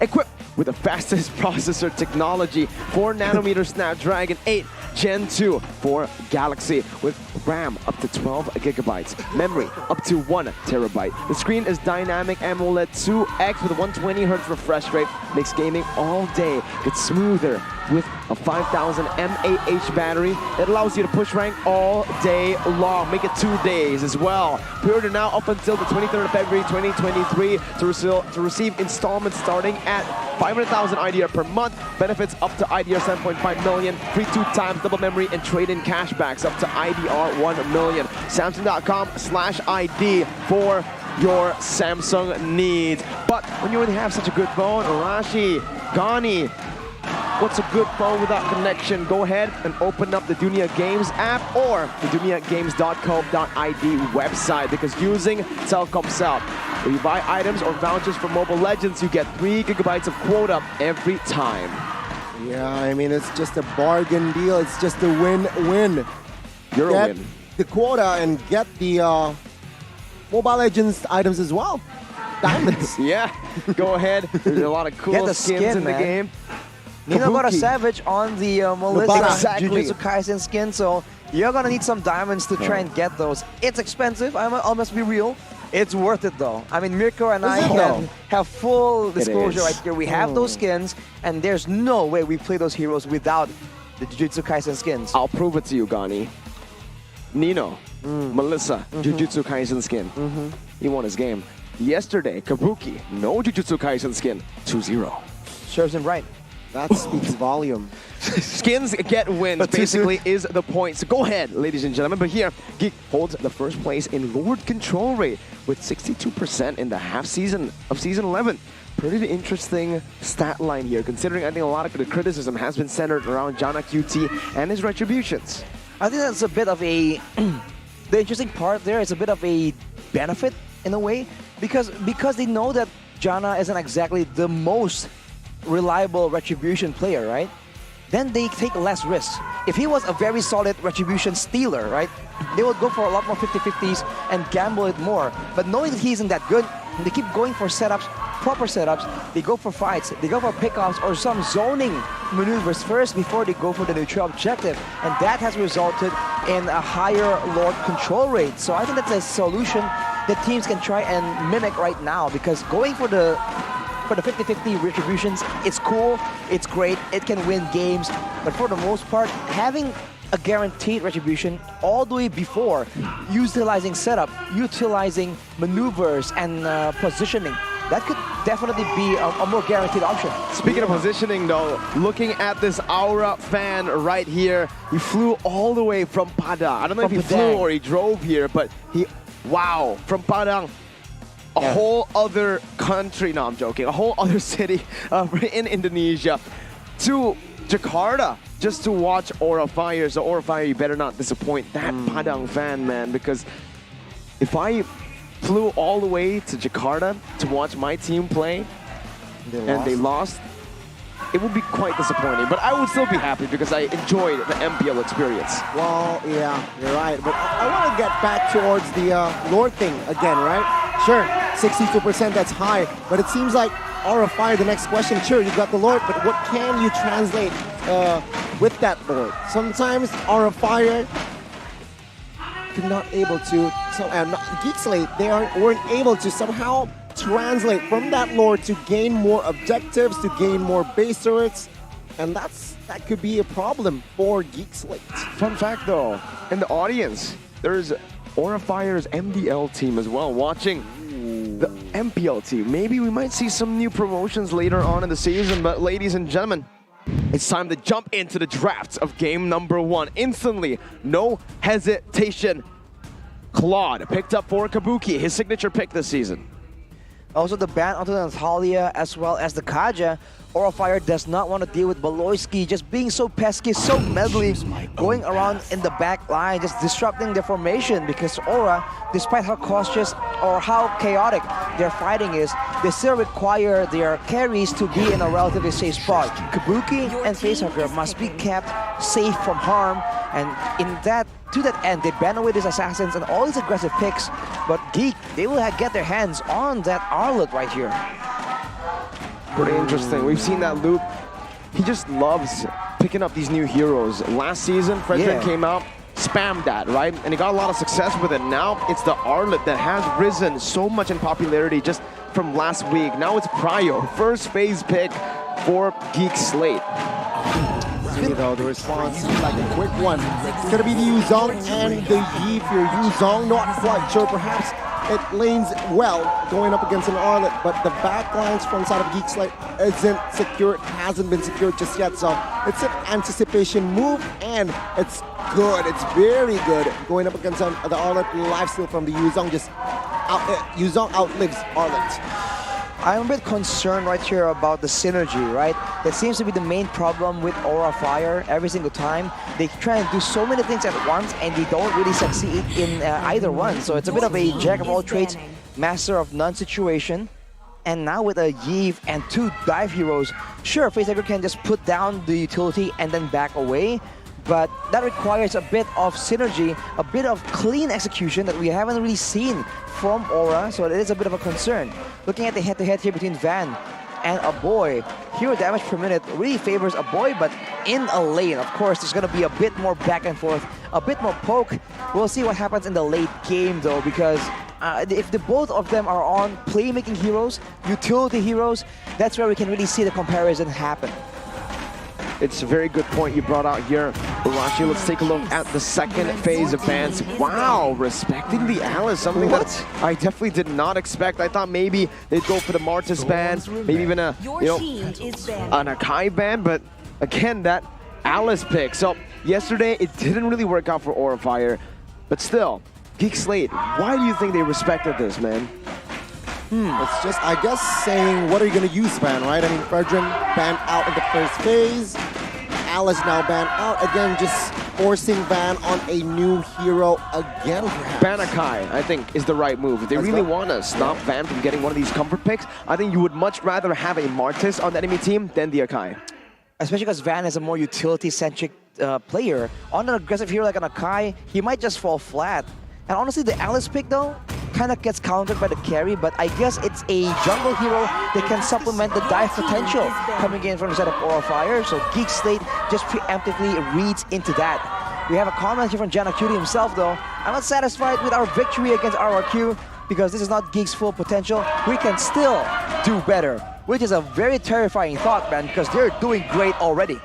Now this is where it gets scary. Aura Fire, if they go for another assassin ban, Ling, Hayabusa, one of those, it will leave the Martis open for them to pick. But GEEK SLATE have the first pick in the second phase. They can just take it away, denying that massive pick from Aura Fire. Back again, talking about the hero pools. Van has been performing one of the best retributions in MPL ID, but only when he gets those utility heroes. It's not the Ling, not the Hayabusa. The Valentina becomes the option here to ban away from GEEK SLATE. Yeah, you're right. GEEK SLATE, their artist great read, comes through very, very hard here as Aura Fire, they failed to secure a hero for Van in the first phase, and this is, I guess, the consequence of not securing it. Let's see, what will they opt for here? A hero for high as well. What works here? Atlas might work, actually. Ooh, Atlas risky. Can work, but that's just so all in the dive, and it's a bit slow, right? And considering that Aura will try to contest a bit of ground, I feel like they need a bit of chase, a bit of utility as well. Something with that's a bit faster in catching will be useful because they're up against a Martis and a Grok. If they engage, it takes that long to come through. GEEK SLATE can very easily just walk out of it. Baxia, Barat, Matilda. Ooh. Right, those are the options I'm thinking about right now. If they want to go for Barat, they need Matilda. Your team is Whoa, first time ever for Van and Diggy. You said it, Arashi, before the draft, maybe High needs to play on these reactive heroes, but that's the Farsa pickup for a boy into the Ling, which is pretty interesting, right? But wow, Ling, Van, not too sure how this will work. I've never seen him on the Ling, not even in the MDL, so we'll see how this works out. Audience prediction, though, in favor of GEEK SLATE by a lot. But if we take a look at the pattern today, RRQ also won the audience prediction by a lot. A lot of upsets recently, Gani. They lost, though, yeah, but that's going to be the heroes that will enter the Land of Dawn for Game 1. Diggy for High, also a debut for High as well, and Ling for Van, also a debut. Now, let's see here. Draft-wise, I gotta say, Rashi, I'm leaning towards GEEK SLATE's composition. I must agree, I also lean more towards GEEK SLATE, but keep in mind, a bit of a weakness right here is the fact that they have big engages that can be countered with the time journey, and if they try and avoid those fights, there's the mobility from the Ling that can be a big problem, but let's get straight into it, Gani. Let's go to the Land of Dawn. Game 1, Aura Fire, and as well as GEEK SLATE, who will strike first here in the first game. Honestly, like, Aura Fire's draft is pretty good, I have to say that. With the Diggy, it literally takes a whole lot of the CC, like the final slash, and oh man, I actually might have to say Aura.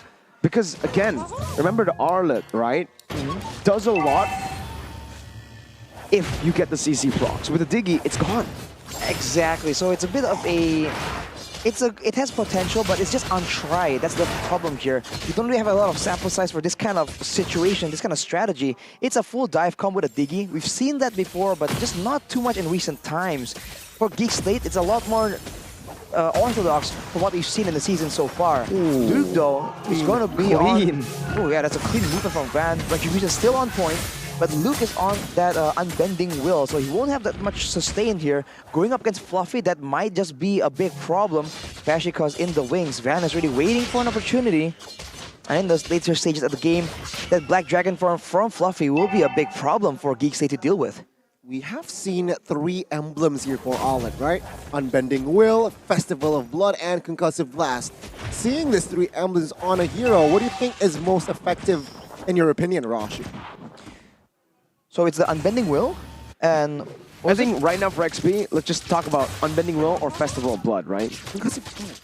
Concussive, I don't really like it. I mean, like, really? It's just... Right, so... I don't know. Concussive Blast allows you to be a bit more proactive in the early game, and it gives you an extra bit of wave clear. So in a way, right, when it was used, I forgot who was fielding it, but it had potential, it made sense, right? It has benefit.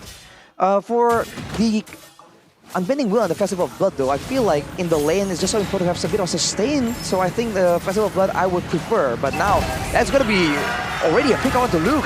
First blood. Van also picks up the turtle.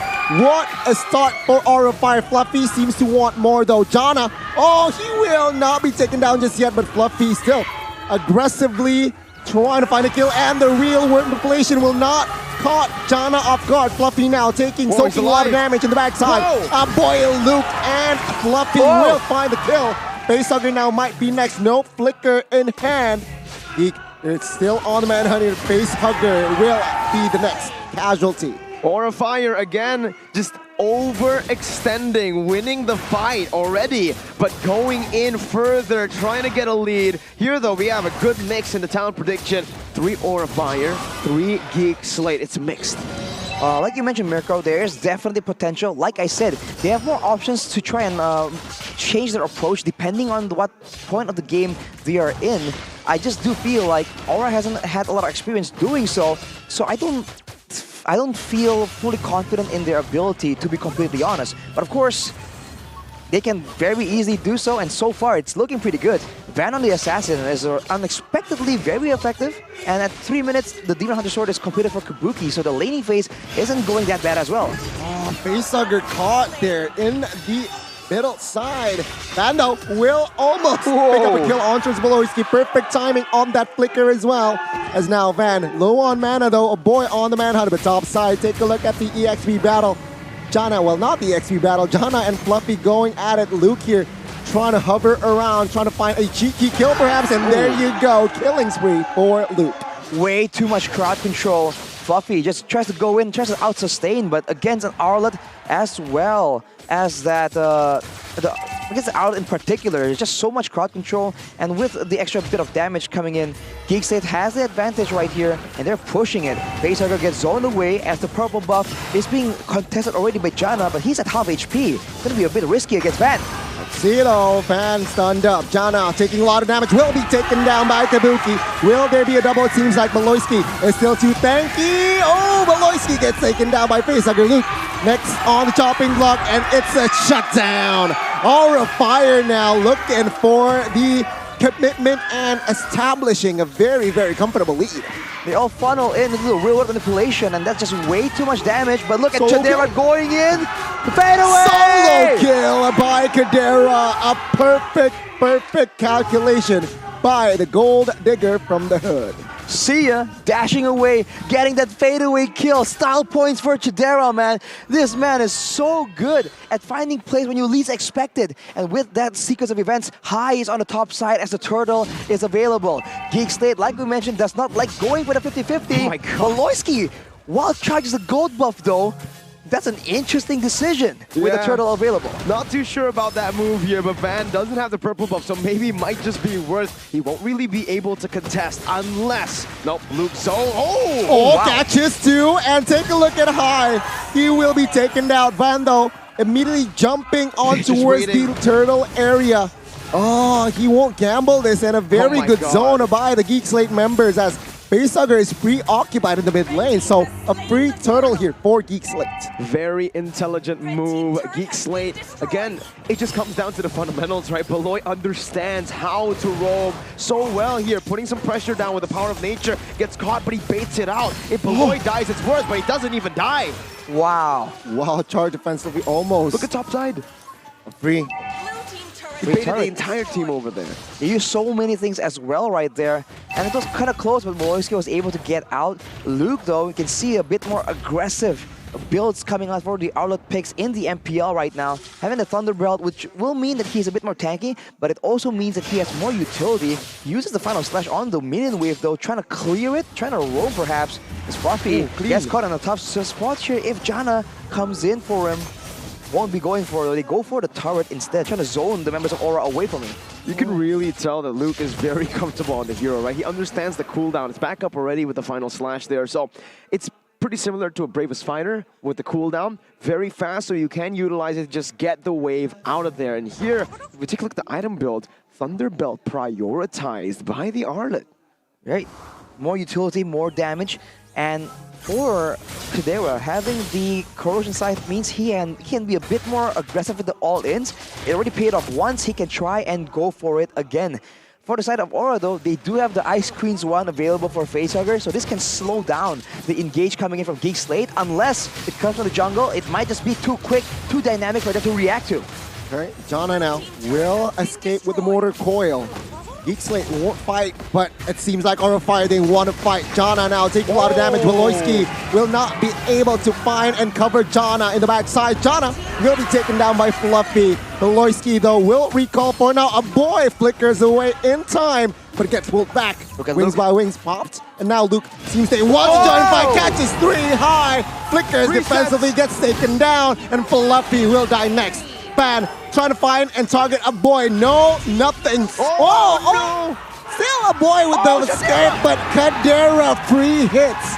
And it's gonna be Van taken down. What a play! What an amazing performance here by GEEK SLATE. I mean, Kabuki really outdone himself there with the Purify, right? Blazing Duet, Purify, instantly getting away from the wild charge, but GEEK SLATE played that even better, forcing Aura Fire to go for that prolonged team fight, and Van miscalculating on his damage just by a bit there. He wasn't able to get a boy. That would have been worth it. It was a shutdown and he picked it up.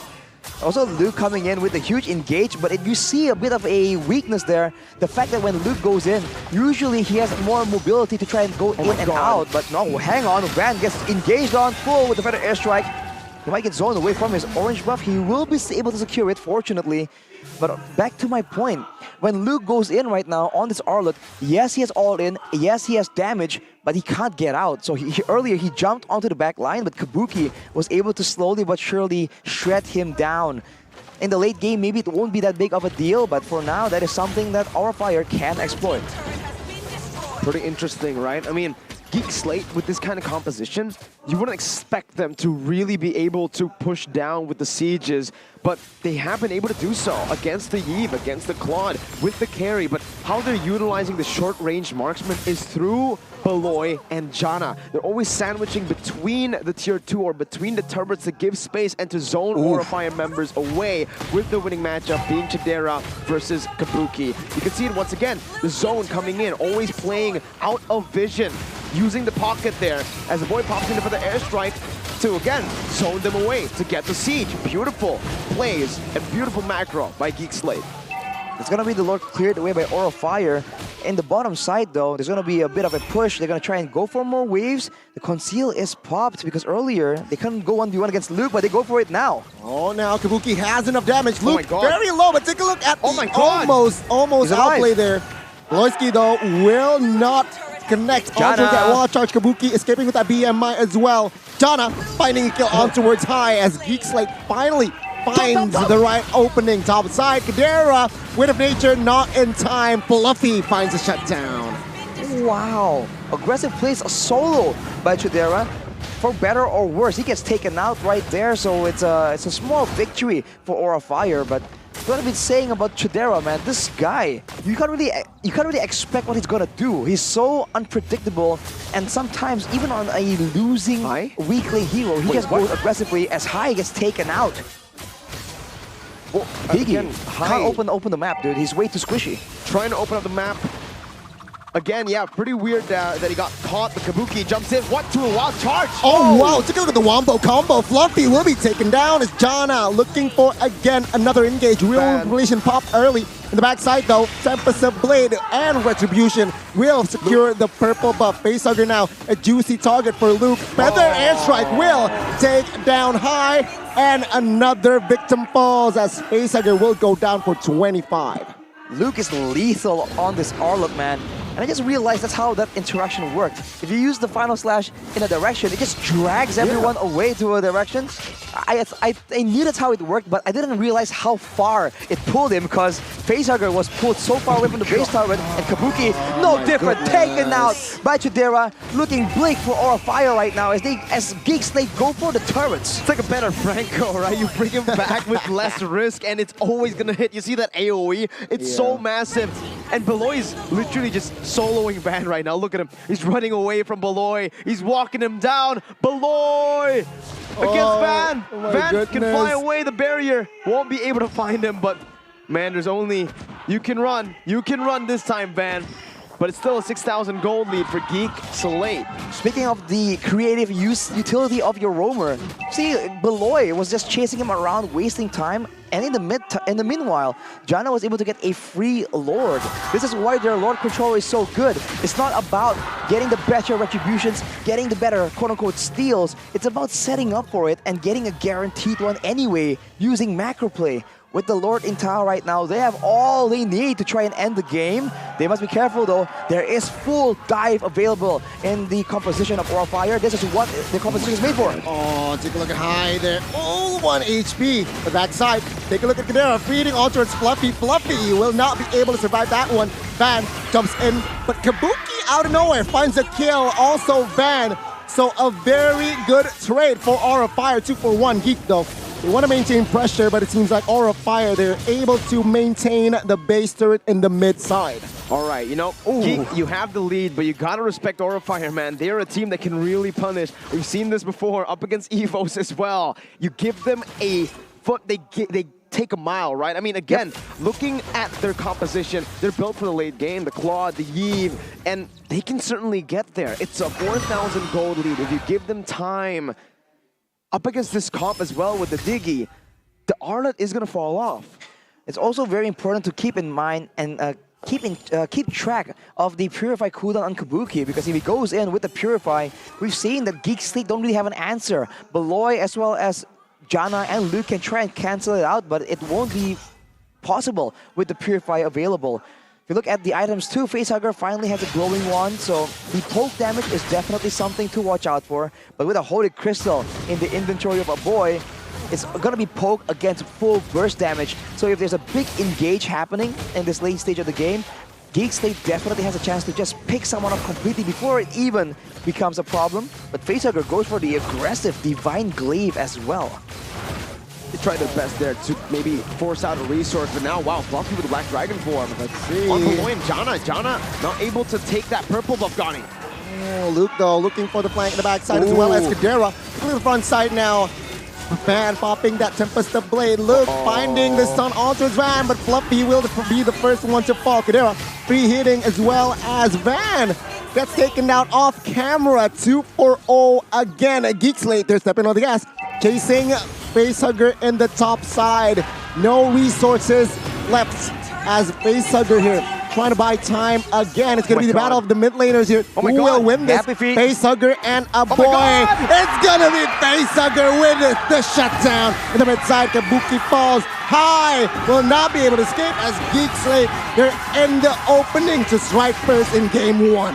A boy lost the battle, but he won the war in the end. 1-0 to GEEK SLATE. It doesn't even matter if he loses there. Making sure that the mage, the high ground clear from Aura, isn't available is all they need. This is what we're talking about. It's not about getting the kills. It's not just about winning the fights. It's what comes after. GEEK SLATE is so smart at doing so. They don't care if they lose a boy, because then everyone else can just end the game. Even if Facehugger survives there, he will not be able to recall in time to save that game regardless. It's just so clean, so intelligent from GEEK SLATE, so next level when it comes to the decision making. It's never one-dimensional, it's never that simple. I agree, man. GEEK SLATE looking scary, very unpredictable in the way they take these games, but on the other side, the complete opposite. Aura Fire, readable, even there. It felt very easy for GEEK SLATE to bait out the time journey. High even flickered forward. Instead of just staying with the back line and waiting for the Arlott to actually jump in, right? Again, a lot of questions going to be raised here for the side of Aura Fire. High Is he really suited for this roam position, especially on the reactive roamers? Flickering forward, 6 deaths, opening up the map on the Diggy. Maybe it worked back in the day with the feeding Diggy strat, but here it's a completely different patch, completely different meta, and I don't think Aura Fire has what it takes to pull the Diggy off. That's the issue right here. He is in a team with a Yuzong and a Ling, right? No one else can actually take that the front side. If the Yuzong goes for it, he can get completely bursted down without even popping the Black Dragon form, and that's Fluffy just losing a whole lot of efficiency. If he doesn't do that, then Van is usually on a Fredrin, on a tank utility hero, but with all of his heroes banned away, he's on a Ling, he can't open the map either. So Vision game is completely abused by GEEK SLATE, and as always, when they have Vision, that's where they get creative. That final engagement was so sporadic, right? They were going on to Beloy and Janna, and out of nowhere, out comes from the side, Luke, as well as Chidera, I believe. So everyone has no issue breaking apart in an unconventional formation for these fights. Again, I feel like in Game 2, they really need to secure Van's Zero in the first phase. If not, it's just going to be another same approach here from the side of GEEK SLATE. Just limiting the options for Van. Again, asking the same question, what are you going to use? Are you comfortable on that assassin? And it seems like based on Game 1, Van was lost. The execution by GEEK SLATE, so well placed, right? I think for the draft, it was pretty good. We could see both sides. We could see the winning conditions from both sides and the idea of the draft, but the execution for GEEK, clean gameplay, understood exactly when to utilize their CC once the time journey is out. Baiting, bobbing and weaving, baiting out those time journeys, right? That's what we saw. Meanwhile, for Aura, they got baited. They got denied all their comfort picks, especially for Van. And this is a big, big question mark now. Aura Fire, with Van having such a limited hero pool, why do they still try to force that last phase pick for him? Honestly, it might just be a force of habit, I might just say, because usually the jungle is the role that you can flex around right here, but with how Aura Fire has been able to find success, they really can't think the same way. Facehugger, of course, gets his comfort heroes. If you look at the items right here, it's pretty one-sided. There was damage, and Kabuki was able to still farm up his core items, the Malefic Roar, as well as the Wind of Nature for some outplay potential. But if you compare his impact to Chidera, it's just nowhere close, dude. This is what I've been talking about Chidera, man. Somehow, some way, he keeps flickering forward, gets the fadeaway play as well. You don't see Marksman playing it in such a reckless manner the way he does. Benny, right? I mean, somehow it reminds us of Benny flickering forward, playing recklessly, quote unquote, but it comes to fruition. The first half, it was Skylar and Brands. Second half, it's going to be Nino and Chidera. Hopefully. Wow. Hopefully. I mean, it's going to be an interesting dynamic here. Chidera always also flickering forward, yet still the rich guy. Farms so efficiently despite dying a lot of times. Just knows where to be at the right time. He is from the hood, so he knows how to hustle like that. But the carry, though, it's going to be Luke, man. Again and again, when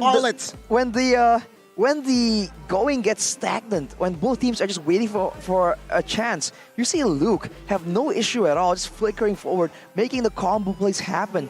With what's the enemy called?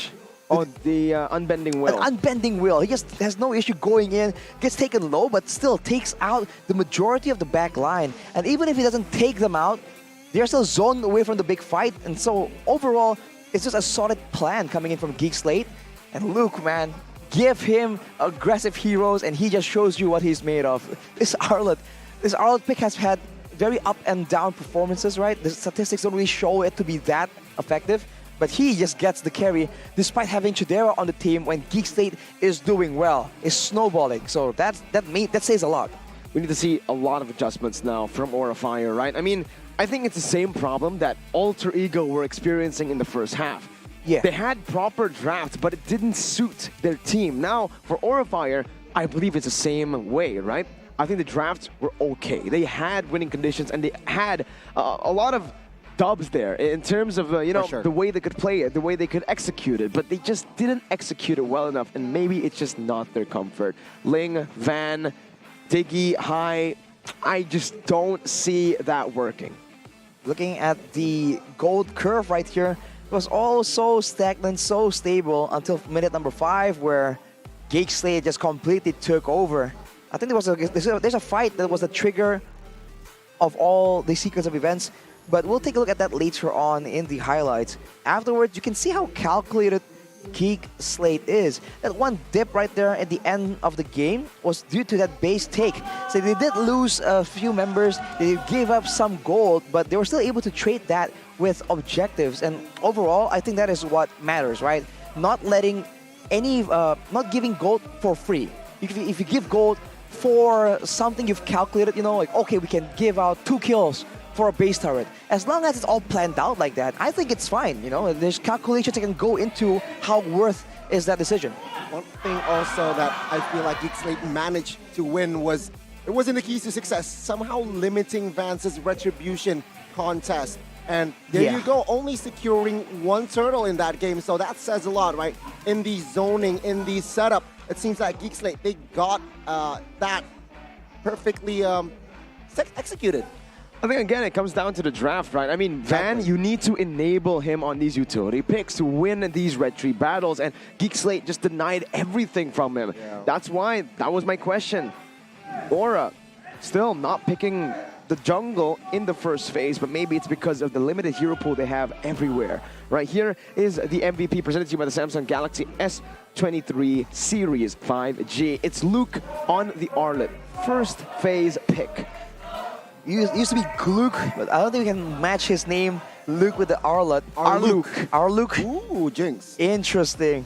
Well, 73% kill participation, and it's a bit of a mixed build right here. He has the Hunter Strike built in quite early as well. This might be because he was doing so well and he was ahead, but again, if you give him options, give him tools and income to try and take over the game, he's gonna go at it, and we see it again in this game. So the final slash. The final slash. I mean, talk about options, right? For the side of Aura, they also didn't have any way of trying to engage the fight. Maybe the Black Dragon form, but once they fell behind, the Black Dragon was just way too squishy, man. He gets swatted out of the sky by Chidera on that carry. So they need more reliable crowd control. That always seems to be how Aura tries to get an advantage. Take a look at the heat map, though. Gluck is just all over the place, pushing in the side lanes, going aggressively, even trying to go for the 1v1s as well, trying to imitate the success Cars was able to find on that Arlet. Soon, we'll take a look at the highlights, and let's see what actual maneuvers were GEEK SLATE able to employ to ensure that they have a smooth sailing game right here with their composition. Early on is the crowd control and the fact that Luke was so active, right? He was on the EXP lane making kills happen, but he also was in the mid side pressuring Facehugger, making sure that he cannot roam and can't have global presence with the real world manipulation. Afterwards, this is one of the missteps where they just funnel into that ultimate, but you can see that it happens once, it never happens again. The displacement from that the final slash, I think it's unexpected. Even I've seen it several times, I still didn't think it's gonna push people that far. Van also tries his best to try and be a carry, but it doesn't seem to be suiting his playstyle. And even if it does, being on an assassin, he's just so vulnerable when his team isn't doing that well. He gets completely shut down, he does not have enough damage to be a real threat, and without being tanky, he cannot secure the late game objective retributions as well. He gets chased down again and again, and it's always GEEK dictating the action. They push Aura Fire around wherever they need Aura Fire to be, and slowly but surely they just end it, man. Look at that final play. Like, Kabuki was trying to defend and he gets assassinated by Luke. He got swept, literally there. And right now, GEEK SLATE can actually final slash to sweep Aura Fire in the match. This is it. Aura Fire will have to see a lot of crazy adjustments, but also to add onto that, right? Ling, what are his strengths? Mobility. Yeah, mobility, catching, flanking, being an assassin. That's his role. You put a Demon Slayer emblem on him and, you know, he has to contest for these neutral objectives. He has to farm. I understand that this is a The way meta. that Ling can play. We've seen it before, like in Season 10 as well. It was everyone going for Demon Slayer, I think, except for Kyrie. But now, if you take a look at the Lings who've performed here, Super Ken, Kyrie, Albert, and even, I forgot there was another Ling out there also with the Killing Spree. The Killing Spree is what you want to go for, right? Especially in these skirmishes. I think that little bit of physical penetration in that emblem would have helped. That might have just been the kill onto a boy, the one bottom there, right? So forcing the Ling, an assassin, to play a utility role, I think it shows right there. I think in terms of farming, not able to contest with the Martis. In terms of the strength that Jack should have, flanking and assassinating, losing on the physical penetration is a lot. And with that in mind, right, he weren't able to grab more Lords, Turtles, Retribution. He's unable to grab it.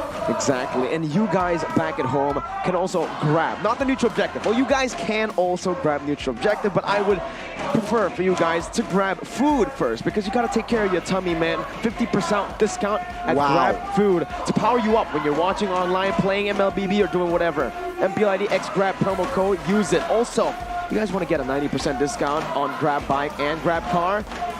If you want to watch Emanara Kuningan, you better use it right now. grb.to/MPL or scan the QR code right below Aranshi. Well, yeah, I'm getting distracted Below, by... not behind. Yeah, but I was getting distracted by the hype of the fans, man. This is why you come over and get the whole MPL experience. And while you're over here, using Grab, probably, right? Because driving in Jakarta, you know how it is. You can also check out the coming soon, as always coming soon, limited edition UBS Gold merchandise collection, XMPL, limited, man.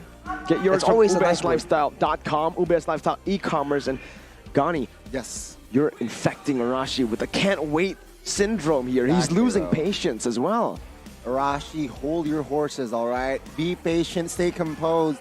Be poised. It's a small horse. Because we're gonna jump into the land of dawn. Not yet. 1 minute, 35 seconds into the draft. I can't wait. Not the, oh my God. Now I got two people who can't wait. Don't worry, guys, all right? You guys can wait now, because I'll tell you something about Indomart Point Cool. It's the loyalty/membership app to get the maximum benefit and best deals through every purchase in Indomart. By becoming Indomart Point Cool member, you can get points for every purchase, exclusive, great deals for members, and even free products or special merchandise/presents. Download the app, be a member, and always use Indomart Point Cool. In Indo, Indomart's like #1. Everybody goes to Indomart. So I buy everything there. You can even see it on the banner they have over there. It just says, unlimited value. Unlimited value. Speaking of value, come over, watch Arashi. MPL with your date, ladies and gentlemen. Gone are the days where you go to the a theme park. Come on, man. 20%. MPL time. 20% discount for 2 tickets. The minimum purchase here. You can also go for 4 tickets. That's the maximum here. What are we doing, Gani? We're chilling, we're vibing, and take a look at this, right? Ooh, MPL date again. The Aura fans here. Oh, Arashi, she's looking for a date. She is looking for a date, Arashi. I don't know, Gani, you seem to be noticing all these females on the crowd. This might be a job for you. Because you need a little controversy, because it seems so empty without you, man. Ooh, there you go, Gani. Arashi clapping back with the MPL date. Do you want the MPL date? Me?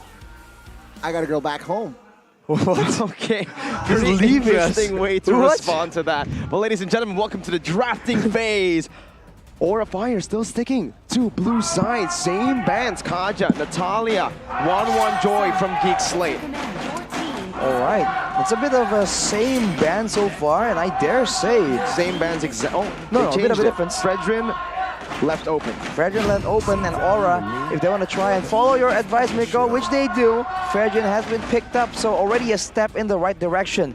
But GEEK SLATE, there's no way they're leaving this open without reason. There must be a plan right here.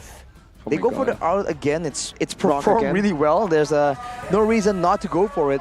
But now with everything else banned out, with the Cloud not available as well, are they going to go for a mid laner? That's usually what gets picked up early, just to hide the rest of the picks from the other roles. You're right. I mean, at this point, I think just pick up the Grok. It's so flexible. There's no reason to not go for it. But Valentina, was it banned? No, it wasn't banned in the first game. It was actually...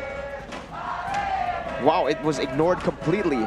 I think it was banned out in the second phase by Aura. That's about it, right? So yep, it was. It's picked up. Now it's going to be the Yves. Still same response. Melissa pickup, which is very intelligent. They don't get baited in to pick up the carry because they know the Melissa is that counter. But GEEK SLATE right now, they can actually... There's a lot of heroes still left up for grabs against the Melissa. Honestly, here, let's just take a look at Facehugger. Ranks second as the player with the highest kill participation in the sea. Wow. 8th place, by the way. I feel like he just is always active around the map, and he is one of the members that enables kind of ganks for his team. That is the way Aura Fire plays usually. Strong side lanes, and the jungle and mid laner ganks around again and again. So we can see that once he was shut down in the mid lane, Aura completely struggles to try and find some compensation, some kind of value. So right now, with the Yves and Tao, GEEK SLATE will go for the Lancelot. Janna has been shown to play a very mean tank Lancelot, so that's going to be a big problem. They're going to try and ban away some counters, but the Diggy, they want to make sure that they can engage on Aura whenever they want. Wow, it seems like here with the Diggy ban though, right? GEEK SLATE, what are they trying to say? Aura Fire in the first game with the Diggy wasn't really too successful. But it seems like GEEK SLATE, they're saying perhaps they want to pick up an Atlas possibly, no? You know, this is perfectly timed. I was about to say it, right? The Valentina, why it's so good as a first pick for GEEK SLATE is because they can actually flex it into the gold lane. One of the only teams who can actually pull this off. And Reno, this is what he said in his comment. Initial idea of Valentina gold lane came from Beloy. This guy, what can't he do? The result is good because the hero is easy to use but difficult for opponents to predict. Beloy, he handled the draft in Season 10. When he started handling the draft, taking it away from Ruben, all became good. Winning streak up until the end, until they lost to ONIC. And here GEEK SLATE with Reno helping Beloy also, and a hidden analyst, I believe, because there's no analyst on stage. They've just been performing out of their minds. They've practiced their minds out. Anyways, Diggy and Estes ban. Ensuring that they, like, Aura can't really go for the same strategy we saw coming from Alter Ego, right? Having a full cover and having a Melissa out-damage everyone, including potentially the carry. If GEEK SLATE wants to go for that carry pick, it's still possible. I think Aura will try and limit the gold laner though. Maybe try and force... Okay, well, it's gonna be the roamer being banned away, so... From the looks of it, there's a lot of burst damage, so GEEK SLATE will have to go for something a bit more aggressive. The Grok fits in a bit more flexible, and we've seen Beloyski do well on it, so no problem at all. But the Phobius makes an appearance again. Very good counter for that Lancelot for potentially Arlet as well. Here, even the Valentina. Again, with Valentina now. Aura though, with their composition, what can I use? You know what? Looking at the composition, I don't mind a Boxshore Roam here. Boxshore Roam will supplement a lot of mobility, a lot of ganking potential, along with the Fredrin and the Yves. I do feel like they need a bit more crowd control though. So it's going to be a Kufra, which is still open, which is still very effective. We saw Vin able to actually do a lot of work on this hero. So it's a hero that passed our expectations, but we see an Irithel Mirko. You know, okay. What? Irithel up against the Melissa is not that bad. Yesterday in the matchup, I really didn't like it, but this was also the way that Skyler beat the Melissa last time. The first time he actually got the dub on Irithel, it was up against Melissa. But Irithel's a good pick against Melissa because of the mobility, right? You get out of the muddles pretty easily. So as long as he does do that, I don't know, Kabuki's gonna have a really tough time in lane. So right now, it's here, it's time. Ladies and gentlemen, the drafts have been set. Is it gonna be GEEK SLATE with a 2-0 clean sweep? 2 games in the R for Luke. It's our Luke, or will Aura Fire force a 3rd game in the series? That's the question that you guys and the players will answer right about now as the portal opens up for us to dive into the land of Dawn. Welcome to game number 2. Let's see who will take game 2 again, as we are gonna see Facehugger here on an Impure Rage, and again Luke still spamming that unbending wheel emblem. Janna Cutie, as always, Probably going to go for tankiness, going with a Demon Slayer as well. Beloyski already very aggressively looking for some information. Information is key when you're playing intelligently like side of GEEK SLATE. Fluffy though is on a Purify battle spell on this Volvia, so he intends to be a full menace trying to counter Luke with the very high amount of dashes available, and now he's going to be roaming. He's going to be here earlier than Luke is. Hi, managed to catch his Beloyski here, still holding on towards that flicker though. And yeah, no first blood here in the first minute. Man, it's going to be same. I'm bending will onto Luke, so he will still have a bit better time going for all-ins instead of trades. So Fluffy can try and take advantage of that. And if you look at HP bar, he's already down to almost half. With Jana QD around, he's definitely feeling a bit of the pressure. And with the with the Turtle still 40 seconds away, it is time for both these teams to set up. But Jana, sees an opportunity, does not get to capitalize on it just yet. Oh wow, they want to go for it, I believe. Let's go, look at that. 2 for 1, first blood. Jana gets the first blood, 4th side of GEEK SLATE. Spoke too soon for sure. Bot side, Beloyski flickers away, but nope. Our fire equalizing here. Oh my god, look at the amount of gold that they get though from the turret. Boy, even he wants a part of it. Wait, they want a turret. Wow. They're going for it immediately, trying to make sure that they two kind of quote-unquote snowball. That's going to be a turret gone for GEEK SLATE already, and they're not done just yet. Luke goes in. Oh, Fluffy now gets the Terrify. Fluffy will be able to escape. Van though jumps in on towards Luke, finds the kill. Jana, no, not enough damage here on towards Van as the turtle is up. It seems like now it's going to be their main agenda. A bit of a blunder there by Luke, using the Vengeance right before the CC comes in, so it did not reset. Now it's the turtle contest. High already with a Tyrant's Revenge. Let's see. Oh, High will not connect. Beloyski though gets taken out. Van finding the turtle as well. Now Phobius pops the Demonic Force, cancelled by Luke. Now let's see the damage comes through on towards Jana and gets the double. Aura Fire in game 2. They're looking very solid. Fluffy though will die in the process as well, as it's going to be 1 for 1. But the turtle will fall to the hands of the Red Dragons. Action all over the map, but let's take a look at the highlighted matchup here. It will determine how the mid-game goes. In the gold, then Chidera is actually 1 level below Kabuki, so Kabuki is still having a better time. Like Mirko mentioned, it's a dominant laner, is Melissa, and without any interference coming in from the jungle or the roamer, Kabuki is trying to make the best out of the situation. You can take advice from Kabuki when it comes to laning. He's a great player, amazing player, exactly. But don't take advice when it comes to the skin game because, man, there's the Jujutsu Kaisen skin right now, and he still uses the classic one. All right, MLBB X Jujutsu Kaisen skins are now available for everybody in the game. Join the MLBB X Jujutsu Kaisen collaboration gacha event right now, as it will end on the 20th of March. You still have a few days to get there to get your picks. Arashi just got the Melissa skin actually yesterday. Yeah, I did a random 10 roll and I got the Melissa, so I can save the redeem, the currency to try and get the Julian skin. But for now, GEEK SLATE, they're just getting pushed back actually. In this mid-game, Aura Fire actually has the gold advantage despite actually losing a turret early on. Beloyski here chunked, but he's quite okay. Van will not commit on towards that one, but High catching Jana in the river. Will this be committed? Oh, Jana will be able to escape with the puncture. And it seems like Aura Fire here looked still for more perhaps. Let's see. You saw a lane swap being done right here. Melissa is now on the top side, so Kabuki will be away from all the action. This might be exactly what they want, but GEEK SLATE, they like going for Chidera in the midst of a big fight, so if they don't try and get a huge capitalization here, they might just lose out as Chidera is forced to rotate, but now it seems that Kabuki is the one approaching the fight. The retreat battle now. Jana will find it. Luke, though, will be the frontliner as he gets taken down by Facehugger. No engages more. And yeah, GEEK SLATE again losing the turtle and the fight. The Phobius is a big problem right here for the side of GEEK SLATE. Beloy already flickering out there. This might be the purple buff stolen away. Oh, not a good sign here. Aura. Oh, yeah. Yep. Van gets it. Van just gets it away, and that's going to be a Lancelot without a purple buff. Facehugger now has the Ice Queen's one as well, so the chase, the Kai is going to be even more difficult for GEEK SLATE to deal with because their dashes are getting completely countered right here. There's a Cooper that just stops the dashes all outright. Luke and Janna cannot be nearly as invincible, as mobile or survivable without those dashes.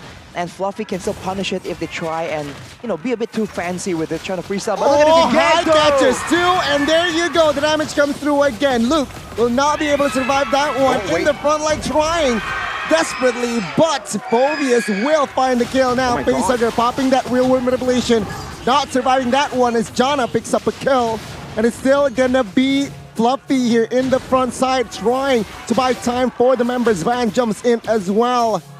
Boy, though, will be able to escape, and it's going to be 2-4-1.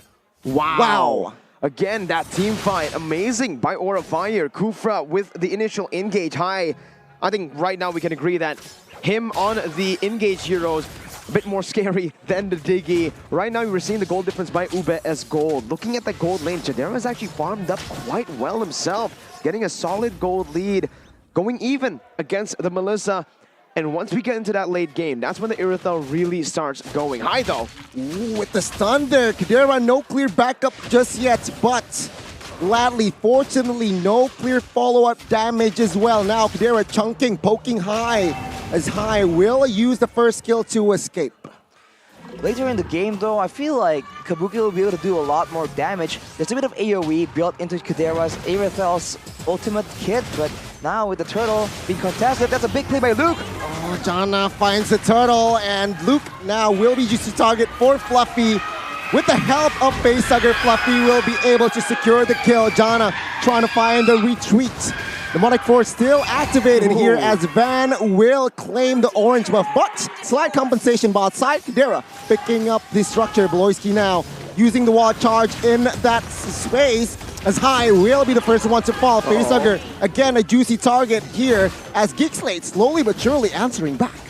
Wow, again, such a good play by GEEK SLATE there. You know, the way they utilize Luke, now that he's so behind compared to his enemy laner, he's just utility. He uses the final slash just to bait out, just to CC Van right as the retribution battle comes through, so it's never a 50-50. I think he has been doing this twice now. 0-4, but it's still extremely, extremely useful to the team. Again, these final slashes might determine how these team fights play out.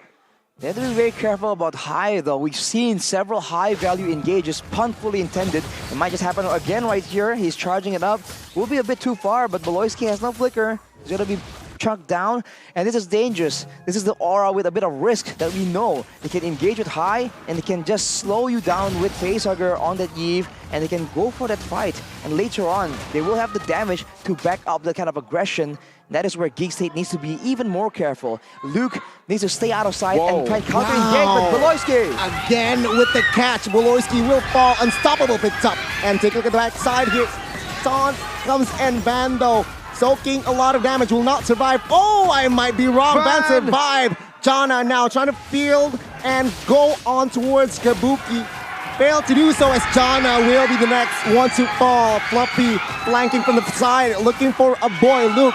No clear follow-up, no clear backup. He gets taken down as well. One by one, GEEK SLATE, they're looking like they're dismantled. No damage from Chadera. He was free hitting the entire time. He basically just tickled the frontliners from Aura Fire. What items do you need to actually deal damage on this hero? It feels even though they've countered Kabuki in lane, there's not much they can do in these team fights. He just keeps hitting and it just needs more items, I believe. And maybe a boy can be the damage source that they really need right here. But unfortunately, that's going to be a Lord picked up by Aura, and Beloyski might follow suit.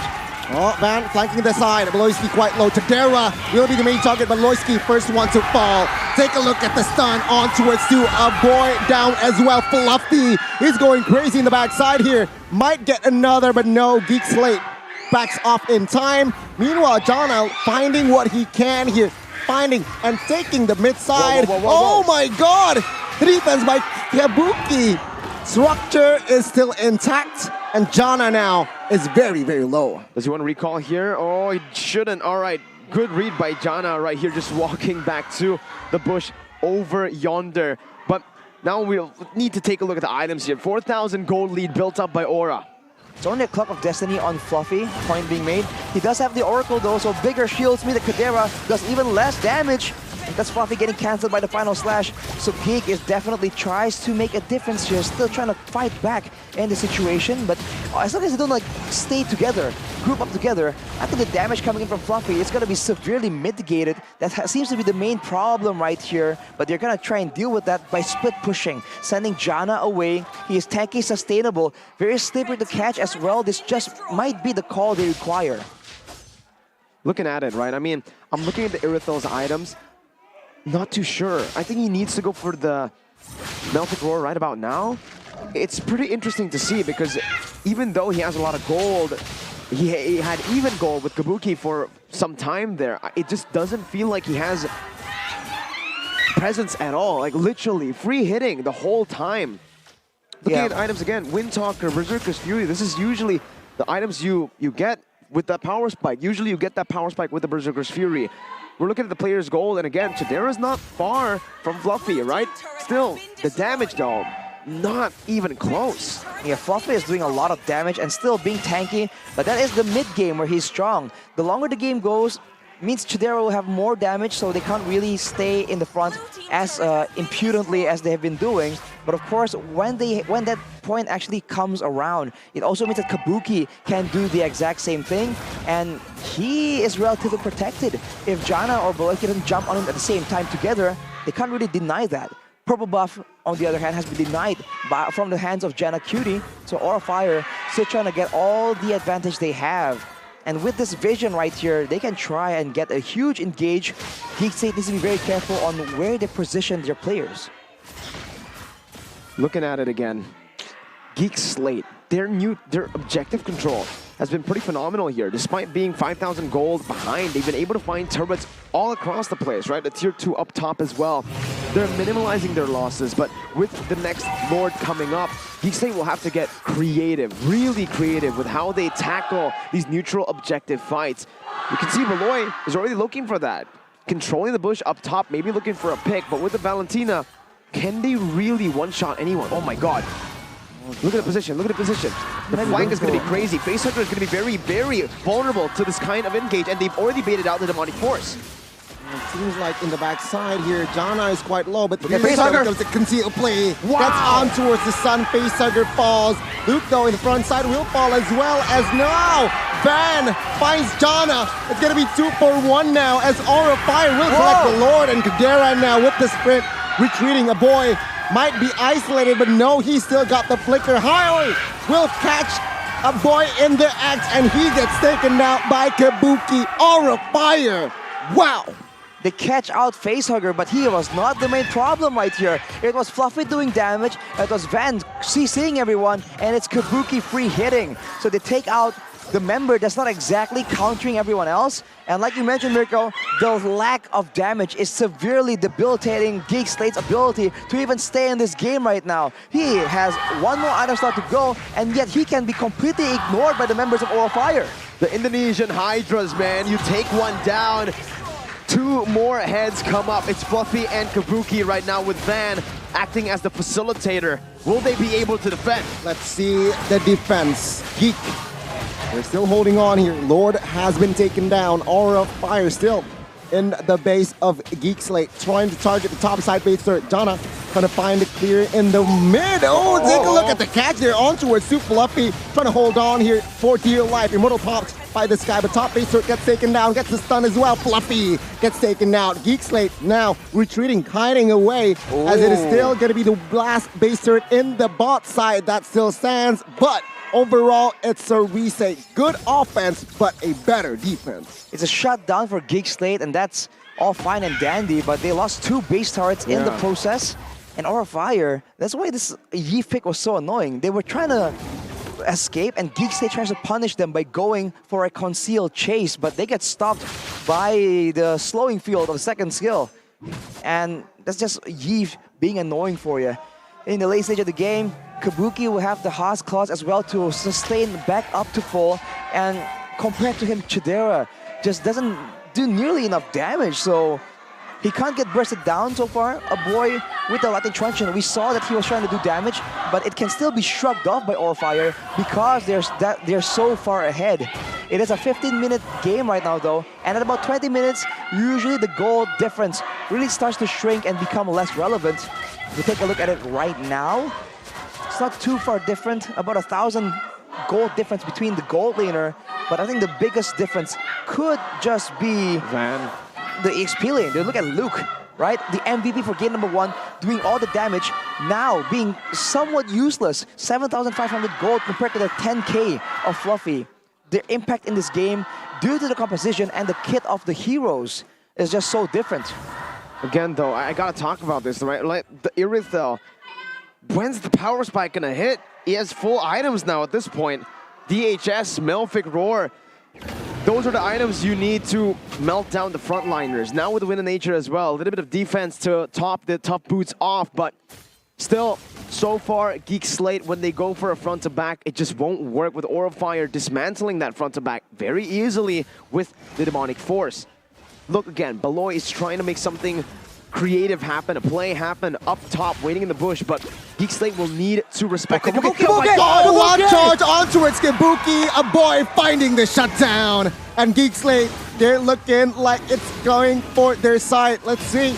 Oh, the taunt jumps in here. Van trying to zoke in the damage. Oh, the 2-man stun comes through. No clear follow-up damage though, as take a look at Fluffy with the Demonic Force trying to cover. Luke gets taken out now 1-for-1. Oh Jana finding another kill. Let's take a look at High, flickering away. Beloyski in the backside. Fluffy again still trying to be a menace here. Kadera gets taken out by this guy. As GEEK SLATE now, they're on the retreat. Aura Fire, they are firing back. Beloyski now caught. No clear damage though, as Jana trying to cover, finds a stun, finds a Terrify as well. Fluffy trying to hold on with Van. Van still has the Immortal now, as a boy now trying to find the cover, trying to find the damage as well. High jumps in, trying to charge, not enough range. Fluffy now with the Demonic Force trying to find an angle onto it. A boy, he gets taken out here for sure. As Fluffy is unstoppable now. Jana and Beloyski will not be able to kill this guy. The Irithel in the late game. You mentioned it, Arashi. If he scales, nothing happens. Nothing. No damage to the frontliners. No damage whatsoever to anyone. He wasn't even able to kill Van. Fluffy, even Facehugger was able to walk away from that one. And now, this is the big problem. Irithel. It's just so little damage, and honestly, I feel like it could have went better for GEEK SLATE, but they tunneled in to try and get the kill, and they fall victim to Fluffy, punishing all the dashes. Now with the Lord coming in, Aura goes for the final play. Let's see. Oh, GEEK SLATE, they're defending. Base quite exposed. Real World Relation pops. Wait, what? Fluffy in the backside, trying to deal damage on towards a boy. Particularly the front side now. Go away, popped. Jana whiz low, and Luke, though, it will die in the process. Jana will be taken down next, as it is Aura Fire here in Game 2. They're able to equalize, and let's say hello to Game 3. What a game by Aura Fire. A brilliant Phobius pick right there. Chidera also in the final moments walking into the real world regulation range, dying. And again, I don't think it would have mattered much because of the Irithel just not having an impact at all in this game, the team fights. But Aura Fire, what a well-played and well-picked draft, man. Out-drafted for sure. Completely. If you look at the main issues for the side of GEEK SLATE, it was the Kupra, it was the Phobius. Both were saved for that final 2 picks. After showing the Lancelot, the Valentina, and the Arlott, way too many dashes, and they really didn't expect Aura to draft to punish that. They have the Grok and the Irithel for the final 2 picks, but at that point, it really didn't matter, man. Honestly, I really felt like if they went with the carry, this could have been a better game for them for sure. Yeah. They can kite back away from the Phobius and shred him down, right? That fight and the last stage of the game is so unreal. They were able to find Melissa, of all people, Kabuki, the main man, right? The main person that needs to be taken out, and yet afterwards, yes, they could have executed better afterwards in the team fight, but it really shouldn't be that close. They lost a 4v5. It shouldn't be close at all. I mean, late game with a marksman full build. Facehugger was zoned away. He was low. That was Fluffy versus the world. And he took the game, put it on his back, saying, hey, it's all right, Kabuki, I got this. You know what? I want whatever Fluffy is having. He's having Phobius. I want Phobius now. I mean, wanna he play was Phobius, yeah. unstoppable. Nobody was, not enough damage. And sure, it's the Oracle, right? It's his items that just adds the regeneration, but it doesn't make sense. No, was there any dominance ice from the right side? There was Sure, a lot sure. of dominance ice. What was They just he lack on? damage. They just Everyone lack damage. dash. It was, okay, firstly, Oh my it was them goodness. lacking damage. Secondly, everyone enables the demonic force. Literally everyone. Arlet, even the Grok with the ultimate right Even the there. Probably the Irithel. only one. The Irithel with the ultimate, true. And on top of that, there's so many displacements coming in from Aura Fire too to enable that demonic force. Hi. Boom. That's a displacement. That's a lot of demonic force procs. And on top of that, again, that's why I really thought the Valentina was going to be flexed into the gold lane. Then maybe they could pick up a Lunox in the mid lane, What about right? Brody? Was it banned? I don't really like the Brody there. Against the Melissa, the Brody, oh, it's such a bad time for the Brody. Anyways, though, I think I really hate the carry into the Melissa, Rashi, but I think in this case, anything is better than the Irithel. Oh my god, I hate Irithel. Such a bad hero. Right in this now, you meta. can't really argue with that, man. Shadera was farming up. He had the items. He was left alone to free hit a lot of times during the course of this game, and yet everyone was able to shrug off that damage. Moskov could have been an answer too. Did they ban it? Yeah, they did. Smart. Aura. Wow. Yeah, they banned out the Moskov. Literally, I feel like there's so many... Anything but the Irithel, man, at this point. With how disappointing the results were with this game, I think teams are going to take note and say that this Irithel should not be considered, No man. dominance ice, bro. No dominance ice from the right side. Did they sell it towards Maybe. the end? You're right. There's no dominance ice at all. I think that's... No NOD, no dominance If they ice. actually didn't go for any dominance ice throughout the game, I'm not sure if they sold it towards the end, but why would they sell it towards the end anyways? No dominance ice, you're right, Gani. No respect given from GEEK SLATE over to Aura Fire at all. They completely ignored Fluffy, and that's why the shield, that's why he does no damage. It's not just because of the Irithel. I think we'll see the charts to actually see if the Irithel does damage, but you're right. No dominance ice. This is so strange to see in this level of play, Arashi. There's some items missing around, so maybe it was sold. We'll have to see if we can spot one later on. But I was thinking that a boy, we talk about Valentina damage, being subtle, and if he's left alone, he's going to do a lot of damage. I guess without Dominance Ice, without NOD, proper follow-up, extra benefit, like a boy, right? We talked about him being the big star of the show right here, able to actually carry the team. On this Valentina, we'll have to look at the stats and see if he is still indeed the carry, because Chadera was doing nothing there with the damage, man. It's not just only on the Phobius, even on the rest of the team. Right. That's the crazy part. If the Phobius is able to withstand all the damage, okay, fine, the kit makes sense, everything makes sense, but even on the Fredrin, high on the Kufra, he wasn't able to do a lot of damage at all. Funny enough, the rich guy is gonna be Van on the jungle for the first time in a long time. The carry is indeed a boy. It just wasn't enough, man. Look at Fluffy. In the late game, it's just about the gold lane. The constant basic attacks needs to be there. The sandbag on the Fluffy, 170,000? What? Man, Fluffy. That's ridiculous, dude. I mean, I think this is proof that there was no Dominance Ice. There was no anti-regen. It took 170,000 damage, and he was always always full HP. What the heck? And with Oracle, right? With Oracle, with everything. Oh my That's goodness. the reason why Fluffy was They were unkillable. up against Fredrin too. There's so much sustain. I cannot Lifesteal believe from it. Melissa. I don't understand. I need to take a look again. I need to watch, the replay and skip to those items, the Right. item I don't sheets, think they because would sell. exactly. Yeah, if I they don't think they would sell it, but it just. I need to It's Rashi, such, take it's it such away. an elementary mistake that we weren't looking out for it, right? We thought for sure there'll be a Dominance Ice or something of that nature against a Fredrin and a Phobius. If they completely overlook this... They didn't. They didn't build Dominance Ice at all. No. Wow. Anti-regen. I'm looking at it right now on my screen, ladies and gentlemen. Throughout the game. To be fair, I guess Wow. I guess who would be expected to build it was going to be Luke, right? Just diving in, tanking the damage in the front, but maybe he was just way too behind, and by the time he has items, he feels like he needs some other tools to actually be relevant. I thought that at least Beloyski will definitely have one right? But that's unfortunate. See a bit of a gold dip here on the gold curve towards the side of GEEK SLATE. When they're trying to go for that final fight, they were able to get the shutdown onto Kabuki and get a few kills in that fight, but overall, it just did not matter, man.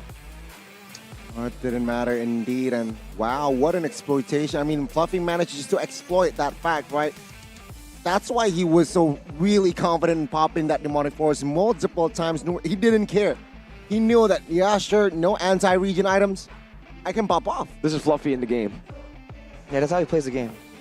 I mean, again, I'm really like, I'm trying to think about like what the idea was, right? Because surely it has to be like a creative decision, right? I think they were thinking, what I could kind of like rudimentary craft mistake here is the fact that they are thinking, okay, we can't match the damage output. Let's just go for the dives, which is what they were trying to do, right? Skirt around Fluffy and get to Facehugger, get to Kabuki, pick him off completely, and then with 5 people beating down on the Phobius, surely he'll get taken out. Unfortunately, we won't be able to see if that's, we can't see if we can test that out and see if he actually gets taken out. He is the MVP though by the Samsung Galaxy S23 Series 5G. So aggressive here. We had the Cloak of Destiny, the Ice Queen's one as well. He was slowing everyone down, and in the particular fights with how the composition really comes together for Aura, they're able to just corral GEEK SLATE into a circle, and when Fluffy goes for the Demonic Force, that's just a lot of damage. So usually, it's the opposite. GEEK SLATE spread around, confuses you, but now with everyone so dominant in the composition of Aura Fire in game number 2, they're able to gather around GEEK SLATE and just minimize the chance for the flank and the catch. And get credit to them, they found the Melissa pickoff, and yet they still lost. That is unreal, man. That should not happen at all. Looking at the heat map right here, you can see just how deep Fluffy was going all the way in the back, because there's so many dashes, right? Everything is exploited from the first pick, from the first 3 picks shown by GEEK SLATE, and afterwards Aura just cruised to a pretty foregone conclusion. Let's take a look at some of the highlights right here. In the early game, they also had more engaged tools. They have outplay potential, and so they're having a much better time. Luke also gets completely shut down. He was the MVP for game number 1, but with all the counters available on the side of Aura, he just was not able to try and make any plays happen. And look at this damage coming in from the Demonic Force, man. GEEK SLATE just have to be a bit more clean with how they approach these fights. I honestly think they played the fights as good as they could. It just comes down to firstly the outdraft, look at Iritho, and then this is the fight, Arashi, 4v5. Just look at Chidera, no damage at all. Not gonna be able to like burst anyone down. High takes a bit, but even there, he's not able to finish him off. And Fluffy, no dominance ice, full HP every fight. Look at the maneuver, right? They saw Fluffy there, but they decided, like, let's ignore Fluffy and take out Facehugger. Take out the rest of the team first. It makes sense, but man, that was a costly mistake they made right there. There's no guarantee that they were still going to be able to actually take Fluffy out there. So, all comes down back to the drafts, but that is definitely one of the key moments of the game. So, Aura Fire, showing again that we can draft too, man. Don't count us out just yet. But what you can count on is us coming back, because we're going to be taking a short break right here. Just a short break, so stay tuned and don't go anywhere, ladies and gentlemen.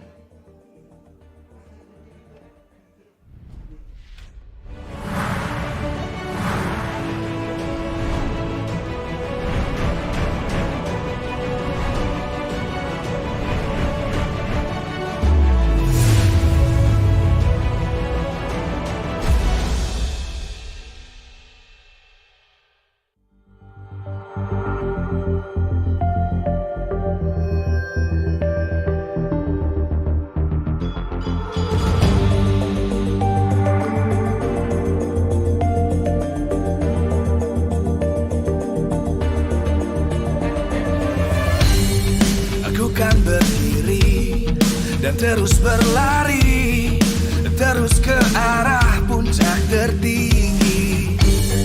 Ku takkan berhenti, hanya sampai di sini. Kemenangan abadi menanti. You know we won't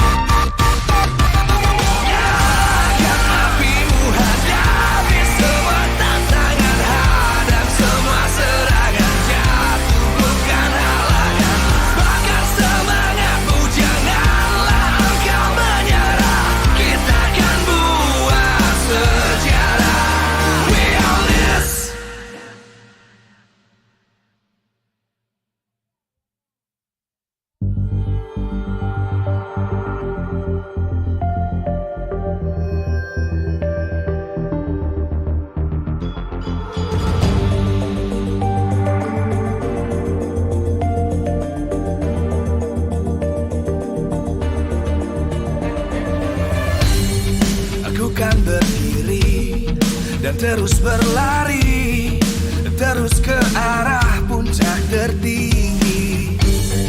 Ku takkan berhenti, hanya sampai di sini. Kemenangan abadi menanti. You know we won't miss if we unite our focus. And if you haven't noticed, we all live. Nyalakan apimu, hadapi semua tantangan, hadap semua serangan, jatuh bukan halangan. Bakar semangatmu, janganlah engkau menyerah. Kita akan buat sejarah. We all this, we won't miss. We all this, we won't miss. Saatnya beraksi, jalani ambisi. Aku kan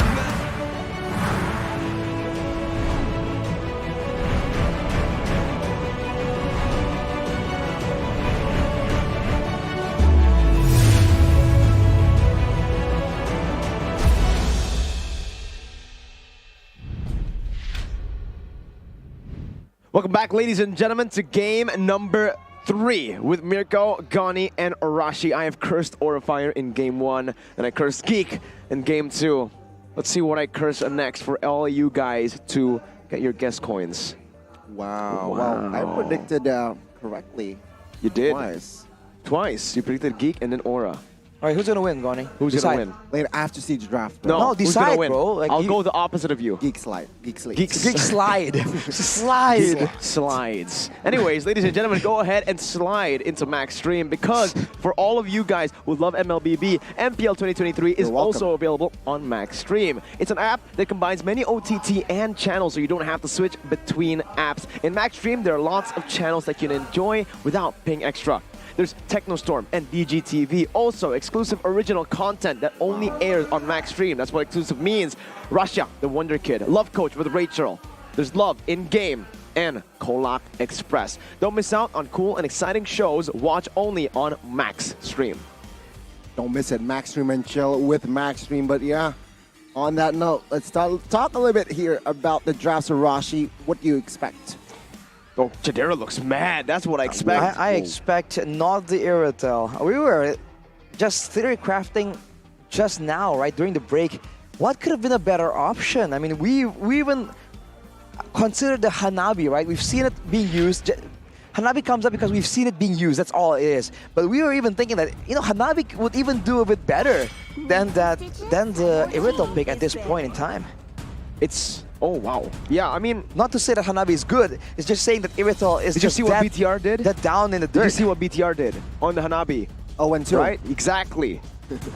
So I don't know about it. So anyways... Well, it was close though. It was close. Yeah. Match 2, game 3. This is a very close series as well. Geek though, Claude and Melissa, they hate Kabuki. They really hate Kabuki. Right now, Chidera, that's why he was mad. He's like, all right, just give me a winning lane. Just give me a winning matchup. I'll win it. I'm Chidera. He is Chidera, and it seems like he is mad at this point, right? So, Geek Slate, what are they going to prio?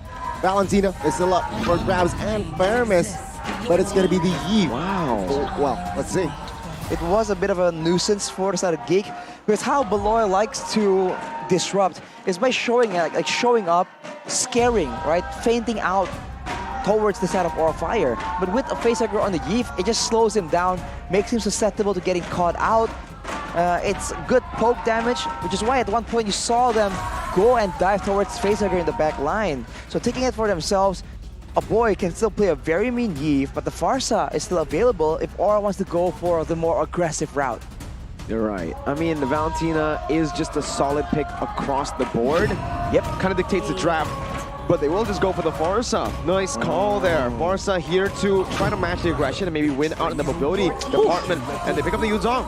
Good picks here coming in from Aurafire. Farsa, and then they pick up the counter, denying it from Geek Slate. But Geek can always just pick up the Lapu that can go up against... Oh, I forgot. We're in it for Gluck. Luke, finally, leg 2. And I feel like Brody here should come naturally, no? I don't know about that. I think they can just save it for now. There's no real reason to force that 3 out. 3 MMs been out already? You know, Chidera, he's a mean individual. like Irithel in game 2. Yeah, you can always go for the Irithel again in game 3 this time, right? But yeah, you're right. Oh, no, I'm right. Yeah, Natalia, right. they go for the Natalia. They don't go for a marksman. They're saying, Kabuki, go ahead, pick your gold laner. I want to pick Chidera a winning lane. That's what GEEK SLATE is going for. And keep in mind, this Natalia is absolutely menacing from the side of GEEK SLATE. Was able to turn the tides completely all the way in the late game with this Natalia. Any kind of vulnerable mid laner is at risk, and we've seen a bit of a deja vu here. The Pharsa against Natalia. I believe it was GEEK SLATE against Alter Ego, where Udil was relied on to be that long-range AoE damage. He was not allowed to even participate, constantly getting shut down, getting bursted down before he can even do anything. The Grok pick, though, gets picked up by Aura Fire, so GEEK SLATE will not be able to use that roamer flex pick situation, that big engage. So GEEK, having good for the engage tool, supplemented by the slows coming in from the Yves, and putting Beloyski on a more aggressive role. So far, it does make sense. All right, it's time for the 4 marksman bans, right? From Yeah, Aura, they I ban think 2 so. marksmen, GEEK SLATE going for 2 marksmen, and then they will meet up in, okay, not marksmen, just gold laners, okay? Herith ban now, GEEK SLATE. You gonna go for the carry, the Brody? Which one are you gonna go for right now? What if like a Lunox is gonna make an appearance, man? What if it gets banned? What if it's a use on gold? Oh, it's still the Alice. Yo, he really respects the Alice, but this time it makes sense. They have the glue, right? The glue can literally just give all the sustain necessary for that Alice. Aura Fire, though, honestly, at this point, they can just keep on going for the bans. Now, maybe the Brody, and then they pick up the carry, right? Then there's no bullies left, and Aura Fire has the first pick in the second phase. Let's see here. Aura Fire, will they commit to another gold laner? They should. I mean, they will have the first pick in the second phase, so why not like limit Kadera again? Putting him heroes on an Irithel, where he was quite irrelevant in game 2. Let's see. Aura Fire. What do you think, Rashi? Aura Fire, like Nico mentioned, banning the gold laner still make a bit of sense, but they go for the Akai actually, so they want to make sure they can get their hands onto the members of GEEK SLATE right here. And GEEK SLATE, as a response, ban out a Diggy as well, so it seems like both teams are planning on going full dive with help of the artillery. It's a bit of a similar approach, and usually when it comes to situations like this, the team with more crowd control has more options, right? They can bait out things more easily, they can use less crowd control because they have more in stock later on. But with both teams not selecting the gold laner just yet, I feel like the Brody provides a bit more crowd control as well, and it's a bit more flexible. Aura might pick it up here, or they can wait for it to be the final pick for Kabuki. They go for that carry though. So now GEEK SLATE, what could possibly be their solution? So Fanny! And a Valentina. Oh my in the gold lane. In the gold lane. Gold now. They can steal away a lot of the ultimates. Wild Charge. Black Dragon form. Airstrike. Black Dragon form. And it's also a bully in lane against the carry. Plus the Fanny. Plus the Natalia. All the kill pressure. Like you mentioned, they want to dive. And GEEK SLATE, they're a team that fully commits. They will all dive. You know, glue on Luke. Gluke. Mortis, perhaps? I mean, they can go for the Martis pick right now. Up against this composition. They need damage. They need damage to deter GEEK SLATE from going in recklessly, right? They have to stop this, the momentum, the charge that comes from GEEK when they actually go for it. Or Kufra, Rock Jungle. That could work, actually. That could work. Again, crowd control is definitely something that is required. Some slows maybe, because Kabuki is going to have a very difficult time. They go for the Martis, but I'm not sure who the Martis is going to be running towards later on in the game. It's just the peel, I believe, using the Mortal Coils CC to get out, also the anti-CC to negate some of the dive coming in, but you gotta understand that most of the dive coming in from GEEK SLATE isn't CC, it's damage, raw damage. Natalia, Fanny, Valentina, oh my goodness, there's a lot of dive.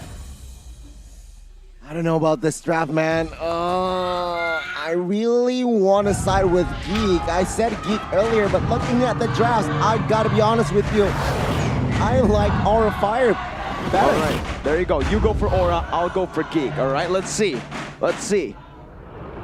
Oh yeah, I went for Geek as well here. We've seen this playstyle work out, and in the current aggressive state of the meta, I've always mentioned that there could be a strategy where you just go all in the early game and just have auto burst damage, a lot of card control. If Aura can withstand the damage though, withstand the early game, they can come back in the later stage of the game. Well, ladies and gentlemen, welcome to Game 3. It's gonna be Geek Slate and Aura Fire here, 1-1, best of 1. Who gets it? Who will win the last game? Wow. Let's see. Kabuki already getting a lot of attention right there. They're just making sure that this high and dry emblem on 2 members of their team gets put to good use. Keep in mind that in the laning phase, this is where Aura Fire is most susceptible. With all the roamers moving around, with all these assassins just moving around, and your laners being in a known spot, right, shown on the map, this is where Aura Fire needs to be very, very careful. Wow, Beloy's actually going to be able to steal that creep away, the jungle camp there from Aura. Pretty good small victory here. Chidera, he's still trying to be aggressive, but High is just waiting around in the wings, and it's an okay play, but look at the other side though. Oh, solo kill. Glook in time. Wow, the first blood. It's Glook for you, man. Winning in the lane and also going to be very solid in that late game. It all comes down to when the team fights are going to begin, because that's where Geek Slate have a bit of a problem. If they can try and make sure that all these engagements are sporadic, they have a better chance. Town's predictions, it's going to be a bit of a split with 3 members on Geek Slate still, including Radit Overman. Radit Overman. So far, looking at it, you can already see Jana also just playing it so aggressively, but he's going to be caught by the Mortal Coil, cancelled out as well. Oof. Dangerous. Still able to get out with those cables, still solid, but Chidera, this man's so annoying in the gold lane. Look at him, he's freezing the waves right here. Kabuki hasn't been able to farm hasn't been able to last hit any of these minions. He's just been constantly zoned. Well, right now Geek Slate though wants to be a bit more aggressive, but they're not finding the right opportunities. They're gonna jump onto the Martyrs though. Oh, Van here, very low. Oh boy, securing a kill. And it's a win for Geek Slate, grabbing the neutral objective and the kill. I do want to add this though, right? The composition that I don't like from Geek Slate, they're too early game oriented here, Arashi. No marksman, Fanny and Natalia, so 2 assassins with no marksman. If Aura Fire can hold out and just prolong the game, they might actually win the late game. Luke though will not be able to survive that one, assisted by the Feather Airstrike. Aura Fire responds back. Way too much damage in the early game for Gluck to be able to withstand. But on that note, Goni, that's absolutely right. If they leave this game all the way in the late game, Aura Fire have the default victory, unless Geek Slate though does something crazy. We've seen this exact situation before, having a weaker early game marksman, and yet somehow, if they can find the same kind of flank they did in the previous game, right, and get the marksman, that can work. Janakuni gets denied right here, but that rearward manipulation already just tanking out a lot of HP bars. Keep your eyes locked on the top side though, because once Janakuni makes his way up there, it's going to be dangerous for Kabuki.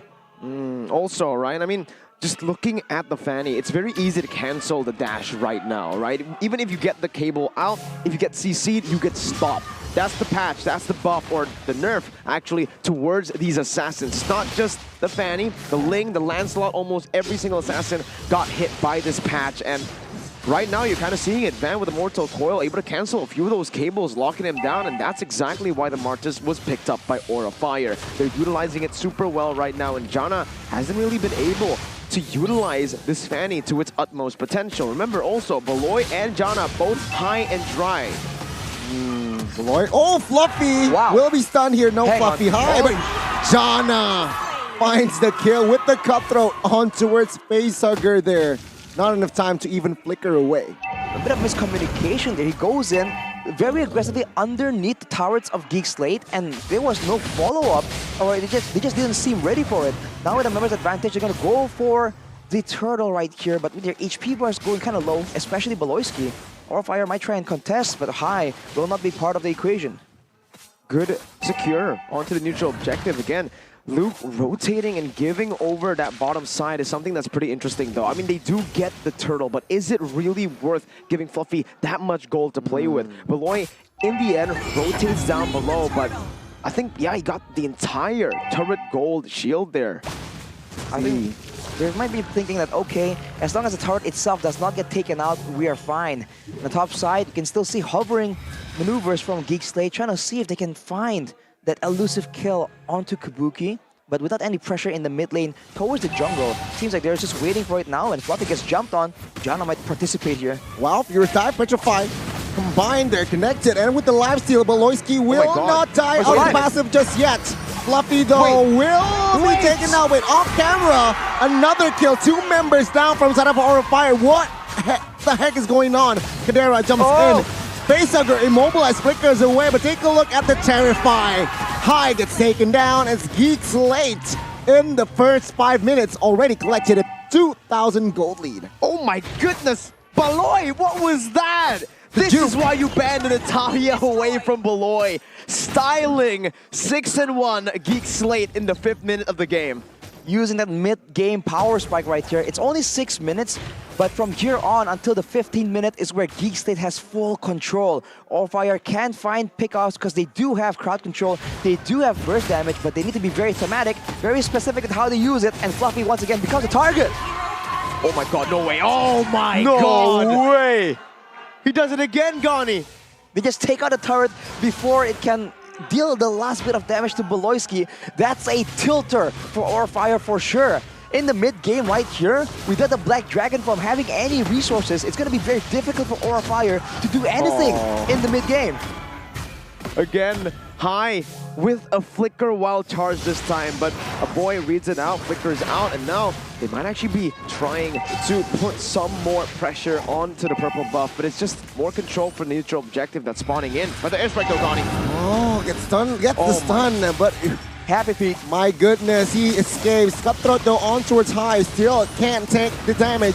High though, very low. Kadera with the burst kill. Fluffy now jumps in towards the backside, gets the stun, and he gets taken out. Not just yet. Oh, Fluffy survived that one. Kadera now dealing damage in the mid side. Ban caught by Luke, by Gluck, and he will not be taken down. It's going to be Gluck that is going to go down. But more space for GEEK SLATE to take the perfect turtle. Trades it for the turtle. Beloy doing Beloy things. Oh, wow. No execute, but it's more than enough to take him down. Fluffy on a manhunt now. Beloyski trying to sidestep, trying to juke. Oh, man. Enough range, enough calculations for Beloy to escape. He can't keep getting away with it.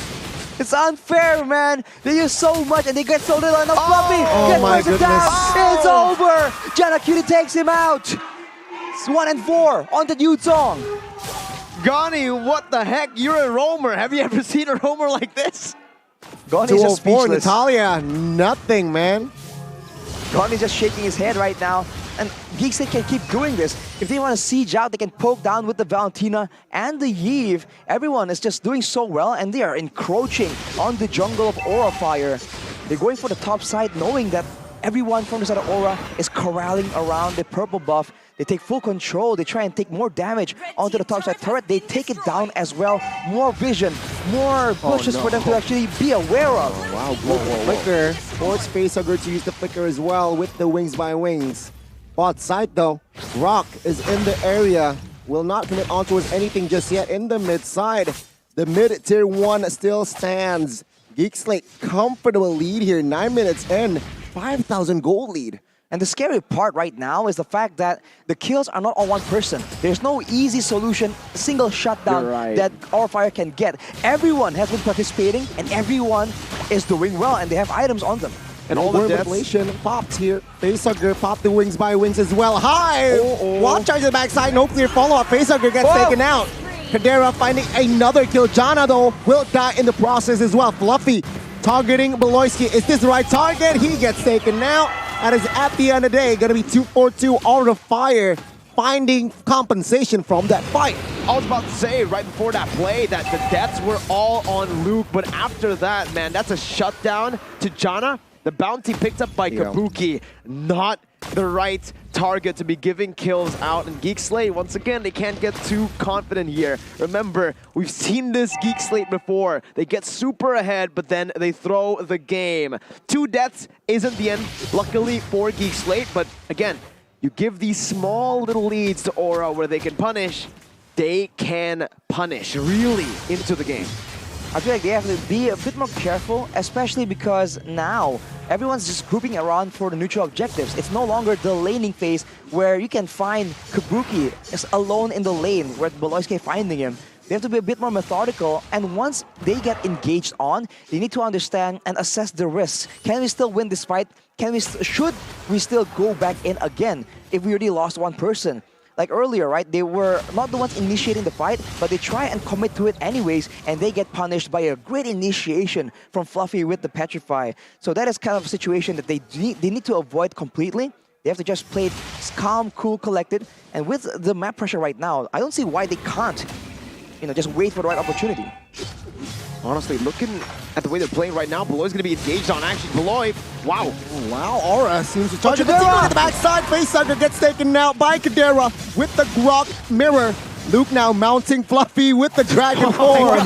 That's a sight to see. He's bringing him home. Now Van trying to soak in the damage, but take a look at the damage. Beloyski with the executes, finding a kill. 2-4-0. A Geek Slate again. Building, establishing a very strong mid game.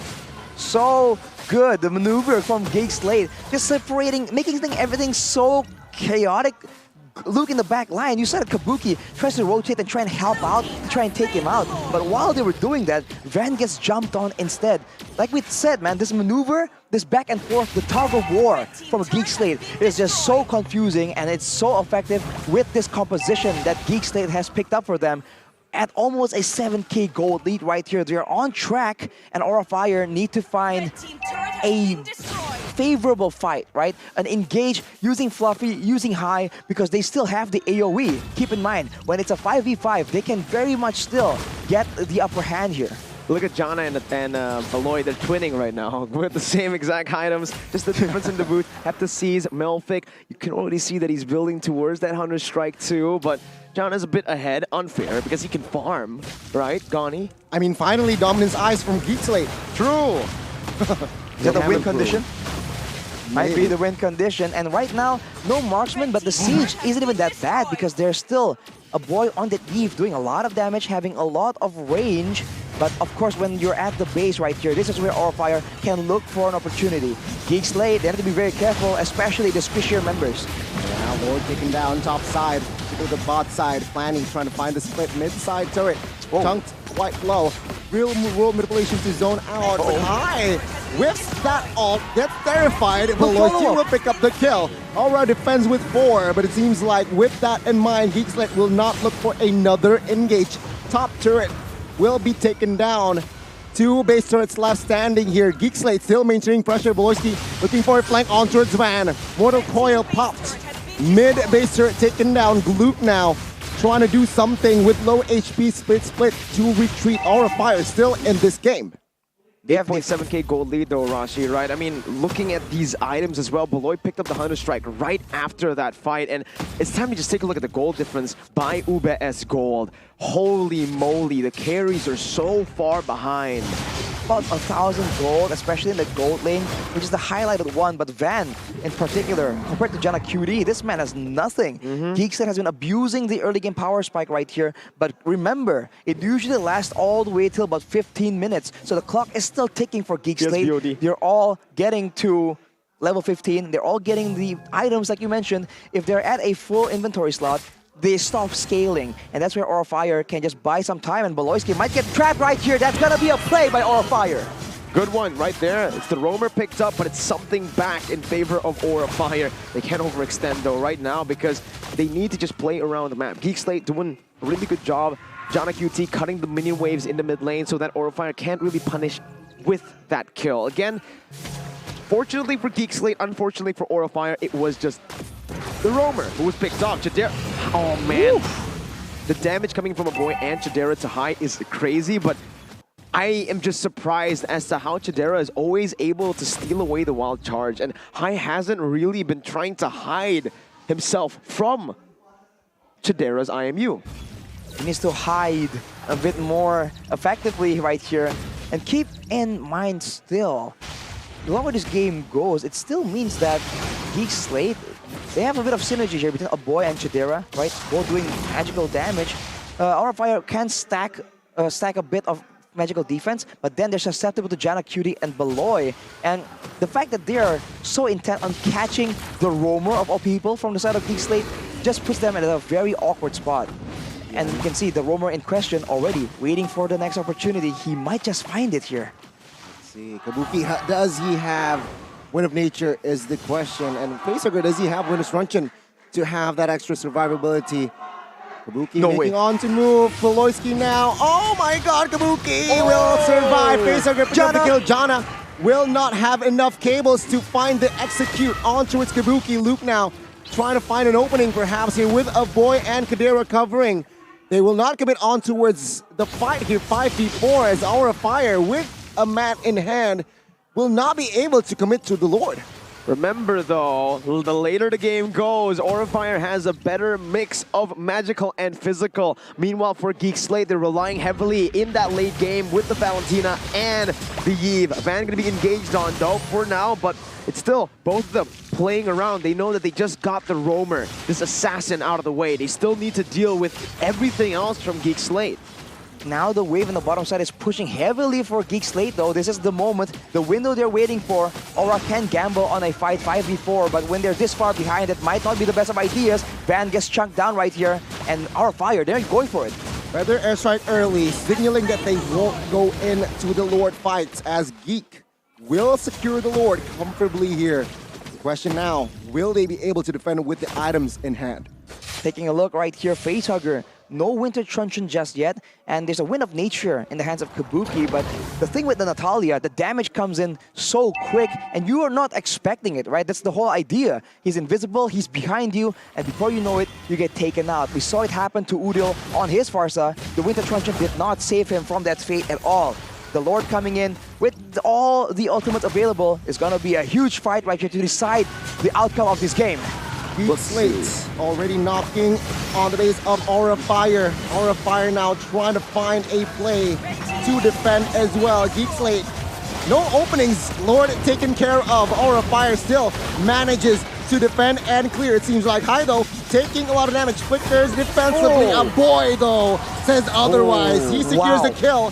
2 crossbows here in play. Aura Fire still in the game. Here's the next mini wave though, coming in right on cue. Let's say again, Van chunked.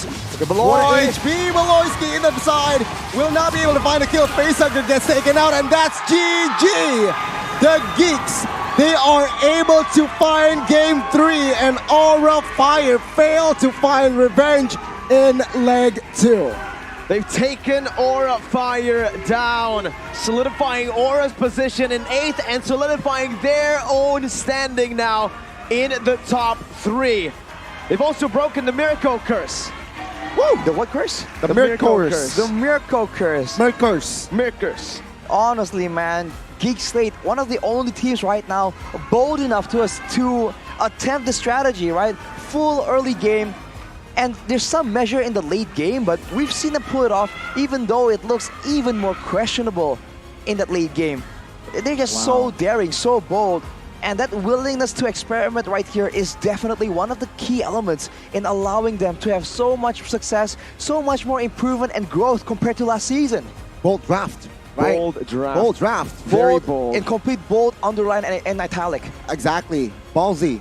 Also, very, very ballsy execution. 2 assassins, no marksman. No, they were able to find the opening and end the game. Which they're sweating. Aura Fire with carry in hand. No answers. Just like the way they won the game, it's magic. Using the magic damage of Aboy and Chidera with Beloy and Janna. Don't forget Glook as well. This game he didn't really, he didn't really pop off that much, but there was a highlight when he was riding on the Yuzong. That was all the way sight back to behold. to the base. It's still a GG here for GEEK SLATE. But, ladies and gentlemen, Aura Fire now 1-7, 8th place with Alter Ego winning. It's going to be a tough road ahead for Aura Fire if they still want to make it to the playoffs. In a bit, we're going to be throwing it over to our wonderful host, Audi. Thank you, Lim and GEEK SLATE. Once again, congratulations. Wow, akhirnya memenangkan di game ketiga. Wow, luar biasa sekali ya. Performa mereka di game kedua tergapa-gapa, tapi game ketiga mereka membuktikan sekali. So, aku mau ngobrol bersama Baloy. Baloy, what do you think about Aura roster, especially in leg 2? Aura roster. I think even they are losing in the past for the past few games of Aura. They really perform well. That's why I tell to my teammates, this is not the first leg Aura that we fight in the leg 1. This is the more improved Aura, so we need to respect them and treat them as big team. Tetap di-treat sebagai tim dan juga lawan yang pastinya selalu ya mereka memaksimalkan potensi untuk juga melawan Aura Fire ke depannya. Next, still on Baloy, what do you think about become a roamer for this match? I think he's doing good because I heard that he is a shot caller. It's like me in season 9 of MPL in Philippines. He just need time to adjust, and I'm sure if he already adapt and become so comfortable in roamer, I'm sure he will be a top roamer. Wow, katanya sempat mirip kayak dia di season 9 waktu di Filipina. Dan kalau misalnya dia terus konsisten, pasti bisa memberikan yang terbaik juga untuk Aura Fire. So, ada Kadera juga di sini. Hai Kadera. Halo. Seneng nggak? Seneng. Ih, senengnya kok dikit, seneng nggak? Oh, seneng. Seneng. Kalau pakai bahasa Madura seneng apa sih? Kayak bahasa Madura seneng gimana? Seneng ya, tetap seneng ya. Ya pokoknya senengnya panjang, seneng. Oke, kalian aku mau nanya nih, next nih kan kalian akan melawan ONIC ya. Ada nggak sih yang mungkin kamu mau sampaikan ke mereka nih, ke ONIC maksudnya? Bang, kasih menang bang, kasih upper. Kasih menang pastinya, biar kamu tetap tersenyum lebar pastinya. Nah, tapi kita nanya-nanya dikit nih Kak Dera sama kamu ya. Tadi nih lagi-lagi Valentina di gold lane. Kamu itu kan explore sendiri. Ini apa diminta atau gimana nih Valentina kamu nih? Gold lane.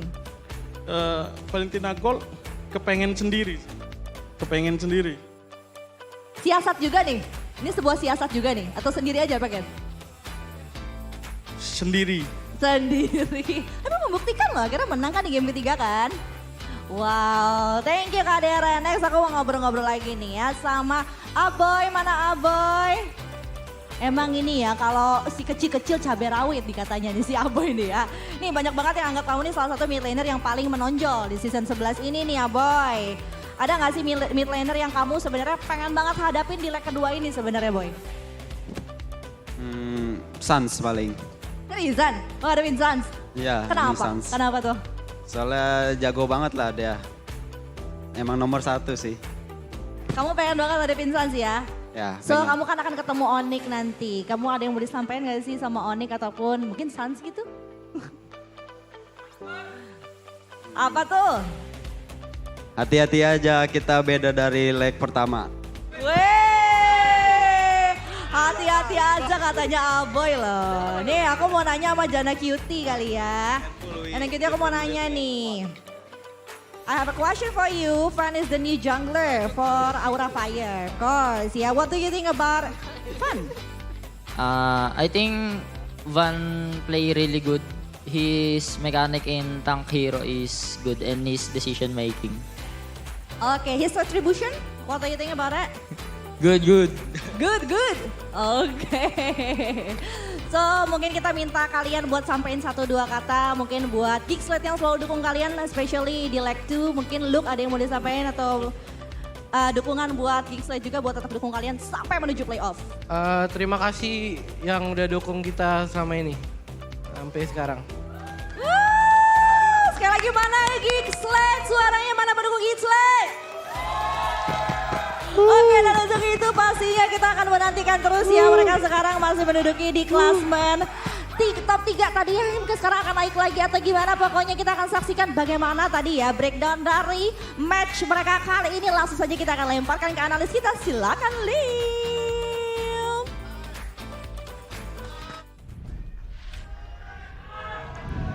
Thank you so much for the interview, Audi and GEEK SLATE. Again, their goal in the beginning of the season, Baloy has said that he's not looking to just make it to the playoffs. No. His aim is to reach the upper brackets, and right now they are on track to reach the upper brackets with RRQ. Them actually beating RRQ yesterday, and with RRQ losing here again today against Alter Ego, with GEEK SLATE winning, we might see a change in the standings, which is crazy because we said GEEK SLATE, top 3, that top 3 position, rewriting history, a new page in the history books. Top 2, what a team. That's crazy. Considering how dominant, how routine MPL ID has been, full disclosure, right? It's always been ONIC and RRQ on top these days, and occasionally EVOS pops his head out, occasion like that. So if GEEK just shows up, just teasing, like he owns the place, man, that will be such a different setting for MPL ID. We're looking forward to it. Hopefully it can, stay that way, right? We'll see. But on that note, let's talk about the items here, Rashi. What happened? Deets. Share us the deets. The items we have to take a look at and calculate, but the highlights first, though. Oh my God, where Baloyski is somehow able to, he uses the spell so efficiently. That's gotta be such a feels bad moment for Fluffy. And afterwards, that burst damage, you really don't expect it because usually there aren't 2 assassins or 2 mages at the same spot. They took out the turret and saved Baloyski's life yet again. This is why it was so dangerous. And here, this is one of the solutions, quote unquote, that Aurafire can try and explore. Use Facehugger to try and bait out people in and then counter-engage on that, right? We haven't seen them attempt that. And who can blame them though? Everything was happening so quick, so fast. They were just completely caught off guard. I bet they weren't expecting this exact strategy either. So now that they have had a time to look at it, and some other teams have seen that, it's not a one-time thing. GEEK SLATE can bring out this playstyle again and again. They will try and explore a bit how to try and counter it, right? Bait out, maybe stick out some bait, a squishy mid laner. When Baloy comes in, just hit him with all the engage, the wild charge, the Yuzong with the petrify. Everything, throw it at him. We'll see if that even works out. But for now, it's gonna be GEEK SLATE's day over Aurafire. It's a very dark day for Aurafire fans indeed. GEEK SLATE weak up to this point, right? Day 1, day 2 now. They're still in the upper bracket on RRQ. Well, this guy here, he's not a man. A boy will claim the MVP for Game 3. The MVP boy, presented to you by the Samsung Galaxy S23 Series 5G. 0 deaths right here. And he went for the Divine Glaive. I thought he would go for a Genius one, right? Get a bit more synergy with Chidera, still doing magical damage as well. But he goes for more burst damage, knowing that, especially later on, he needs to be able to be zoning out or trying to secure the kills with that burst damage as well. It's a smart decision for sure, but let's take a look at how smart the comms are, because usually close matches like this, GEEK SLATE goes absolutely off the rails, man. Especially Luke, right? A whole lot of passion Luke. From Luke. So we're going to get to hear that very, very soon. Arashi, again, I can't get my head behind this, right? GEEK SLATE. Imagine, first time playoffs ever, upper brackets. Let's take a here. No flicker, no ulti. Mati. Give me. Nice, dude. Nice. Now purify guys. I think we can invade. Digi. Digi guys. Hati-hati Cloud boy. Wow. Boy, dude. Jangan merem. Nice, dude. Main deh. On the way. Coming. Santai, no retreat lord. This. Wait guys, let go. Dude, sabar, dude. Sabar. Santai, yes. Nice. Aman go. Chan, you good, Chan? Good, I'm good, bro. Use some first. Hey, ling, mati ling. Good, Chan. Ghost on, Chan. Good. Ayo. Chan, we chase this. Yeah. Ayo. Nice, bro. Gerak, kejar. Oke, gas. Kejar saja. Irital gua pegang. Gas. Jangan ada dulu, Van. Hati-hati lu. Let go. Dapat 3 nih. Sikat. Gas, boy. Nice banget, boys. Mantap. Van. Lanjut dulu. Dia mau perang. Oh, dia sama gue di belakang. Aman. Buki aman. Orang aja. Mata gua di Buki, gua cancel lancenya. Nice banget, perang lagi. Gak ada ulti grok. Orang lagi. Irita lihat kan? Deadlord. Nice. Lompat dia. Oke, lu aman? Gua CC dia, Buk. Gua CC dia. Mati retail. Satu, nice. Gua matanya di kaki. Aman. Fokus. Target dulu, lace dulu. Fallen, Gustun. Nice banget. And boys. Fokus lagi Rusia. Mati. Solo kill, bro. Gila. Ngapain deh? Tunggu deh. Wait, santai. Appliker carrier, no? Ada knife dash. I don't know. Ada knife skill. No ulti. Turret. Nice, Nice, Loy. Nice lah, bro.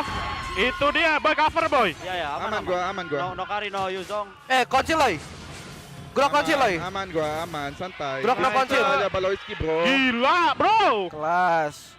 Cuma lu dah yang bisa. Petri, careful. I go carry, guys. Ayo carry, Loy. Ya. Kari. Rata.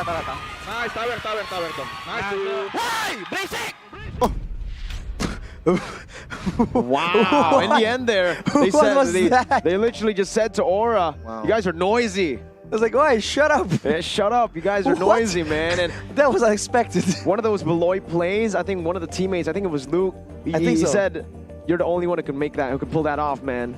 It's crazy. It's crazy, and it's so good. It is so good. And even the play on the turret where they take it out before it can secure the kill onto Beloy, it's like they knew it, like turret, and they get it done. So everyone's just on the same page. And even if they're hype, the hype never muddles with the communication. Everything is always clear cut. And then once everything is settled, yo, what's up?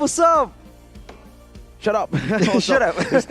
Casual. Shut up. You're noisy in the end. GG, well played to GEEK SLATE. These are the keys to success. Ranshi. It's a boy and his positioning during the team fights.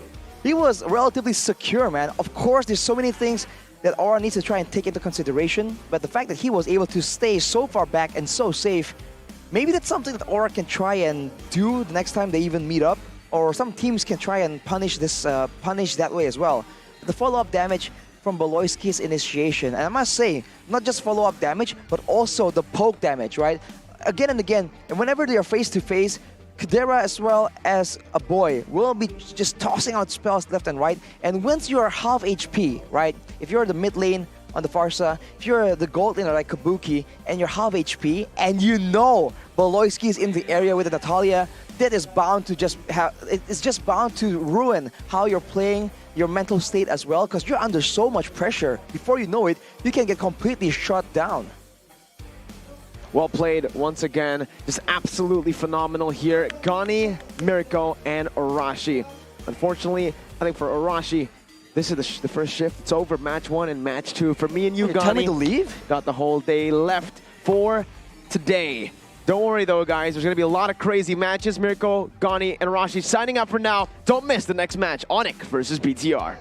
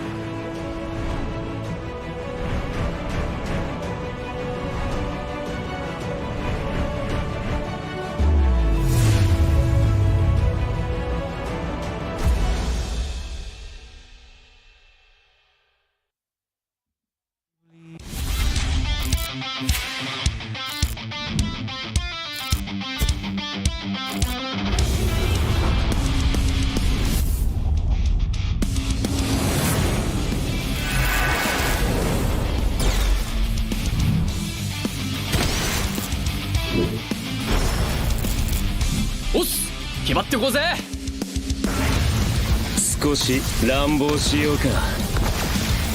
釘崎野原、喜べ男子、こう一点よ。邪魔だ。虎杖裕二です。好みのタイプはジェニファー・ローレンス。よろしくお願いします。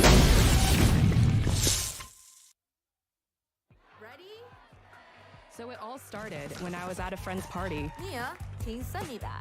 Sure.